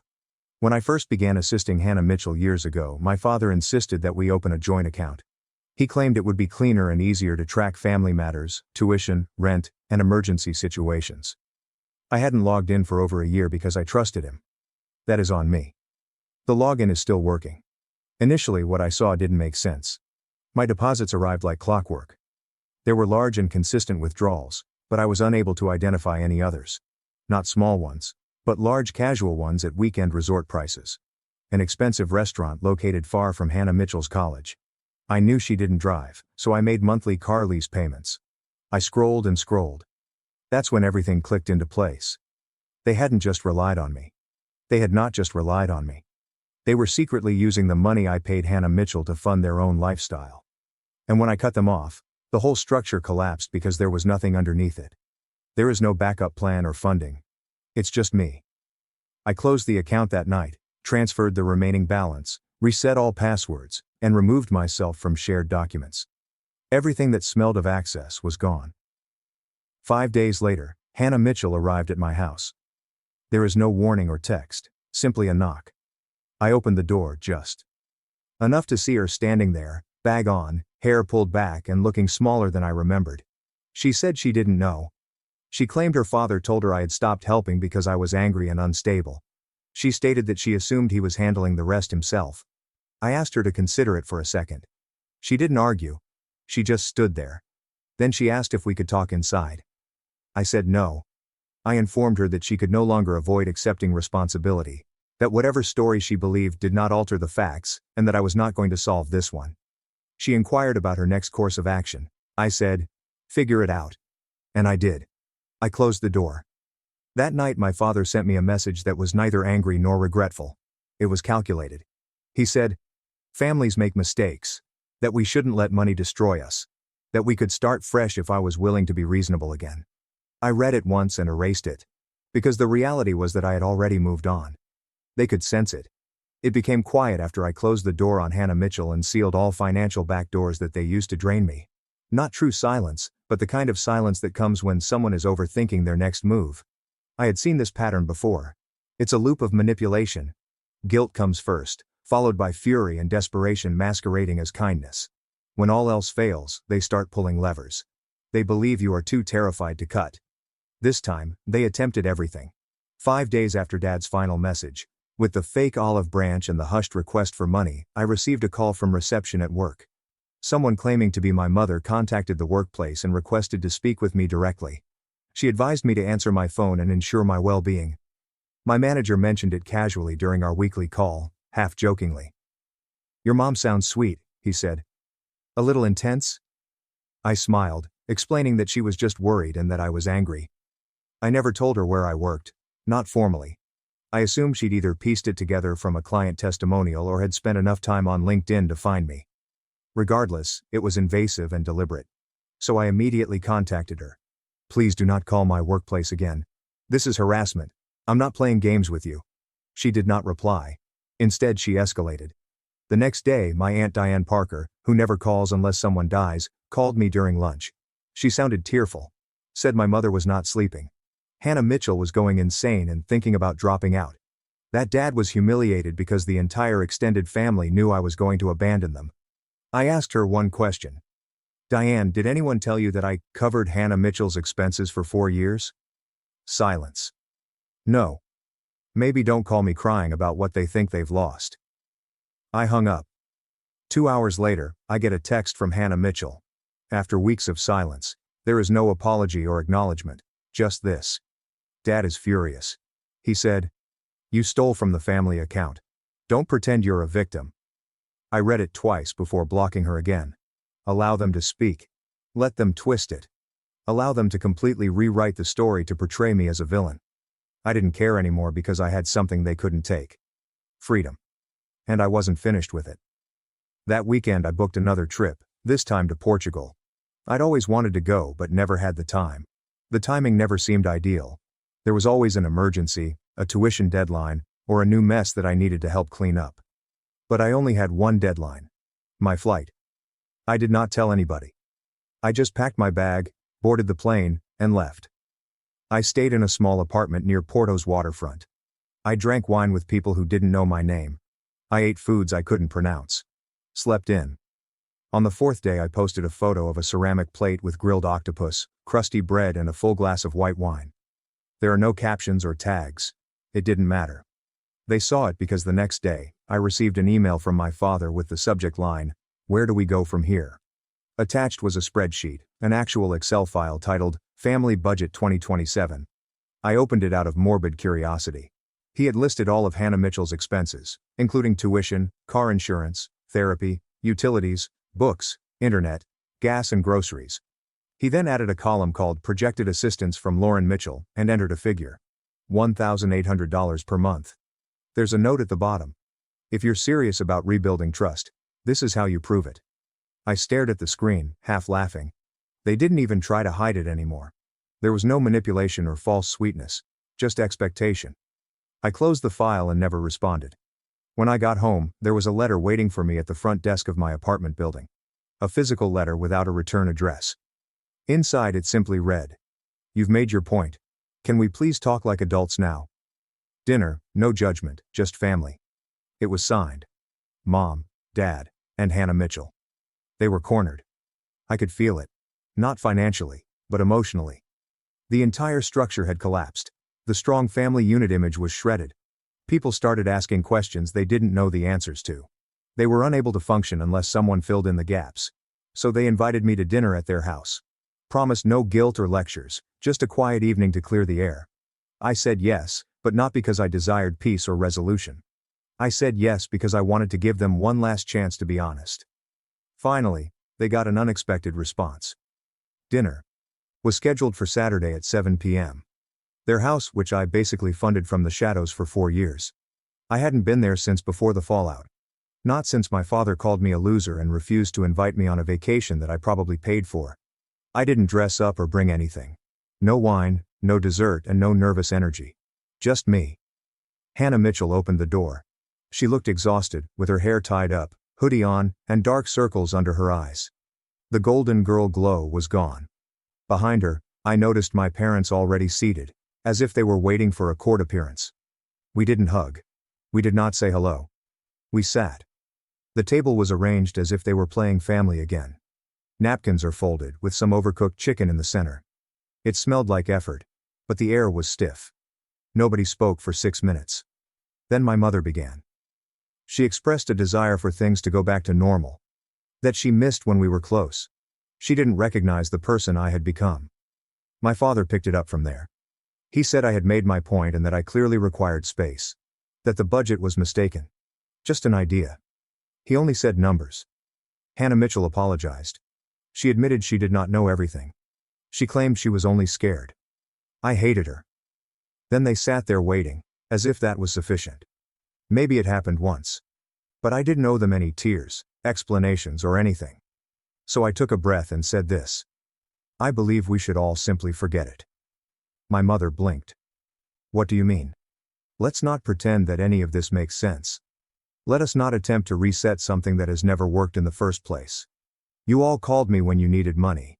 You insulted me when I stopped. You only liked me when I was helpful. So I'm no longer useful, and there's no reason to fix it. We can just be done. They said nothing. I looked at Hannah Mitchell. I hope you graduate. I really do. However, you will have to do it on your own, just like the rest of us. Then I stood up. There was no shouting. Don't slam the door. No dramatic monologues. A simple conclusion to something that should have been over long ago. I walked out, drove home, put my phone on silent, and the whole thing stopped feeling heavy. They didn't call the next day or the day after. There were no more guilt trips, budget documents, or mysterious packages at my doorstep. It was over. Surprisingly, it did not feel like a loss of family. It felt like stepping out of a trap. I don't make many posts these days. I do not need to. I go wherever I want. I eat whatever I like. I pay for only one person. Me. They can call me a loser all they want, but I have never felt more like a winner. It has been 7 weeks since that dinner. 7 weeks ago I stood up from that table, told them we didn't need to fix anything, and walked away from a dynamic I'd been stuck in since I was a teenager. There are no explosions or second thoughts. Only silence. At first I was waiting for something. A guilt text, a rage voicemail, one of those "you misunderstood us" essays they used to enjoy writing. But nothing arrived. Not even from Hannah Mitchell. It's as if they finally understood what I meant. And to be honest, that scared me more than the noise did. Because if someone can stop reaching out so quickly, it makes you wonder how genuine the relationship ever was. It turns out that when I stopped providing, the connection ceased to exist. But here's the thing. The silence didn't hurt as much as I expected it to. It felt clean. After the 4th week, I started to notice something strange. I didn't check my phone every 6 minutes anymore. I wasn't practicing conversations in my head. I wasn't flinching every time I saw a family name in my inbox because they didn't appear at all. And in that space, I began to live as a whole person. I started a side project that I'd been putting off for a year. I caught up on my sleep. Finally joined the yoga studio down the street. I reconnected with a friend I had not seen since college. Someone who, in a single 90-minute coffee date, showed me more genuine warmth than my family had in years. I also checked in with my bank. It's just curiosity. And I saw something I had not seen before. Stability. Not only in money but also in energy, routine and peace. My parents were not depleting my savings with phony emergencies. Hannah Mitchell was not hovering over my shoulder like another. This would be the final favor, and I didn't want to start the day feeling behind schedule. Last weekend I received a message from my cousin Megan Collins. She said she heard I had gone off the grid and that people were concerned about my well-being. I told her that I had never been better. She said quietly, "Good for you. I wish I could do what you did." I told her she could. She didn't respond. I know there's a version of this story that concludes with a dramatic reconciliation, a tearful reunion where everyone finally understands, but real life isn't a film. Sometimes the best ending is to walk away and watch the credits roll in silence. And this is exactly what I'm doing. There will be no more updates, comebacks, or fixes. My father called my boss to accuse me of embezzlement. Because I wouldn't let him control my wedding. I stood up to him and said, "You're not coming." As a child, my parents made it plain that whatever I did had to be accepted by them first. No exclusions. The best example I can provide is when I was 6 years old and had to decide between a blue school bag with stars and a pink one with flowers. My palm lingered over the blue one because I admired the stars. I enjoyed how it made me feel, like if I could become a celebrity someday. But then my mother moaned loudly. She scowled and told me to pick out the pink one because I was a female. I wanted to argue, but my father leaned down and spoke in the low, serious tone he often used when that making decisions without their consent was misbehaved. He warned me disrespectful, and that if I continued to do so, they would have to quit being my mother and father and leave me. I remember my stomach wrenching. I shook my head quickly and replied, "I don't want that." So I grabbed the pink backpack even though I didn't want to. For the way home, they kept complimenting me for listening to them. Now imagine I'm an adult. I work as an event coordinator. I am an excellent organizer of large weddings, business parties, and other events. However, when it came to organizing my own wedding, I absolutely broke apart. At first, David, my fiancé, and I were thrilled. We explored this stunning facility with cathedral ceilings and large windows that allow in natural light. It was perfect. I fell in love with it immediately. But the moment my mother stepped in, she wrinkled her nose and thought it was too ostentatious. I felt an instinctual terror rising in my chest. Without thinking, I said to David, "Maybe we should look at other places." He seemed bewildered, but he went with it. From then, things simply got worse. Every detail, every little thing, I sacrificed to keep my parents happy. I chose the outfit my mother loved rather than the one I had hoped for. I modified the menu 3 times since my father kept saying he didn't like certain foods. We even postponed the wedding date since my mother said spring marriages were cursed. David attempted to bring it up several times. He inquired whether I was truly all right with all of these changes. I grinned and said I'd be willing to compromise. I fooled myself everything was all right. But it wasn't. By the time the rehearsal dinner arrived, I was a shell of myself. I had lost weight and was barely sleeping, but I figured if I simply prepared my parents' supper, it would all be worthwhile. The restaurant we selected was my folks' favorite, the menu was their favorite. I even got my father's college mate to make a toast. I expected them to enjoy it, but my mother drew me away halfway through and told me the centerpieces looked cheap. I wasn't sure what to say. To add salt to injury, I overheard my father doubting our honeymoon location in front of everyone. I felt my cheeks flame with embarrassment. It felt like someone had shoved a knife between my ribs. I walked up, shivering, and attempted to tell them how much their words hurt me, but they simply claimed I was too sensitive and reminded me of how much money they had spent on the wedding. My father criticized me, claiming that the wedding represented our family and that I had ruined everything. Something in me broke, or perhaps it healed. I don't even know. I just felt a peculiar serenity come over me. I thought about what my parents had done to me. Every time I had to ask whether I could become friends with this individual. Every time, I had to inquire if I could order this at a restaurant. Every time they made me feel stupid and incapable of making my own judgments. And I realized something. My folks are crazy. Absolutely absurd. And if I were your buddy, I would advise you to stand up to them and not back down. So, that is what I did. I stared my mother directly in the eyes and told her I was done. They were no longer welcome to the wedding. If they had an issue, they could discuss it with the wall. This was the first time I had done it. And they looked at me with skepticism, as if I was kidding. They really believed I was. But then they saw how serious I was. My father began to object, and I just cut him off, my voice shaky but forceful. I stated that this was not a negotiation. They were not arriving. I informed them that I would sooner cancel the entire wedding than spend the best day of my life pleading for their permission. Everyone at supper fell quiet. I went directly to David and grabbed his hand. My hands trembled, but he squeezed them and looked at me triumphantly. I asked him if he would help me reconstruct the wedding from scratch. He grinned and agreed without hesitation. I almost sobbed right there, but I managed to keep it together. My mother attempted to leap at me, but my closest friend Megan, who had served as my maid of honor, swiftly stood between us like a blasted bodyguard. David and I left, leaving my parents to have a tantrum in the restaurant. But, as joyful as we were unaware of one important fact. My parents did not have to be personally engaged in ruining our wedding. The next morning, I awoke at David's apartment with a strange mix of feelings. Part of me felt as if I was flying on air after finally standing up to my parents. The other portion was experiencing a full-blown panic attack. I kept checking my phone, expecting to find a million missed calls from them. There were none. Megan sent me a text wondering if everything was okay. David served us coffee as I sat at his kitchen counter, trying to digest what had transpired. He didn't force me to speak. He simply put a cup in front of me and kissed the top of my head. That's one of my favorite things about him. He understands when to give me space. So, after I'd finished half of my coffee, he said, "What do you want to do now?" I nearly inquired what he thought we should do. The need to submit to someone else's judgment was overwhelming, but I checked myself. "I want to rebuild this wedding our way." His wide smile made my heart hurt a bit. "Then that's what we'll do." We spent the entire morning writing a list of everything we needed to alter. The venue came first. I phoned the barn we'd originally liked, but they were completely booked for the next 8 months. However, the organizer was quite pleasant and proposed another location, an ancient greenhouse that had been transformed into an event area. We scheduled an appointment to see it that afternoon.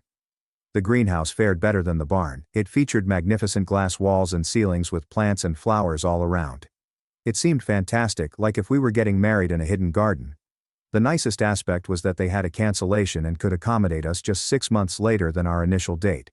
I did not even hesitate. I signed the contract right there. "Are you sure?" David said as we headed back to our car. "You don't need to think about it." I shook my head. "I'm sure. It feels right." And it did. For the first time in my life, making a choice without consulting my parents seemed exciting rather than fearful. It was like discovering a new muscle I didn't know I possessed. this ability to fully trust my own judgment. In the following weeks, we went into full replanning mode. I phoned the bakery and changed our wedding cake from my mother's favored traditional fruit cake, which she even enjoys, to a 3-tier chocolate cake with raspberry filling that David and I both adored. I canceled the stuffy string quartet that my father insisted on and instead engaged a jazz band that a coworker recommended. I even contacted the florist and entirely altered the arrangements, replacing my mother's white roses with wild flowers in blues and purples that reminded me of the meadow where David first told me he loved me. Each adjustment felt like taking a brick from the wall I had constructed around myself. With each decision I took on my own, I felt more like myself, the really me, rather than the version my parents had manufactured. The largest alteration, however, was my clothing. My mom had chosen a gigantic princess ball gown with so many gems that I could scarcely move in it. It was not me at all. So I scheduled an emergency appointment at the little shop Megan recommended. "You don't have to do this if you're not ready," Megan explained as we approached the shop. "We can wait." I shook my head. No more waiting. No more letting other people decide what I want. The boutique consultant was fantastic. She listened to what I really desired. Something simple and beautiful, with clear lines. The third garment I tried on was ideal. It was a sleek sheath dress with a low back and the smallest amount of lace around the borders. When I glanced in the mirror, I did not see my mother's daughter or my father's young child. I saw myself, Sophie, a lady going to marry the love of her life. I purchased it on the spot. The consultant was surprised to learn that no changes were required. It fit like it was designed for me. Perhaps it was. "Your parents are going to flip when they see you in this," Megan told us as we exited the store. I paused walking. "They're not going to see me in it." I meant what I said. "They're not coming to the wedding." Megan appeared doubtful. "Sophie, I know you're mad, but they're your parents. You'll regret it if they're not there." I thought for a while. "You don't understand. This isn't about one fight. It's about my entire life. I can't keep living for their approval." She didn't press it, but I could see she was hoping I'd alter my mind. Everybody did. David's parents contacted that night, anxious about the family split. They proposed that we sit down together and figure things out. David's mother kept saying, "Blood is thicker than water. You only have one set of parents." I thanked them for their care, but I held my ground. Even my supervisor became involved. My parents supposedly phoned her and said I was having a breakdown. She called me into her office the next day, appearing concerned. "Sophie, is everything okay? Your parents seemed very concerned about you."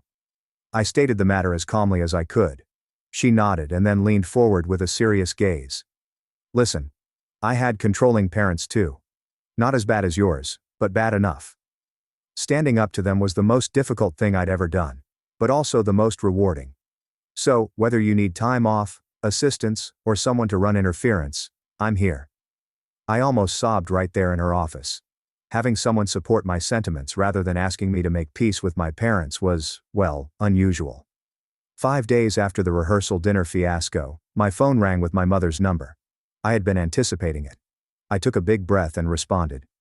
"Sophie, this has gone on long enough," she remarked, without even greeting me. "Your father and I are willing to forgive your outburst if you apologize and come to dinner tonight." I was nearly embarrassed. "I'm not apologizing, Mom. I meant what I said." "Don't be ridiculous. Of course we're coming to your wedding, we're your parents." "No, you're not coming. I've already told the venue security to not let you in." There was a lengthy break. "You wouldn't dare." "I already did." She changed tactics. "What about the money we contributed? We paid for half of everything." "I'll pay you back," I responded, although having no notion how I'd do it. David and I had excellent jobs, but coming up with that much cash on short notice would be difficult. "This isn't about the money," she said abruptly. "This is about respect. After everything we've done for you, this is how you pay us back." I took another long breath. "Mom, I'm hanging up now. Please don't call again unless you're ready to apologize for how you've treated me my entire life." I hung up before she could react. My hands shook, yet I felt strong. I had done it. I had stood my ground. The following day, things worsened. My father's sister, Aunt Carol, contacted me. She has always served as his megaphone when he wants to exploit someone without getting his hands dirty. "Sophie, sweetie, your parents are devastated," she added with her phony kind voice. "Your father hasn't been able to eat or sleep. Is this really how you want to start your married life, with this dark cloud hanging over you? I told her the same thing I told my mother. I wasn't backing down. She sighed heavily. Well, I hope you realize what you're doing to this family. Your cousin Olivia is thinking of not coming to the wedding out of solidarity with your parents. I hadn't even invited her. We hadn't spoken for years. I almost brought this up, but decided it wasn't worth it. Anyone who doesn't want to come doesn't have to, I said. This is about David and me, not family politics. After I hung up, I received a text from my younger brother Ethan. We've never been very close. He's 5 years younger and has always been the nice kid, never questioning our parents. His reply was brief. Mom and Dad are on the warpath. Watch your back. I gave David the text that night. He frowned. What do you think that means? I shrugged, pretending it didn't disturb me. Probably just more guilt trips and flying monkeys. That's what I call the relatives and friends my parents would send to do their dirty work. But deep down, I was concerned. My folks were not the sort to just accept defeat. They'd find a method to regain control and punish me for opposing them. I simply didn't know how yet. I found out the following morning. I received a call from our new venue. The manager sounded uneasy. Miss Wilson, I'm sorry to inform you that we've had to cancel your reservation. My stomach was empty. What? Why? We signed a contract. Yes. Well, we received some concerning information about your event. A Mr. Wilson, your father I believe, informed us that your wedding is actually a cover for an illegal gathering. He provided some very convincing documentation. I was speechless. My father had lied to the venue to persuade them to cancel our wedding. The manager continued, seeming sincerely sorry. We fully refunded your deposit. I apologize for any inconvenience. I hung up and immediately contacted my father. He answered the first ring, as if he had been waiting for my call. How could you? I shouted, not bothering with courtesy. You lied to the venue. He had the arrogance to seem cool. I don't know what you're talking about, Sophie. The greenhouse venue. They just called and canceled our reservation because you told them our wedding was some kind of illegal event. Well, if you had consulted with us before making such an important decision, this wouldn't have happened. The greenhouse was a bad choice anyway. It was too humid for older guests. I was seething with wrath. You had no right to do that. I had every right. I'm your father. Now, if you're ready to be reasonable, your mother and I have some availability this weekend to discuss proper wedding venues. I got off the phone.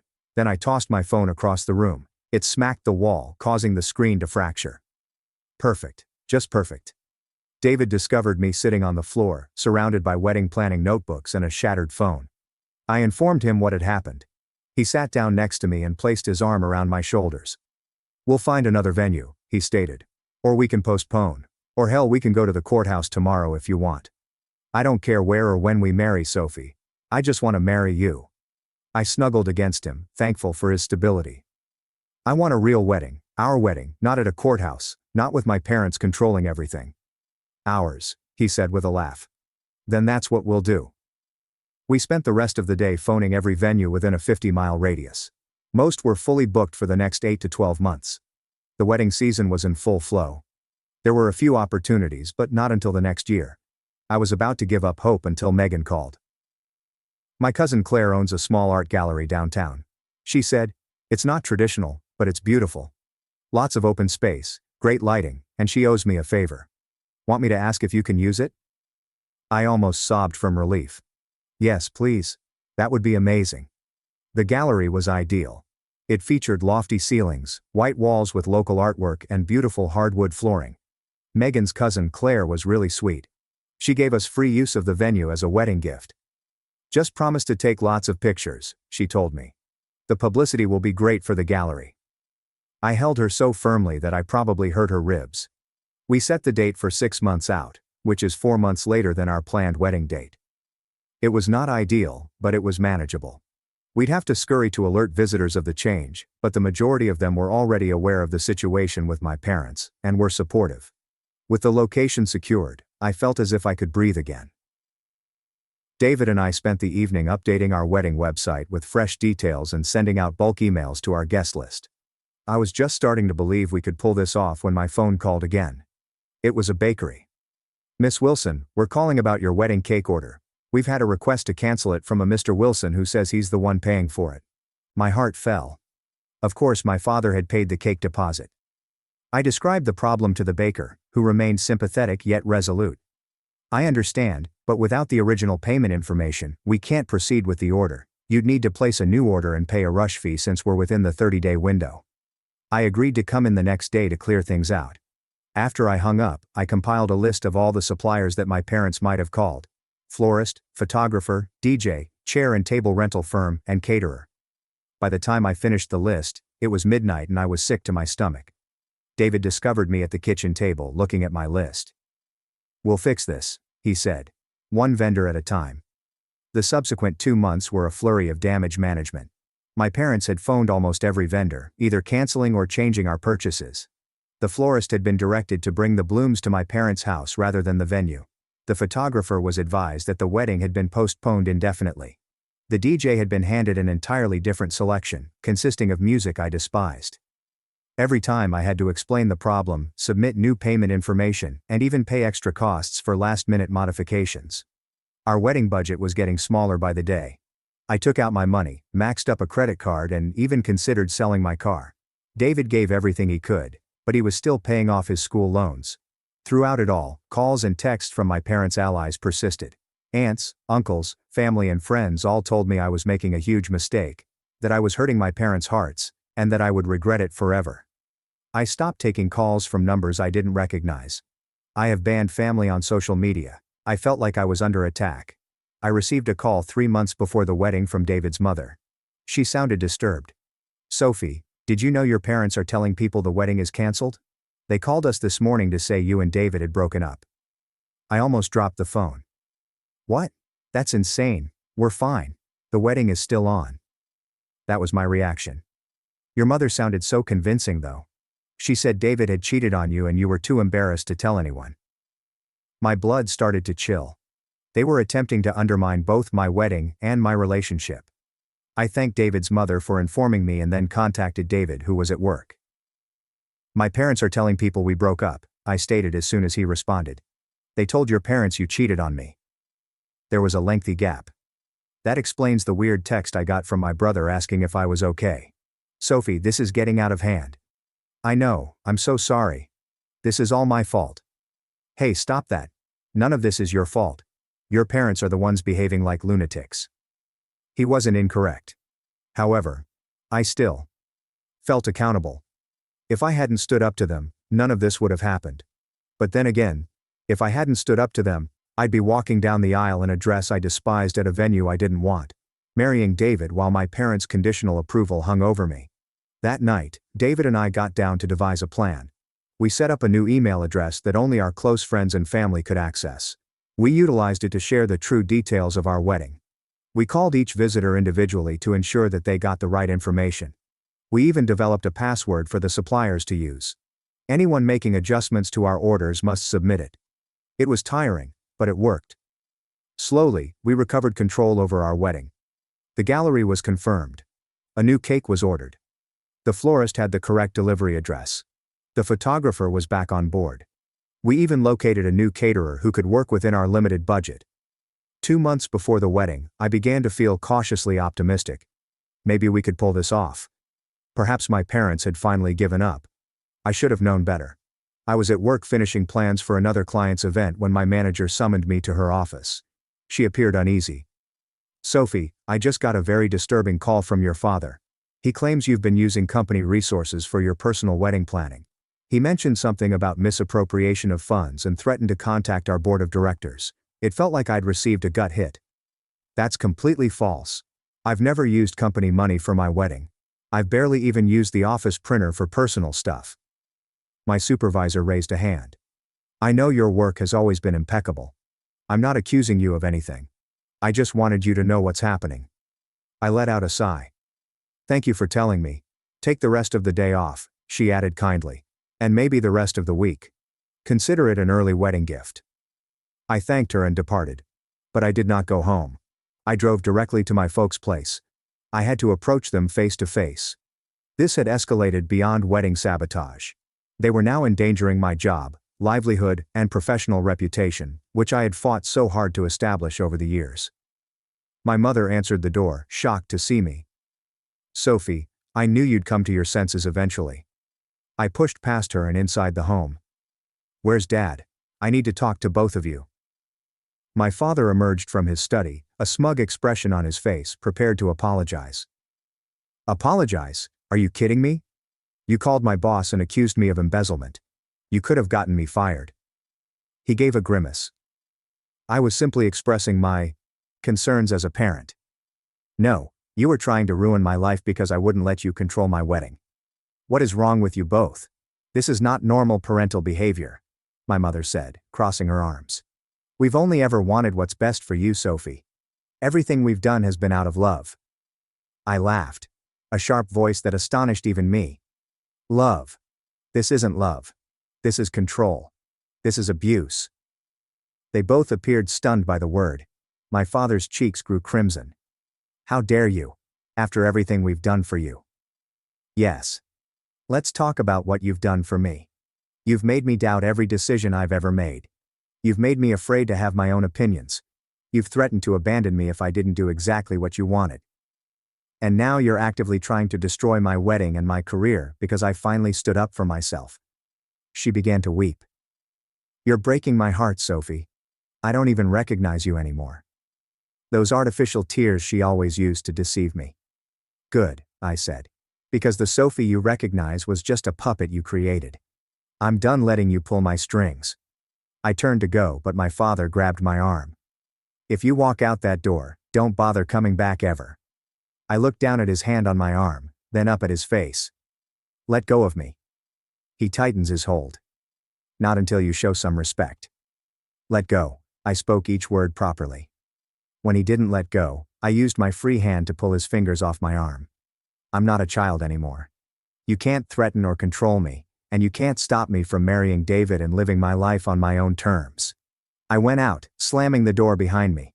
My entire body was trembling. But I felt stronger than I had ever been. In the drive, I called David and explained what had happened. "Are you okay?" he said, his voice filled with concern. "Do you want me to come get you?" "No, I'm okay. Actually, I'm better than okay. I think I finally said everything I needed to say to them. I'm proud of you. I'm so damn proud." I drove home feeling lighter. Despite all that had transpired, I had finally spoken out about the situation. It was abuse. Not severe parenting, overprotection, abuse, or mental and psychological trauma, which had formed my entire existence. The following several weeks were a whirlwind of final wedding preparations. I was anticipating more sabotage from my folks, but nothing occurred. No more canceled suppliers, calls to my office, or relatives turning up to shame me. It was nearly as unsettling as the sabotage itself. 3 weeks before the wedding, I received a letter. There was no return address, but I recognized my mother's handwriting. Inside was a check for the same amount they had donated to the previous wedding, along with a brief letter. "We release you from any obligation to us. Do not contact us again."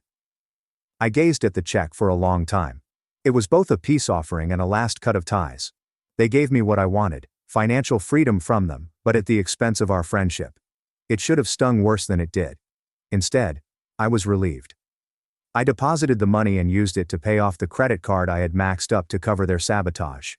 It felt appropriate to use their money to remedy the damage. The day before our wedding, David and I went through the gallery one last time with Megan and Claire. The place looked fantastic. Local artists had contributed additional items just for our occasion. Friends had helped us put up basic yet lovely decorations. Twinkle lights, gauzy cloth hung from the ceiling, and potted plants rather than costly cut flowers. It was not the wedding I had envisioned, it was better. That was ours. Every element represented our likes, preferences, and love story. No parental clearance is necessary.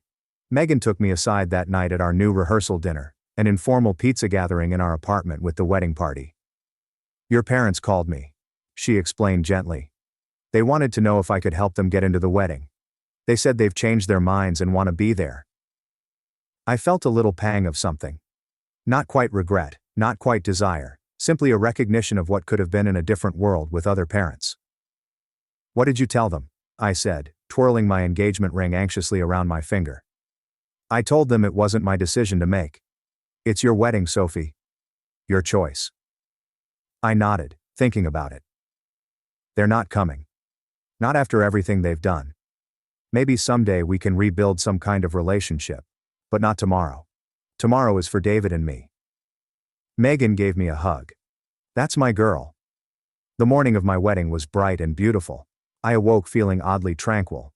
No last-minute panic. There were no second thoughts, only the assurance that I was precisely where I needed to be and doing exactly what I wanted to accomplish. David had spent the night at his closest friend's house, following the tradition of not seeing each other until the ceremony. Megan came over early to help me get dressed. As she was doing my hair, I noticed her looking at me in the mirror. "What?" I asked. "Nothing. You just look different, happier, more you." I cracked a joke. "I feel more like myself." We were just wrapping up when there came a knock on the door. Megan went to answer it while I was finishing up my makeup. I overheard noises in the hallway. Then Megan returned looking frightened. "Sophie, your parents are here." My stomach fell. I sat stopped at my vanity, the mascara wand motionless in my fingers. "What do they want?" I said, my voice barely above a whisper. "They said they wanted to talk to you." "Just talk," Megan remarked, appearing as uncomfortable as I was. "I told them you're getting ready and it's not a good time, but they're insisting." I set down the mascara and took a long breath. A part of me wanted to urge Megan to send them away after everything they'd done. They had no right to be present on my wedding day, yet part of me was fascinated. What could they say now? "I'll talk to them," I determined. "But not alone." "Will you stay with me?" Megan said, squeezing my shoulder. "Of course. Do you want me to bring them in here?" "No," I said firmly. "The living room. I don't want them in my personal space." I looked at my mirror one more time. My hair was done, and my makeup was halfway finished. I was wearing a silk robe over my undergarments, and my dress was hanging nearby. I wasn't completely prepared, but I appeared ready to confront them. I entered my living room with Megan close behind me. My parents stood awkwardly by the couch, appearing out of place. My mother was clutching a tiny gift bag. My father had his hands in his pockets, gazing about my flat as if he were checking for problems. "Sophie," my mother murmured, moving closer. I crossed my arms and said, "You look beautiful." "What are you doing here?" my father said, clearing his throat. "We wanted to see you before the wedding, to apologize." I arched an eyebrow, not believing it for a moment. Apologize for what specifically? For controlling my entire life? For trying to ruin my wedding? For calling my boss and accusing me of embezzlement? My mother was shaking her head. "We went too far. We see that now. We just wanted your wedding to be perfect," my father said. "We got carried away." I nearly laughed. "Carried away? You tried to destroy my relationship and my career because I wouldn't let you control my wedding. That's not getting carried away. That's being abusive." They exchanged looks. And I could see they hadn't expected me to be that forthright. My mother held out the present bag. "We brought you something, a peace offering." I declined. "I don't want gifts. I want you to respect my boundaries." "Please," she persisted. "It's important." I reluctantly accepted the bag. Inside there found a little blue backpack keychain with stars. I gazed at it, puzzled. "It's to replace the one you wanted as a child," my mother said softly. "The blue one with stars that we made you give up for the pink one with flowers." I felt a knot rise in my throat. They recalled that. "After all these years, we've been doing a lot of thinking," my father stated, while speaking with a therapist. He spoke a word that tasted weird in his tongue. "We realize now that we've been too controlling. We were so afraid of you making mistakes that we never let you make choices." I turned the keychain over in my fingers, unsure how to feel. Part of me was moved that they recalled something so important to me as a youngster. Another portion was dubious of this abrupt change of heart. "Why now?" I questioned. "After everything you've done to sabotage my wedding, why show up today with apologies and gifts?" My mom was staring at me. "We got a call from Aunt Carol yesterday. She said she wasn't coming to the wedding because we weren't welcome. She told us we were fools for treating you this way, that we were going to lose you forever if we didn't change." Aunt Carol was my mother's older sister. She had always been the family's black sheep, living her life on her own terms. I had always loved her but seldom saw her since my parents disapproved of her lifestyle choices, which essentially meant she was divorced and had toured the world rather than settling down in our little town. Aunt Carol said that? I inquired, shocked. My father nodded. She said some other things too, things we needed to hear. We don't expect you to forgive us right away, my maternal grandmother continued, or to let us come to the wedding. We just wanted you to know that we're trying to understand and we're sorry. I stood there, clutching the small blue backpack keychain, torn. On the one hand, this appeared to be the apology I had been waiting for my entire life. On the other side, it was really convenient timing. I appreciate the gesture, I eventually said. But I need time. You can't undo decades of control with one apology and a keychain. They nodded, sad but not shocked. We understand, my father responded. We'll go. We just wanted to wish you happiness today. They turned to go, and I felt a weird combination of relief and melancholy as I watched them go. My mother hesitated at the door and glanced back. Your dress, she added, indicating to where it hung in the corridor. It's perfect, much better than the one I chose. It was a minor detail, but it struck me hard. An affirmation that my decision was valid, even better than hers. Tears prickled at my eyes. Thank you, I said. After they went, I sat on the couch, still holding the keychain. Megan sat beside me, silent for a minute. Are you okay? She eventually inquired. I nodded slowly. Yeah, I think so. That was unexpected. What are you thinking? I flipped the keychain over in my hands. I'm thinking that people can surprise you even after 30 years. Do you want them at the wedding? Megan inquired thoughtfully. I thought about it for a long time. No, I concluded. Today is about David and me, about the life we're building together. I'm not ready to have them be part of that yet. Megan clasped my hand. That's fair. Now come on. Let's finish getting you ready. You've got a man to marry. The remainder of the morning sped past. I completed my makeup, slid into my dress, and wore the delicate pearl earrings David had bought me for my birthday. I placed the blue backpack keychain inside my little wedding handbag, not because I had forgiven my parents, but to remind myself of how far I'd come. When it came time to go for the exhibition, I felt a peculiar peace wash over me. There were no butterflies or second thoughts, only the assurance that I was precisely where I was intended to be, and had made the correct decision. The gallery appeared much more gorgeous than I recalled. Claire had installed more lighting, which made the entire place shine. The artwork on the walls seems to come alive in the mellow light. Our guests had neatly set chairs in front of a modest arch covered with foliage and white flowers. I waited in a tiny back room till the visitors came. Through the door I could hear folks murmuring and occasional laughs. Megan popped out from time to provide me with updates. Everyone has arrived, Megan reported. The place is full. My parents? I couldn't help asking. She shakes her head. There is no indication of them. I nodded, feeling a mix of relief and something else that I couldn't quite describe. Good. When it was time, Megan handed me my bouquet. A modest arrangement of wildflowers that complemented those on the bridge. The music began.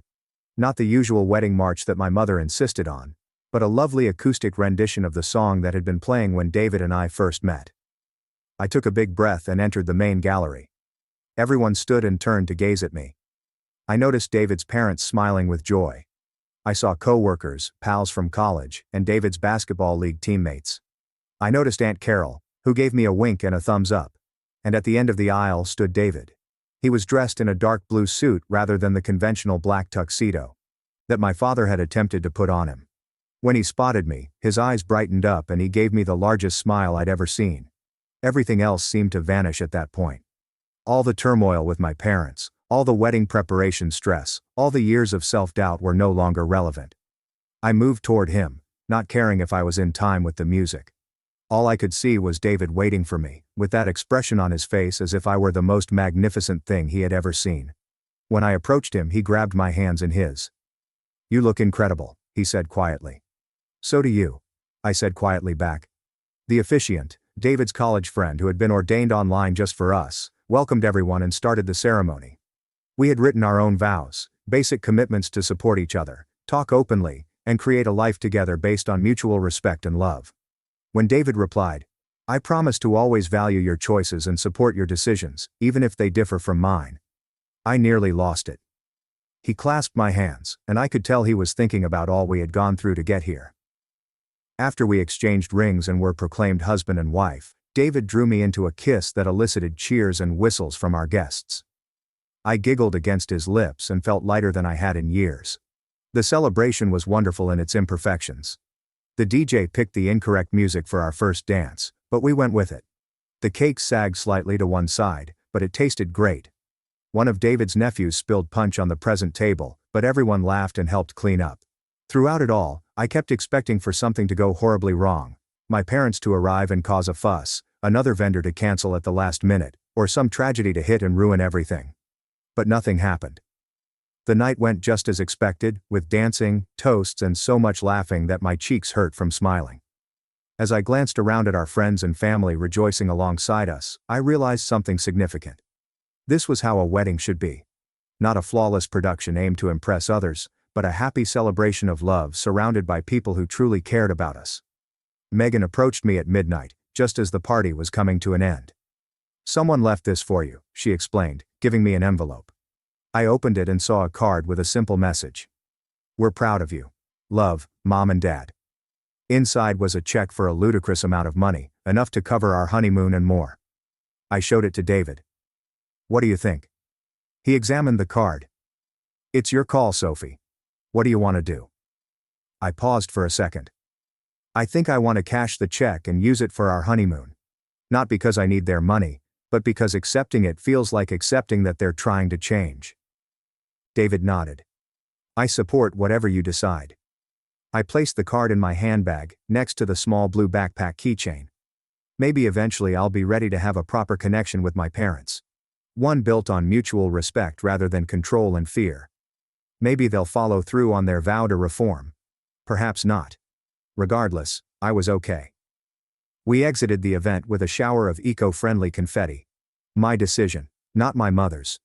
David's automobile was adorned with streamers and the words "Just Married" on the back window. As we drove away, I noticed our friends waving farewell and felt a thrill of appreciation. "Happy?" David inquired, grabbing for my hand. "Incredibly," I said, meaning it. We spent the night of our wedding at a downtown boutique hotel. My parents had originally booked a luxury 5-star hotel, but we ended up in a quirky creative setting that was ideal for us. We were going to go on our honeymoon in the morning. We spent 2 weeks in Japan visiting Tokyo and Kyoto at our own speed, making decisions together along the way. As I lay in bed that night, with David sleeping sweetly beside me, I reflected on the long trip that had taken me here. From a small girl who was terrified to select a blue rucksack to a woman who organized her own wedding. It hadn't been simple, and the journey had been fraught with unforeseen turns. But I had made it. For the first time in my life, I could make my own decisions without fear. I was living on my own terms, and it felt great. I wasn't sure what the future contained for David and me, or for my relationship with my parents. But I knew one thing for sure. Whatever choices I made from here on would be my own. Not my parents, nor anybody else's. Mine. And that was the best wedding present of all. At Easter, my mom mocked me. 33 and still renting. 2 weeks later, my brother called her, voice shaking, "You need to see this. Now." My name is Caleb Monroe. I'm 33 years old, and 8 months ago, my mother stood up at Easter dinner, raised her glass, and informed 29 relatives that I was the only Monroe who still couldn't afford a roof over his head. She said it with a smile, as if it were an innocent comment, not a verdict. At his age, she added, her gaze fixed on me, a guy should at least own something. Laughter spread over the table. "Not too loud, Peta, like when you don't want to be implicated but yet don't want to disagree." My father nodded, looking into his wine as if it could offer him instructions. He always agreed without speaking. My oldest brother, Andrew, reclined back in his chair, giving me a half smile, half shrug. The empathetic kind. The kind that says, "I would help you if you helped yourself." "Everyone moves at their own pace," Andrew said loudly enough for the table to hear. "Not all of us figure things out quickly." My mother reached over to squeeze his arm. "You did," she exclaimed proudly. 5 bedrooms and good schools. That is steadiness." I sat there, fork poised above my plate. Food cooling down, felt my face remain calm as something hot and metallic spread under my ribs. Nobody asked me anything. No one expressed concern about how I paid my expenses or why I lived where I did. My existence has already been summed up for them. Edit it. Distribute it. I smiled. I always grinned because she was mistaken. Just not in the way anyone at the table had imagined. 2 weeks later, Andrew stood transfixed at the front gate of my new home. The phone shook so badly in his hand that he had to rest it on his chest. He did not go inside. He did not even ring the bell. He merely stared, dialed, and spoke into the phone, his voice breaking in a way I had never heard before. "Mom, you should see this right now." But that moment was not unexpected. It was 14 years in the making. At the time, my entire life fit into a 480 square foot studio on Portland's east side. One window, thin walls, and a kitchen faucet that dripped every 4 seconds no matter how tightly I turned the handle. When freight vehicles passed on the main road, the glass rattled as if it were about to leave. I didn't hate the place. At 29 I convinced myself that this was simply the expense of starting from scratch. And I mean zero. I worked as a cybersecurity analyst for a mid-size corporation in downtown. After 5 years of jumping between contract employment and temporary responsibilities that seemed to last forever, I finally got a genuine title. The salary was $74,500 before taxes. Monthly payments for student loans were $1,650. I consumed a lot of rice, frozen vegetables, and whatever protein was the cheapest that week. I drove a 2013 Honda Civic with a damaged dashboard and a radio that only worked when you struck a pothole exactly right. I had a spreadsheet on my phone. Groceries, gauze, rent, and savings. It told me just how much I could spend without getting behind. Some individuals consider that restricting. I called it survival. That was the story of my life my mother liked to tell her relatives. Except she always made things sound worse. "Caleb is still renting a little studio," she'd say at family dinners, her voice echoing across the table. "That tech thing he does is so unpredictable. I worry about him." What she did not disclose was why I got student debt in the first place. When I was 19, 2 weeks before starting my freshman year at Oregon State, my mother sat me down at the kitchen table. Her voice was gentle. She practiced how it feels when she has already decided on the outcome. "Your college fund did not survive the market." She claimed it was gone. "I'm so sorry." I cried.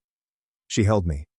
The next morning, she assisted me in completing federal loan papers as if this was standard procedure, as if there had never been another option. Meanwhile, my older brother Andrew's life shifted in the opposite way. By the age of 28, he bought a 5-bedroom mansion on Lake Otsego. I'm married and expecting my first child. When asked how he did it, my mother always recounted the same story. "Andrew made a save." She would say he's always been financially savvy. "I planned beforehand."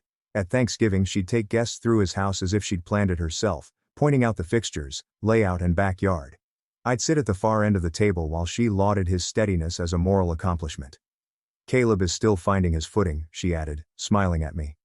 "Everybody moves at a different rate." Andrew nodded compassionately. Sometimes he'd pat my shoulder and say, "You'll get there, man." As if encouragement could replace equal footing. My father never contradicted her. He cut his food carefully and remained quiet. I wholeheartedly believed my mother regarding the college fund. I believed that for many years. I based my adult life on the belief that I was simply unlucky because Andrew had been better prepared. That notion persisted until one phone call on a Wednesday night in October 2023. After that, nothing in my past looked the same again. The call arrived on a Wednesday night in October. I sat on the floor of my studio. I opened my laptop to debug a firewall setting for a customer presentation the next morning. The apartment was silent, save for the faucet. Drizzle, drip, drip. 4-second intervals. I hadn't bothered to correct it. Some things you simply learn to live with. My phone vibrated. Uncle Robert. He never called. We texted on birthdays. That was it. I almost left it to voicemail. "Caleb," he said when I picked up. His speech sounded tense, as if he had been walking in circles. "I've been debating this for a long time and can't take it any longer." "Carrie what?" I inquired. There was a pause. I could hear him breathing. "Your mother did not lose your college funds." The words had landed, but they did not make sense yet. "She withdrew it," he explained. "All of it. $47,920. In April you turned 19. I did not speak. I glanced at my laptop's screen, the lines of code blurring together. "I was in the bank," Robert continued. "I watched as she signed the withdrawal form. I told her that it was wrong. She advised me to mind my own business. Then she didn't talk to me for 2.5 years. The faucet continued to drip on time as if it had a job. The money was transferred directly into her joint account with your father. He stated that Andrew closed on his house 2 weeks later. I slid from the couch to the kitchen floor. Cold tile hit the backs of my legs. The phone pressed firmly against my ear. I did not cry. Something beneath my ribcage suddenly became silent, like a pilot light dying out. "You still there?" Robert inquired. "I'm here. I understand this is a lot, but you deserve to know." "Yes," I said. My voice did not sound like mine. "I did." Before hanging up, he said one more thing. "I preserved the bank statements. Caleb and all of them. Tell me when you're ready." The call went dead. I sat on the floor for a long time afterwards. I did not sleep that night. I laid on my back staring at a water spot on the ceiling, and did the math. I withdrew $48,000 during my senior year. Even with cautious growth, that fund would be worth much more now. However, the money was not the worst part. The toughest aspect was understanding that my mother had not panicked. She had not made an error. She had made a choice. And she'd been telling me lies about it for 14 years. I did not confront her. This astonished me at first. Anger was present, hot, sharp, and ready, yet I could already see how that conversation would unfold frame by frame like a movie I had seen my entire life. If I phoned my mother, she would either deny it, soften it, or cry, causing a misunderstanding. She'd claim Robert was bitter, that he had always despised her, and that he was attempting to poison me against the family. Andrew would defend her without even knowing he was doing so. He'd say things like, "Mom would never do that," or, "You're exaggerating the situation." My father would sit in his recliner, the TV turned up 3 notches higher than usual, and say nothing. Within 48 hours my mother would have contacted every aunt and cousin to inform them that poor Caleb was in a downward spiral. That work stress was getting to me, and I was acting out because I felt insecure. I would not just lose the debate, I would become the problem. Confrontation gives liars a platform. I lay there that night, staring at the ceiling. I can feel something settling in. Not peace. Clarity. A crisp, cold awareness of how this family operated. If I remained silent, nothing changed. I stayed with the footnote. A cautionary tale. The son who rented and worked in the technology field. If I addressed her, I would lose control of the plot. Neither option propelled me forwards. So around 1:40 a.m., I opened my laptop. I created a spreadsheet. 3 columns. Monthly income, monthly savings, and target. The aim was not modest. It was in the mid-7 figures. I didn't connect any emotion to it. It wasn't vengeance. It was mathematics. I stopped worrying about fairness. Fairness is a theoretical concept. I began thinking about leverage. I determined I was not going to argue my way to respect. I was not going to beg for acknowledgement. I was not going to explain myself to those who gained from misinterpreting me. I planned to develop something so strong that it would not require any defense. I shut down the laptop, set my alarm for 6:15, and fell asleep for the first time that night. I had a presentation in the morning and a much longer plan in the works. The next morning, I put on a clean clothing, drank awful coffee, and went to work as if nothing had happened. That became a pattern. I did not make an announcement. I did not confront anyone. I didn't even tell Uncle Robert that I was ready for the statements yet. I simply showed there and worked silently, relentlessly, and with a level of intensity I had never knew I possessed. There was only one person in the company I trusted. Diane Whitaker, VP of Threat Intelligence. 56. Silver Bob. She wore reading glasses on a chain, like a librarian, and could break down your entire network in 12 minutes. I did not inform her about my family. Not then. I asked one question. What does it take to advance up here? She stared at me over her spectacles for a long time, not evaluating or measuring. You are already doing the work. She said you only had to quit being invisible. She slipped the folder across her desk. A suggestion for conducting an enterprise security audit. Our largest client is a regional hospital network. The previous team leader had quit in the middle of the project. Tight timeline, high visibility, and no room for error. This is yours if you want it. She said it was nasty. If it fails, it will be very loud. If it works, those above me will learn your name. I took the folder. My life became consumed with work and discipline throughout the course of the next year. 11-hour days became the norm. 13 wasn't uncommon. I transferred 35% of my paycheck to an investment account, index funds. Nothing spectacular, and I forced myself to forget that money existed. On Sundays, I meal planned chicken and rice. I stopped going out. I discontinued my streaming subscriptions not out of misery, but with intention. Every modest sacrifice has a purpose. Now. At home, the faucet continued to trickle. I allowed it. Nothing changed during family dinners. My mother continued telling everyone I was still renting. Andrew continued nodding compassionately. My father remained quiet. I did not contest the story. Thus it remained unchanged. I stopped saying anything about my employment. Not because I was hiding it, but because whenever I discussed employment in the past, my mother dismissed it as if I was talking about a pastime.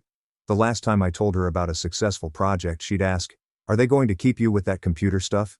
Within 2 phrases, she had turned the subject to Andrew's backyard remodeling. So I stopped talking. Nobody noticed. The hospital audit was completed on schedule, under budget, and without incident. The client agreed to renew for 3 years. Diane gave me a 2-line email on the final day of the contract. "Nice work. Come see me Monday." Diane called me into her office again 13 months later, on a Wednesday night. I assumed that something went wrong. I was mistaken. She promoted me to team leader. Salary rose to $118,000. New badge, floor, and title in the company directory. I did not make a post about it. I did not call my family. I've just updated my spreadsheet. A year may alter everything if you don't spend it justifying yourself. Christmas arrived.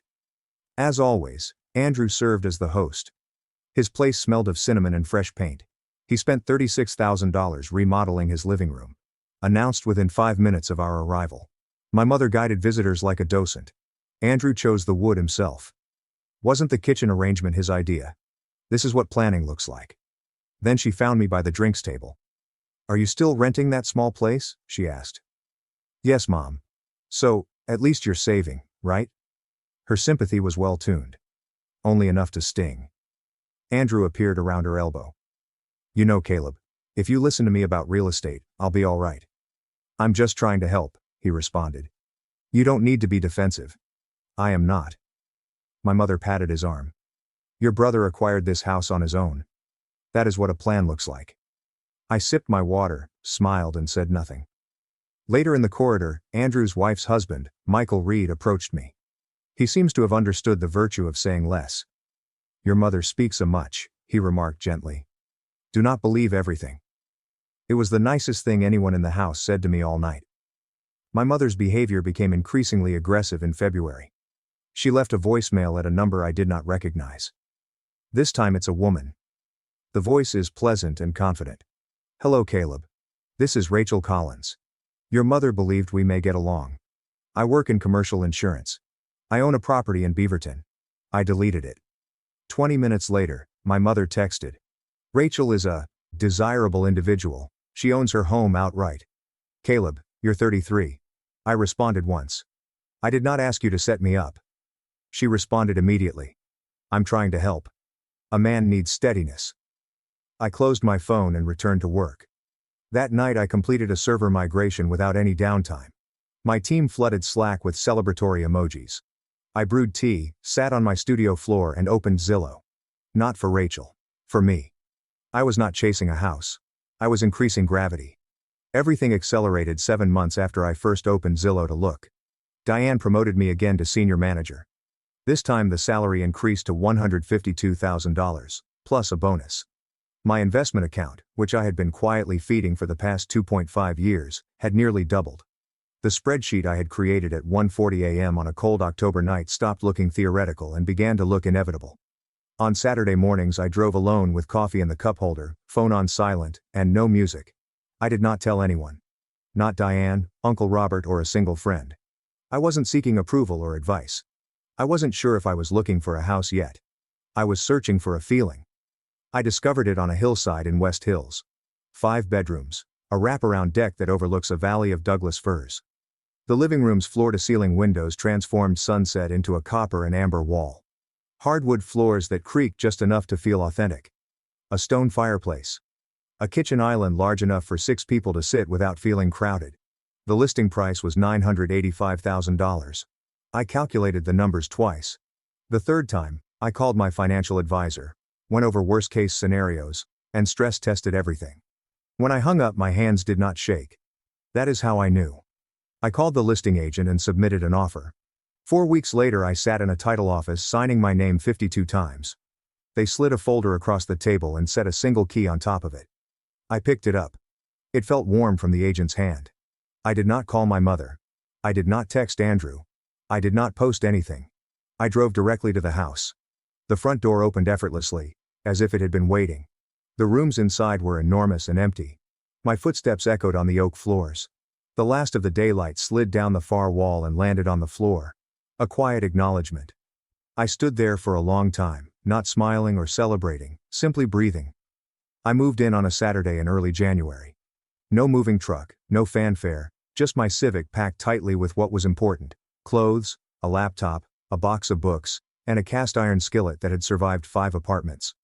The house echoed as I walked through it. Sunlight poured through the glass wall, creating long rectangles on the bare floor. Outside, the trees swayed in a cool breeze. I slowly furnished it. First, there's a deep gray couch that you can sink into. Then there was a bed frame and an estate sale kitchen table made of solid maple that was scarred and heavy. I liked the scars. They made it seem earned. One weekend, I painted the living room wall behind the fireplace a warm white. 2 coats, sore arms, and paint on the knuckles. I did not mind. The only person I invited over was Diane Whitaker. She stood in the entryway taking in the ceiling. The view. The silence. She remained silent for quite some time. "This is stunning," she said finally. "Does your family know?" "Not yet." She looked at my face, then nodded. "You are not punishing them by keeping this quiet. You are protecting yourself." Maybe. Or maybe I just didn't want to give them something else to criticize. After Diane left that night, I tucked the deed away in my desk drawer. I didn't realize it yet. But the drawer was going to hold more than just paperwork. It was going to contain the truth. I did not tell my family about the house. There was no announcement, no accidental slip, and no social media breadcrumbs for my mother to follow and interpret. The silence was intentional. This time silence didn't mean absence. It was a placement. I was waiting for the appropriate moment to set it down. That moment came during Easter. Andrew hosted, as he always does. There are 22 people under one roof. Kids are on the floor. Adults holding wine glasses and expressing their opinions. My mother moved through the house as if she owned it, narrating every improvement Andrew had made as if she had personally signed the checks. I stayed until dinner.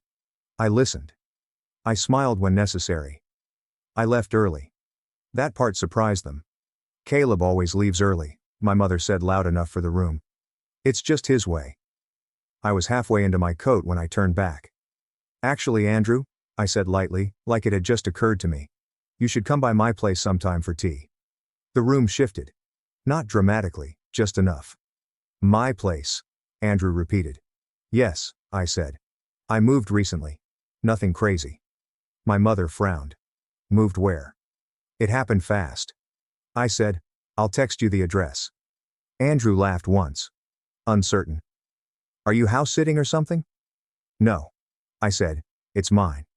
That was the seed. I didn't explain. I didn't elaborate. I didn't defend the statement. I just let it exist. "Saturday at 2:30, I added, "if you're free." Andrew hesitated. He looked at my mother. She looked back at him, calculating. Something had gone off script and she didn't like not knowing her lines. "Sure," he said finally. "I'll come." "Great," I said. "Bring coffee if you want. Or don't." I pulled on my jacket and headed for the door behind me. I could already hear my mother recalibrating. "He's probably renting something else," she said quickly. "You know how he is." But I caught something else before the door closed. Uncle Robert, sitting in the corner, met my eyes and smiled just once. That week passed slowly. On Saturday morning, I cleaned not because the house was dirty, but because I needed my hands busy. I vacuumed floors that didn't need it, wiped down a granite island that no one had touched. I set 2 mugs on the kitchen table. At the edge of the counter, she cinched. My phone vibrated. "Andrew, on my way." "What's the address again?" I sent it. A pause. Then another message. "West Hills. That's a nice area." I didn't reply. I set the kettle on, arranged the scones, and waited. Andrew arrived at 2:17. I know the time because I was already standing by the window when I heard gravel crunch under his tires. His SUV stopped at the edge of the driveway and just sat there, engine running, visible from the living room. I could see him through the windshield, staring at the house like it had violated some internal rule he'd been living by. He didn't get out right away. 45 seconds passed. Then another. Finally, the engine cut. He stepped out. His keys were still in his hand and he looked up at the front of the house. The windows, the deck, the slope of the hill behind it. His mouth opened slightly, then closed again. I opened the door before he rang. "Hey," I said. "You made it." He walked up the path slowly, like the ground might change under his feet. When he stepped inside, he stopped dead in the entryway. The ceiling rose above him. The staircase curved off to the right. Straight ahead, the living room opened into glass and sky. "This is," he turned in a slow circle. "This is your place." "Yeah." He walked forward without taking his shoes off, crossed the living room, put his hand on the stone fireplace like he needed to feel something solid. Then he moved to the glass wall and stared out over the valley. "How?" he asked finally. "I worked," I said. "I saved." He laughed once. It came out wrong. Too sharp. "No, I mean, how did you afford this?" I didn't answer right away. I walked into the kitchen, poured hot water over the tea, and set 2 mugs on the table.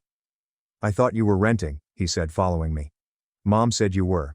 I said, "Now I'm not." He sat down heavily in one of the chairs, elbows on his knees, hands clasped together. I watched his fingers start to shake. "This doesn't make sense," he said. "I mean, I'm the one with the house. The kids." Then he stopped himself. Then he did something I didn't expect. He pulled out his phone, his thumb hovering over the screen like it didn't want to do what he was asking it to. He hit dial anyway. 1 ring. 2. "Mom," he said the second she picked up. His voice cracked immediately. "You need to come here right now." I heard her voice through the speaker, sharp with alarm. "What's wrong? Are you okay?" "Just come," he said. "I'll send the address." He hung up and stared at the table. The steam from the mugs curled between us. "You didn't tell anyone," he said quietly. "No." "Why?" I met his eyes. "Because I wanted you to see it before you heard about it." That's when it hit him. Not jealousy, not anger, disorientation. The kind that comes when the story you've lived inside your whole life suddenly doesn't fit the room you're standing in. He leaned back in the chair and covered his face with both hands. Outside, the trees moved in the wind. Inside, something foundational was cracking, and my mother was already on her way. My mother arrived in 17 minutes. That's fast, considering she lived across town and it was a Saturday. She must have driven like the house was on fire. I heard her heels before I saw her. Sharp, purposeful clicks on the stone path. My father followed a few steps behind. Slower. Uncertain. Andrew opened the door before I could. "Come in," he said. "You need to see this."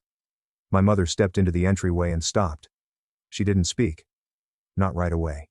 She took in the ceiling first, then the staircase, then the living room, the wall of glass, the valley stretching out beyond it. Her face went pale, then flushed like her body was trying to decide which reaction was safer. "What is this?" she asked finally. "My house," I said. "Welcome." She moved forward, touching things as she went. The back of the couch, the stone of the fireplace, the edge of a bookshelf. She walked to the glass wall and stared out, breathing shallowly. "But you never said." Her voice thinned. "How could you afford?" "I'm a senior director at my company," I said evenly. "I've been one for a year. My salary and investments covered it." She turned sharply. "Since when?" "Since you stopped asking about my job." My father was still standing in the doorway. He hadn't come any farther in. His eyes were wet. His hands were shaking. "I'm proud of you, son," he said quietly.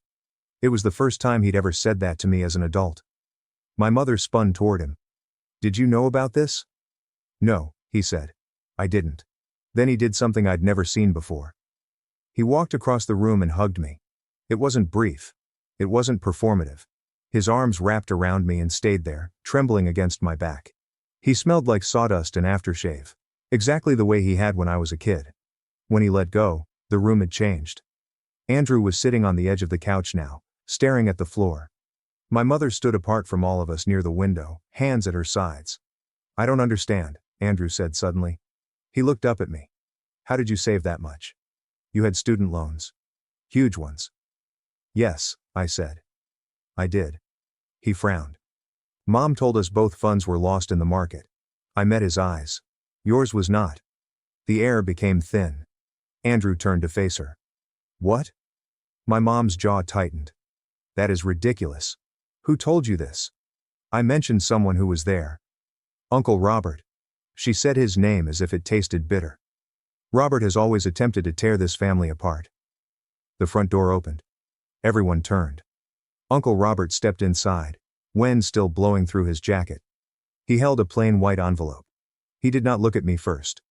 He looked at my mother. Hey, he replied calmly. Traffic was difficult. He walked to the kitchen table, placing the envelope between the teapot and the untouched scones. Nobody moved. After a long pause, I opened it. I took out my bank statement and laid it flat on the table. Pacific Northwest Federal Credit Union. I said the custodial account was opened in 2006. Beneficiary, Caleb Monroe. Custodian Evelyn Monroe. I ran my finger down the page. April 9th. $47,920. Full withdrawal. Evelyn Monroe has given her consent. I looked at Andrew. 2 weeks later, your down payment was cleared.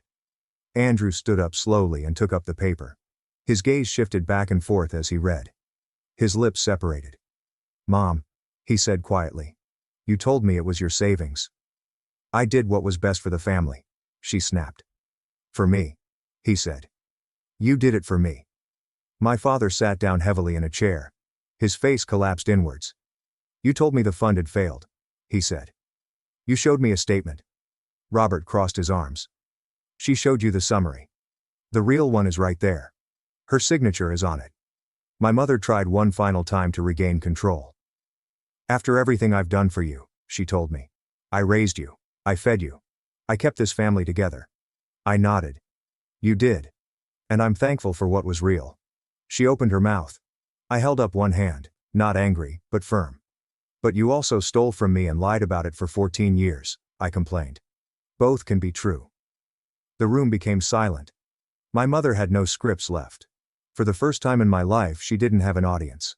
I did not raise my voice. This was the part that surprised everyone. Anger would have made sense. Yelling would have been expected. My mother had survived for decades under the assumption that if things got loud enough, she could redirect them. I was not going to give her that. I'm not asking for my money back, I said. Andrew gave me a sharp look. My father did as well. My mother froze as if she had misheard. I do not need it. I continued. I created this without it. I motioned around the room. Not broadly. Just enough. That does not erase what happened, I stated. However, you cannot claim that this is motivated by greed or resentment. It's about the truth. My mother inhaled, preparing for another defense. I did not let her start. What has changed now, I explained, is the story. I focused on Andrew first. You're not allowed to feel guilty on my behalf, I said. However, you must stop pretending that you earned something on your own when you did not. He nodded once, tightly. He refused to argue because he was ashamed. I then turned to my father. You don't get to be quiet anymore, I said gently. Silence is not neutrality.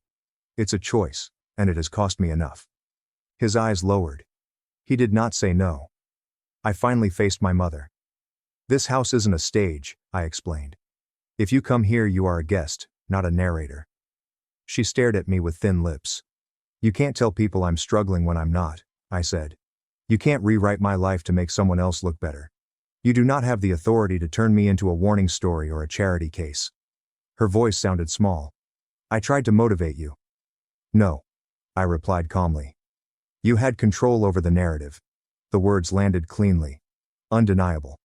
I said, I am not going to cut anyone off. However, I am establishing rules. Honesty, no side conversations, no concerned phone calls to family members about my life. I paused. And if those rules don't work for you, I explained, that's fine. You simply won't be here. The teapot clicked gently as it cooled. Nobody argued because there was nothing left to argue over. The fallout did not occur all at once. It moved in the way that truth usually does in families like mine. Quietly, sideways, carried by phone calls that were never meant to travel far. By Sunday night, everyone knew what Andrew had told his wife. She informed her sister. That sister informed her husband. By Monday morning, my phone was ringing. Aunt Lorraine comes first. Caleb, she said breathlessly. Your mother informed us that you were struggling. For years we didn't know. I did not correct her tone. I did not need to. I know, I replied. Uncle Harold called next. Kid. Why didn't you say anything? There was a pause in the line. A long one. Would you've believed me? I asked. He didn't respond. Cousin Emily texted. I feel ill. I apologize for every time I offered assistance you didn't require. What none of them said, but everyone understood, was that they hadn't simply been misinformed. They had been managed. My mother had long controlled the family narrative and no one questioned it. She had no need for dramatic lies. She used gentle editing, soft framing, and concern rather than accusation. By the time the truth was revealed, it was clear how carefully the story had been maintained. And once broken, it couldn't be fixed. Relatives began calling my mother not to comfort her, but to ask difficult questions. She was unable to redirect questions with a laugh or a change of subject. Why didn't you let us know the fund had been withdrawn? Why did Caleb think it was gone? Why did Andrew believe it was your savings? Her responses were not as effective as they had previously been. She was constantly jealous. Robert is dramatic. I did what I felt was best. None of this mattered. There was a bank statement on my kitchen table with her signature at the end. Ink has the ability to end arguments. The calls slowed and then stopped. Lorraine did not invite her to book club that month. Harold did not ask her to plan the 4th of July cookout. A cousin quietly removed her from the family group chat, which I hadn't been added to in the first place. My mother did not rage. She did not confront anyone. She simply stopped breathing. The telephone stopped ringing. The invitations dried up. Her decades-long authority dissipated without ceremony. Andrew, too, pulled back. This time out of confusion rather than anger. The ground he'd been standing on for his entire adult life had shifted, and he wasn't sure where to put his feet. For the first time, my mother was not the focal point of the room. She was just another person waiting to be called, but no one was dialing. The silence that followed was not peaceful. It had been unfamiliar for weeks. My phone remained mostly silent. There are no checking-in messages disguised as concern. There were no family updates filtered through my mother's voice, only space. At first it seemed like something was missing. Then I realized what was causing it: pressure. Andrew was the first to reach out. He did not call. He texted. Would you like to get coffee sometime? It's just us. We met halfway between our houses, on neutral ground. A small cafe with uneven tables and espresso potent enough to break through denial. He seemed tired. Not the overworked kind. The unraveling kind. I keep replaying it, he said after a long pause. Mom talked about the bank statement as if it were nothing. I nodded. I did not interrupt. I never asked where the money came from. He continued. I really wanted the house. I wanted to feel like I had succeeded. And Mom made it easy to avoid looking too closely. That does not make you evil, I replied. It makes you human. He swallowed. This makes me complicit. We sat with it. Not accusing, not absolving, simply honest. I don't need you to punish yourself, I explained. I just need you to stop pretending that we started from the same place. He nodded once. That was enough for now. A week later, Uncle Robert arrived with a bottle of wine and the same quiet grin he always gave when he knew more than he said. We sat on the deck as the sun set in the valley, turning the trees copper and gray. He said, Your grandmother would have loved this place. I looked at him. He nodded at Grandma Eleanor. She's the one who started your college fund with $60 per month from her Social Security check. She told your mother it was for your education. No exceptions. Something in my chest broke open. All those years, I thought no one was looking out for me. Nobody was keeping score. I burst into tears right then. Not out of anger, but out of relief, knowing that even as the story around me was being rewritten, the truth had been planted early and patiently. Robert did not say anything. He simply slid a napkin across the table. Andrew and I began meeting once a month following that. At first it was awkward, but it soon became easier. Not rebuilding the past, but creating something new. I hadn't forgiven my mother yet, but I stopped hearing her voice in my head. And that was the start of healing. Summer arrived quietly. No announcements or milestones were shared in group chats. Days simply stack on top of one another, in the best sense, steady and unremarkable. On a Wednesday morning in July, Diane Whitaker asked me to stay on a Zoom call after everyone else had left. The screen went black except for her square. She adjusted her glasses and smiled as if she knew the answer to a question. We're restructuring, she explained. Security operations are conducted across the entire enterprise. I want you to lead it. She did not dress it up. She did not need to. Vice President of Security Operations with a mid-seven-figure portfolio and teams spread across 4 offices. Real authority, not a symbolic one. I accepted. I thanked her. I shut my laptop. That was it. I did not make a post about it. I did not call my family. I did not even inform Andrew right away. Some things feel different when they are yours first. Before anyone else could react to them, the house settled in. Mornings on the deck with coffee and a low fog hanging over the valley. Evenings with the fire lit. The windows cracked just enough to let in the smell of rain and pine. I replaced the dripping faucet. My father and I fixed the loose railing one afternoon without saying much. He did not apologize. He did not explain. He just showed up. My mother called once in late August. I left a voicemail. Her voice seemed smaller than I remembered. "I hear you're doing well," she said. I am glad I did not call her back. Not out of spite, but out of clarity. I was not prepared to let her narrate this chapter, even in quiet.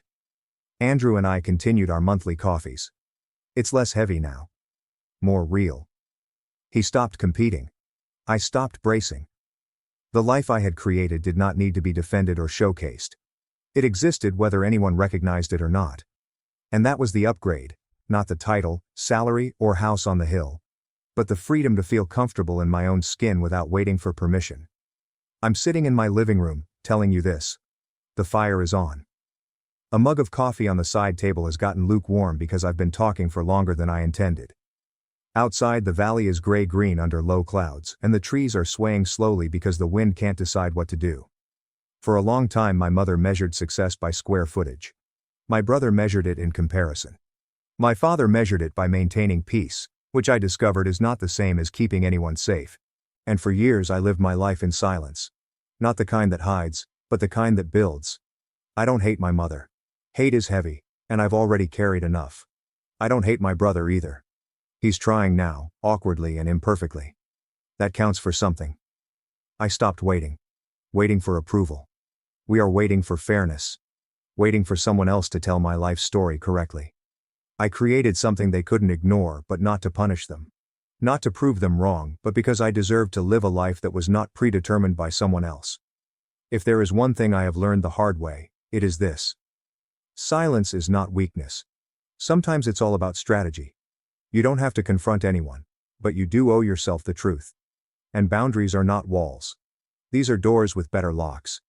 If any of that resonated with you, let me know which line hit the hardest in the comments. I read each one. My sister demanded my income and Dad told me to leave. I canceled his mortgage and used his illegal paper trail to annihilate them. By 8:32 p.m., on New Year's Eve, I was standing in my dad's oppressive, mahogany-paneled dining room in Portland, Oregon, staring down at a cold plate of prime rib and a half-empty glass of cheap grocery store champagne. My sister was sitting across from me, acting like she had a legal right to my paycheck. I'm Maya. I'm 35, a systems architect at a mid-sized tech firm, and for the entirety of my adult life, I have been the designated emergency fund for this family. Whenever something broke, whenever a poor decision was made, whenever reality caught up with their delusions, my phone rang. A blown car transmission, a sudden rent shortfall, an exorbitant private school fee for my niece, a tiny emergency that somehow always miraculously cost me 4 figures. That night, the dining table was suffocatingly crowded. My dad, Arthur, sat at the head of the table like a king holding court. My sister, Chloe, sat beside him, her husband Kyle aggressively chewing his food as if none of this conversation involved him. Chloe's 2 kids were literally throwing bread rolls at each other, knocking over water glasses while everyone smiled and called it high energy. My adopted status wasn't spoken out loud.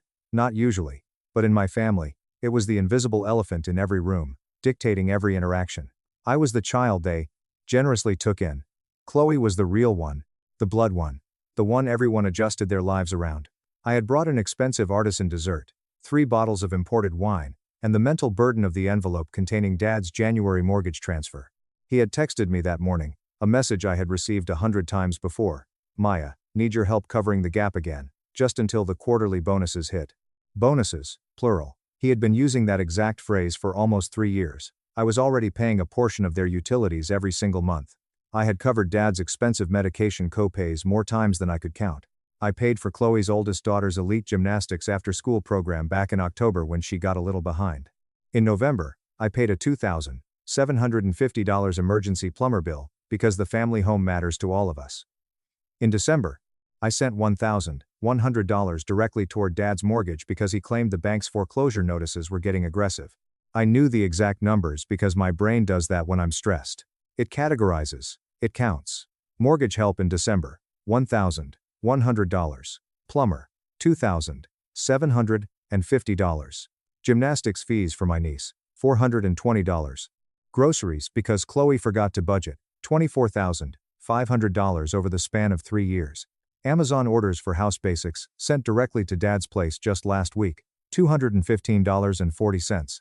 I knew all of this because I had every single receipt saved in a hidden, encrypted folder on my phone simply titled, Family Debt. The kids were screaming. Chloe's youngest had mashed potatoes in his hair, and nobody even blinked. Kyle was on his third IPA, and his fifth unsolicited opinion about the economy.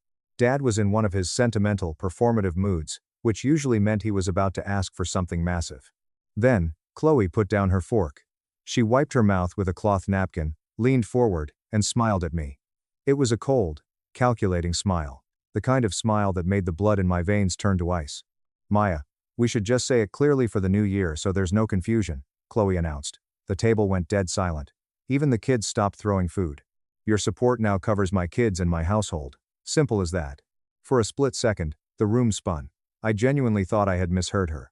Not because she mumbled, but because the words were so breathtakingly blunt, so dripping with entitlement, that they sounded like dialogue from a bad movie.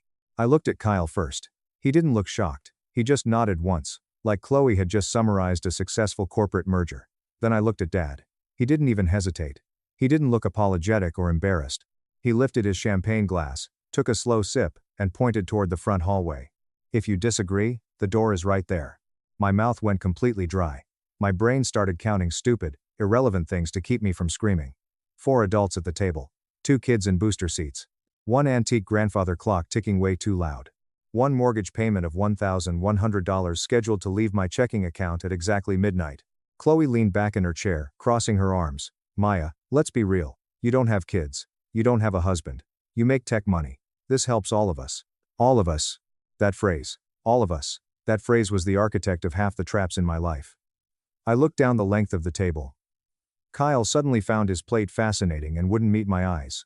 Dad wore that rigid, authoritative expression he always used when he was about to disguise cruelty as practicality. My stepmother, Helen, just kept meticulously cutting her meat as if she were completely deaf to the total collapse of basic human decency happening 2 feet away from her. Chloe's daughter looked at me, then quickly down at her lap.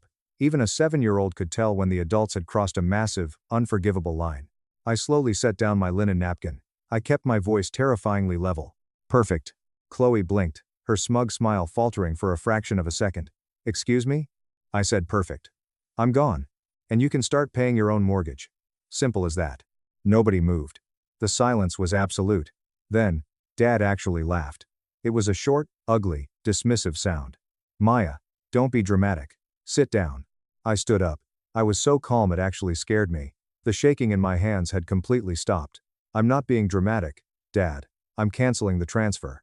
Chloe's entire face contorted. The smugness vanished, replaced by sheer panic. Maya, you wouldn't. I didn't argue. I pulled out my phone, unlocked it, opened my banking app, and navigated to the scheduled transfers page. I held the screen up so they could all see the glowing interface. I hit Cancel Series. January mortgage transfer canceled at 8:36 p.m. I read aloud. I didn't yell. I didn't cry. I didn't deliver a tearful monologue about how much they had hurt me. I calmly walked over to the coat rack, picked up my wool trench coat, grabbed my car keys, and picked up the untouched artisan tart I had brought. I looked back at them one last time. You just confused access to me with ownership of me. And I walked out into the freezing Portland rain. I got into my car, locked the doors, and just sat there with both hands gripping the steering wheel. The rain was coming down in sheets, blurring the streetlights. I didn't scream. I just opened that hidden folder on my phone, the one they didn't know existed. Because there was something else they were going to find out later, and it was going to cost them so much more than a missed mortgage payment. To understand how we got here, you have to understand the psychology of my family. I was adopted when I was 3 years old. Nice people hear that and say, oh, that's beautiful. Curious people ask, do you know your biological parents? But my family weaponized it, not directly. Never in a way you could record and play back without sounding oversensitive. It was more like a high-pressure weather system you are forced to live inside. Chloe was your sister by chance. You were the blessing we chose, Dad used to say at dinner parties. It sounded incredibly sweet, until you grew up and realized that chosen translates to indebted, real fast. I learned very early on that endless gratitude was the currency expected from me. Chloe got grace. I got expectations. If Chloe forgot a bill, she was just overwhelmed. If I hesitated to pay it for her, I was selfish. If she needed help, family steps up. If I needed space, I was being cold. I bought a small, 2-bedroom condo when I was 30. Nothing extravagant. Just a quiet place with a tiny balcony, a view of a wet parking lot, and 3 stubborn pine trees. But it was mine. And that independence threatened Dad more than I understood at the time. The morning after the New Year's Eve dinner, I woke up to exactly 14 text messages. Dad, call me immediately. Chloe, you embarrassed me in front of my children. You are toxic. Helen, Maya, dear, this can all still be fixed if you just calm down and apologize. Kyle, you completely overreacted, Maya. It was just a conversation. Dad, again, the mortgage is due on the 3rd. Stop being childish, and send the money. I made a cup of black coffee, sat at my kitchen island, and replied to exactly one text. In the family group chat, I wrote, I am no longer paying any expenses for your house or Chloe's household. Do not ask again. The bank is closed. Dad responded in under 30 seconds. After everything we did for you. We took you in when nobody else wanted you. There it was. The adoption debt, finally unwrapped and slammed on the table. I didn't answer. Wave 1 of their retaliation was pure, unadulterated guilt. Calls I ignored. Voicemails about family unity.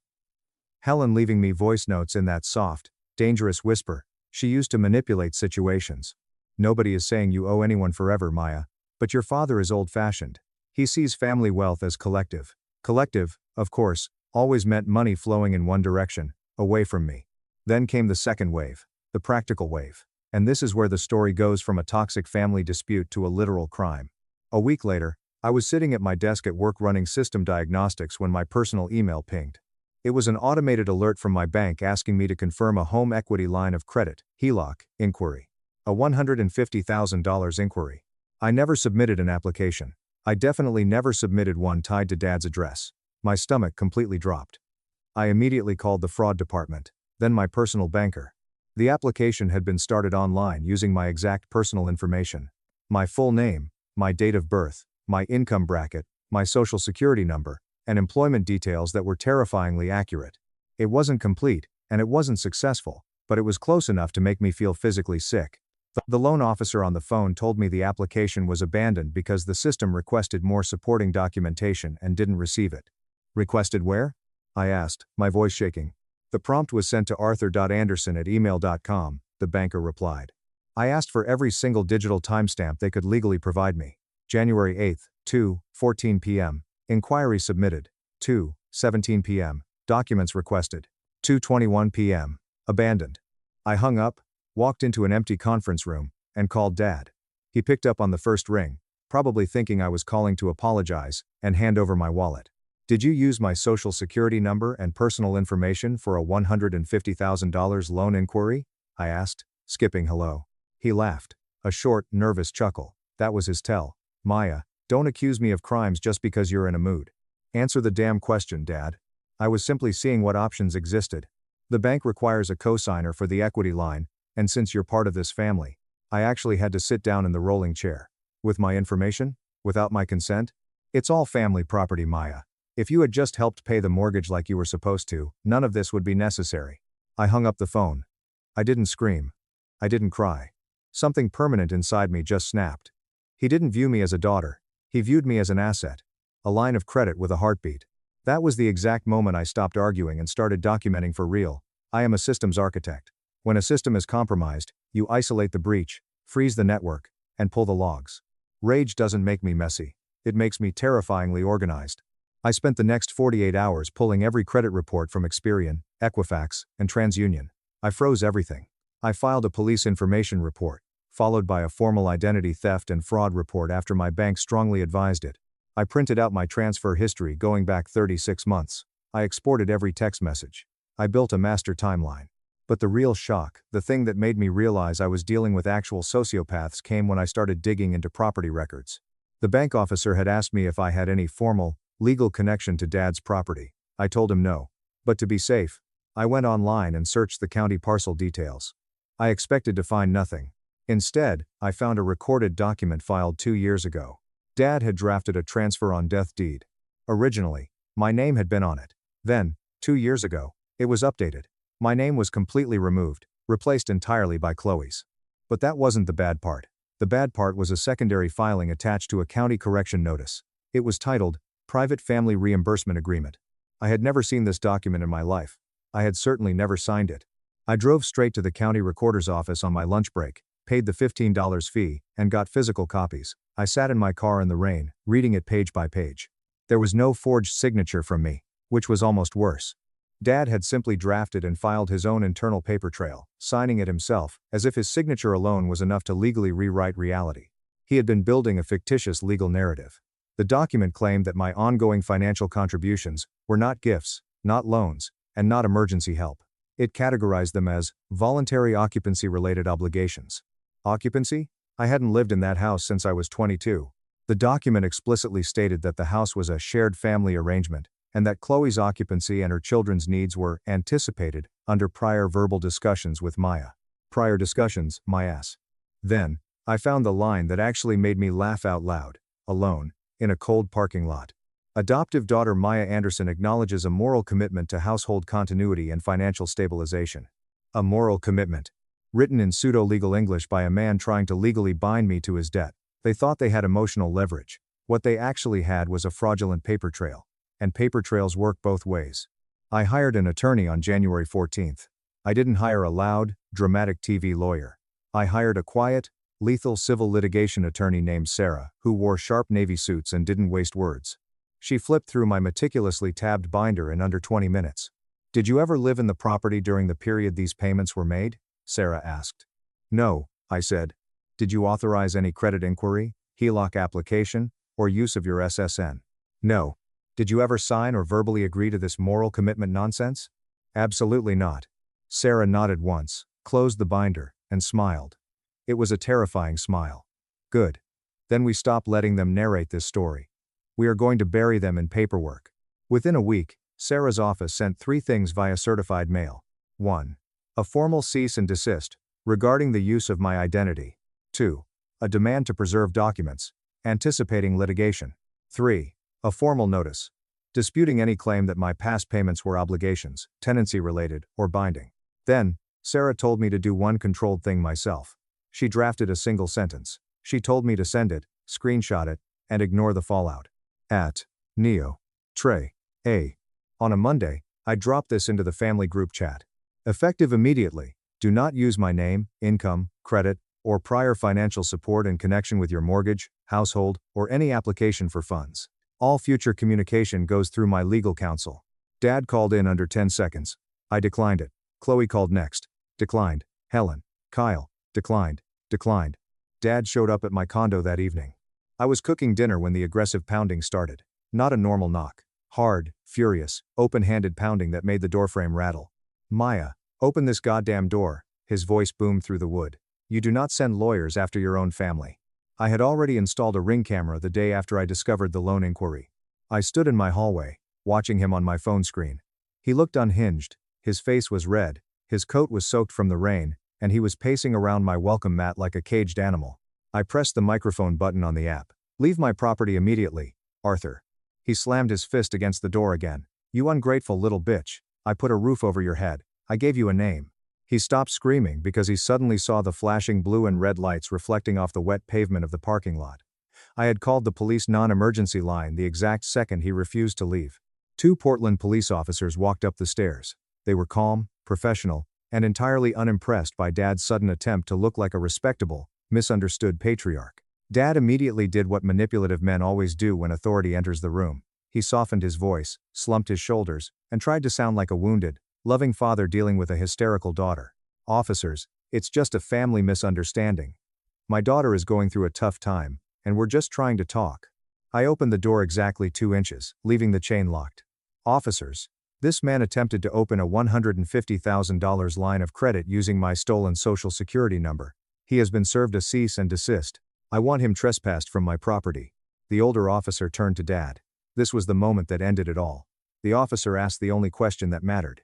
Sir, did she authorize the use of her personal information for a loan? Dad started rambling about context. Well, you see, the house is a family asset, and we have an internal agreement regarding household continuity. Sir, the officer interrupted, his voice hardening. Yes or no?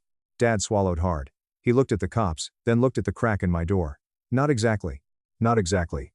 It was the most devastating, pathetic admission I had ever heard. The officer stared at him for a long, agonizing second. Then, he unclipped his radio, took a step closer to Dad, and explained the trespass warning language so plainly, so aggressively, that even Dad couldn't pretend this was a misunderstanding anymore. If you return to this address, you will be arrested. If you contact her outside of her legal counsel, it will be documented for a restraining order. Do you understand? Dad left. He looked pale, furious, and suddenly very old. 2 days later, Chloe tried her own desperate tactic. Since she couldn't come to my house, she showed up at my tech firm. I was in the middle of a sprint planning meeting when my phone buzzed with a message from the front desk. Your sister is here in the lobby. She's demanding to see you and is causing a bit of a scene. I didn't go down. I called Marcus, our head of building security. I explained that an estranged family member was trespassing and I felt unsafe. 5 minutes later, I watched from the second-floor glass atrium as Marcus and another guard politely but firmly escorted a screaming Chloe out of the revolving glass doors. She was shouting about how I was starving her children. She texted me a photo of her kids standing in the rain looking sad, with the caption, "Hope your pride was worth hurting them over. You are a monster." I took a screenshot, forwarded it to Sarah without comment, and blocked Chloe's number forever. The irreversible step came the following week. I spent an entire Saturday changing every remaining shared point of access in my life. I purged my emergency contacts. I deleted old account recovery emails. I reviewed my life insurance beneficiaries, making sure everything was left to a charity. I updated my HR file at work, changed my credit freeze pins, and even changed the entry code to my building. I completely erased my digital footprint from their lives. And because my lawyer, Sarah, was a shark who knew exactly where to smell blood, we pushed the bank's internal fraud complaint process to the absolute limit. We formally subpoenaed the IP address and documentation logs from the abandoned HELOC application. The results were chilling. The bank confirmed that the inquiry was initiated from Dad's home IP address. But worse, we discovered how he got my exact income figures. He had uploaded a PDF to the bank's portal to try and prove my income. It was an old insurance comparison document I had emailed to Helen 3 years ago when she was helping me compare dental plans. That document had my exact salary, my SSN, and my employment history on it, which meant this wasn't confusion. It wasn't an accident. It was calculated, intentional identity theft, facilitated by my stepmother keeping my documents. The absolute second Sarah forwarded that evidence to Dad's newly hired, panicked defense attorney, the entire tone of the war shifted. There were no more lectures about family unity. There were no more guilt trips about my adoption. Suddenly, they were absolutely terrified. Helen ambushed me at a local coffee shop near my office. She literally jumped out of her SUV and tried to hand me a cheap, ugly silver locket that belonged to Dad's mother. "Maya, please, this is a family heirloom. Surely we don't want permanent damage over a silly paperwork error. We can resolve this privately." I didn't take the locket. I looked at her and said, "Permanent damage is what you do to a bank account. What you did to me is a felony. Speak to my lawyer." I walked away, leaving her standing on the sidewalk holding the cheap necklace. "You're taking this too far," she screamed after me.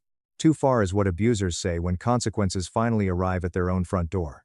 The funny thing is, peace is incredibly boring. That's how you know it's real. By March, my life had gotten smaller, quieter, and infinitely better.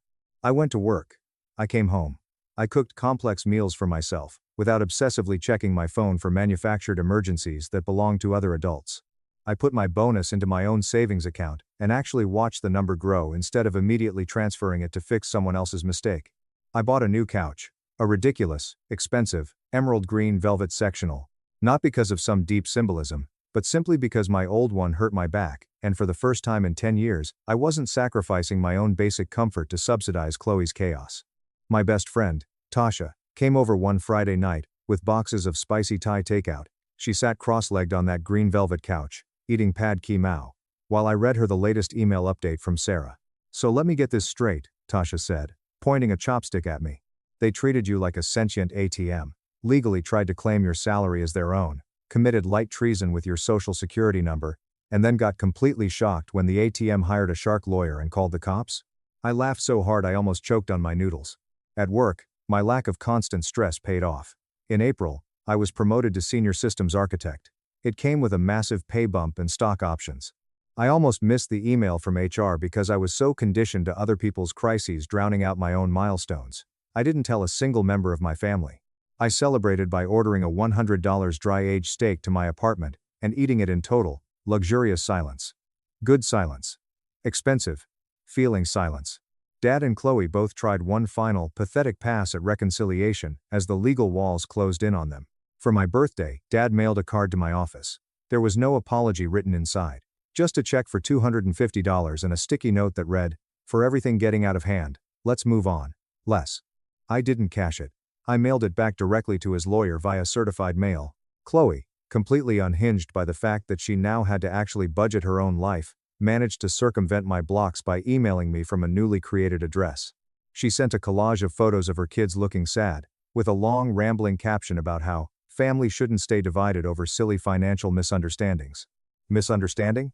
Like she hadn't proudly announced that my income was her household infrastructure over a plate of roast potatoes and sparkling cider. I replied once, exactly once. "I am not available for financial exploitation disguised as family love. Do not contact me again." Then I blocked that email address too. As for the legal side, nothing cinematic happened. There was no explosive courtroom speech, no dramatic collapse on a witness stand.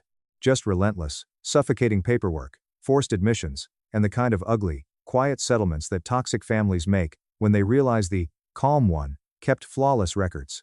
Faced with the undeniable proof of the IP address logs and the stolen insurance PDF, Dad's lawyer advised him to surrender completely to avoid me pushing for criminal fraud charges. Dad had to formally, legally withdraw any claimed reliance on my financial support. He had to sign a legally binding declaration, drafted by Sarah, stating that the private family reimbursement agreement was completely fabricated, null, and void, and that I owed them absolutely nothing. That document mattered to me more than any amount of money. I didn't need revenge. I didn't need to see him in handcuffs. I just needed the absolute truth pinned down on legal paper where they couldn't twist it, manipulate it, or wiggle it into some softer shape later. I was never obligated. I was never legally responsible for Chloe's household. I was never the backup mortgage plan just because they unilaterally declared it over dinner. And being adopted did not make me an open line of credit in exchange for the privilege of belonging to them. That was the real thing they found out later, not just that I had the spine to leave, but that I had the proof to destroy their narrative. And undeniable proof is very inconvenient for people who survive by rewriting the story. Now, when co-workers or acquaintances ask whether I speak to my family, I don't give them the polite, socially acceptable answer. I tell the truth. Not really. I speak to my lawyer if I need to. I speak to myself a lot more kindly than I used to. I trust my own reality. And I speak up a hell of a lot faster the second someone starts confusing love with entitlement. Because that is the absolute moral of this story, if there is one. The people who benefit the most from your silence, your guilt, and your endless sacrifices will always be the first ones to call your boundaries cruel. They will call you selfish for finally putting up a fence around your own life. Let them call you cruel. Let them call you selfish. Set the boundary anyway. Protect your peace, freeze your credit, and keep the receipts. Because access to you is a privilege, not a family right.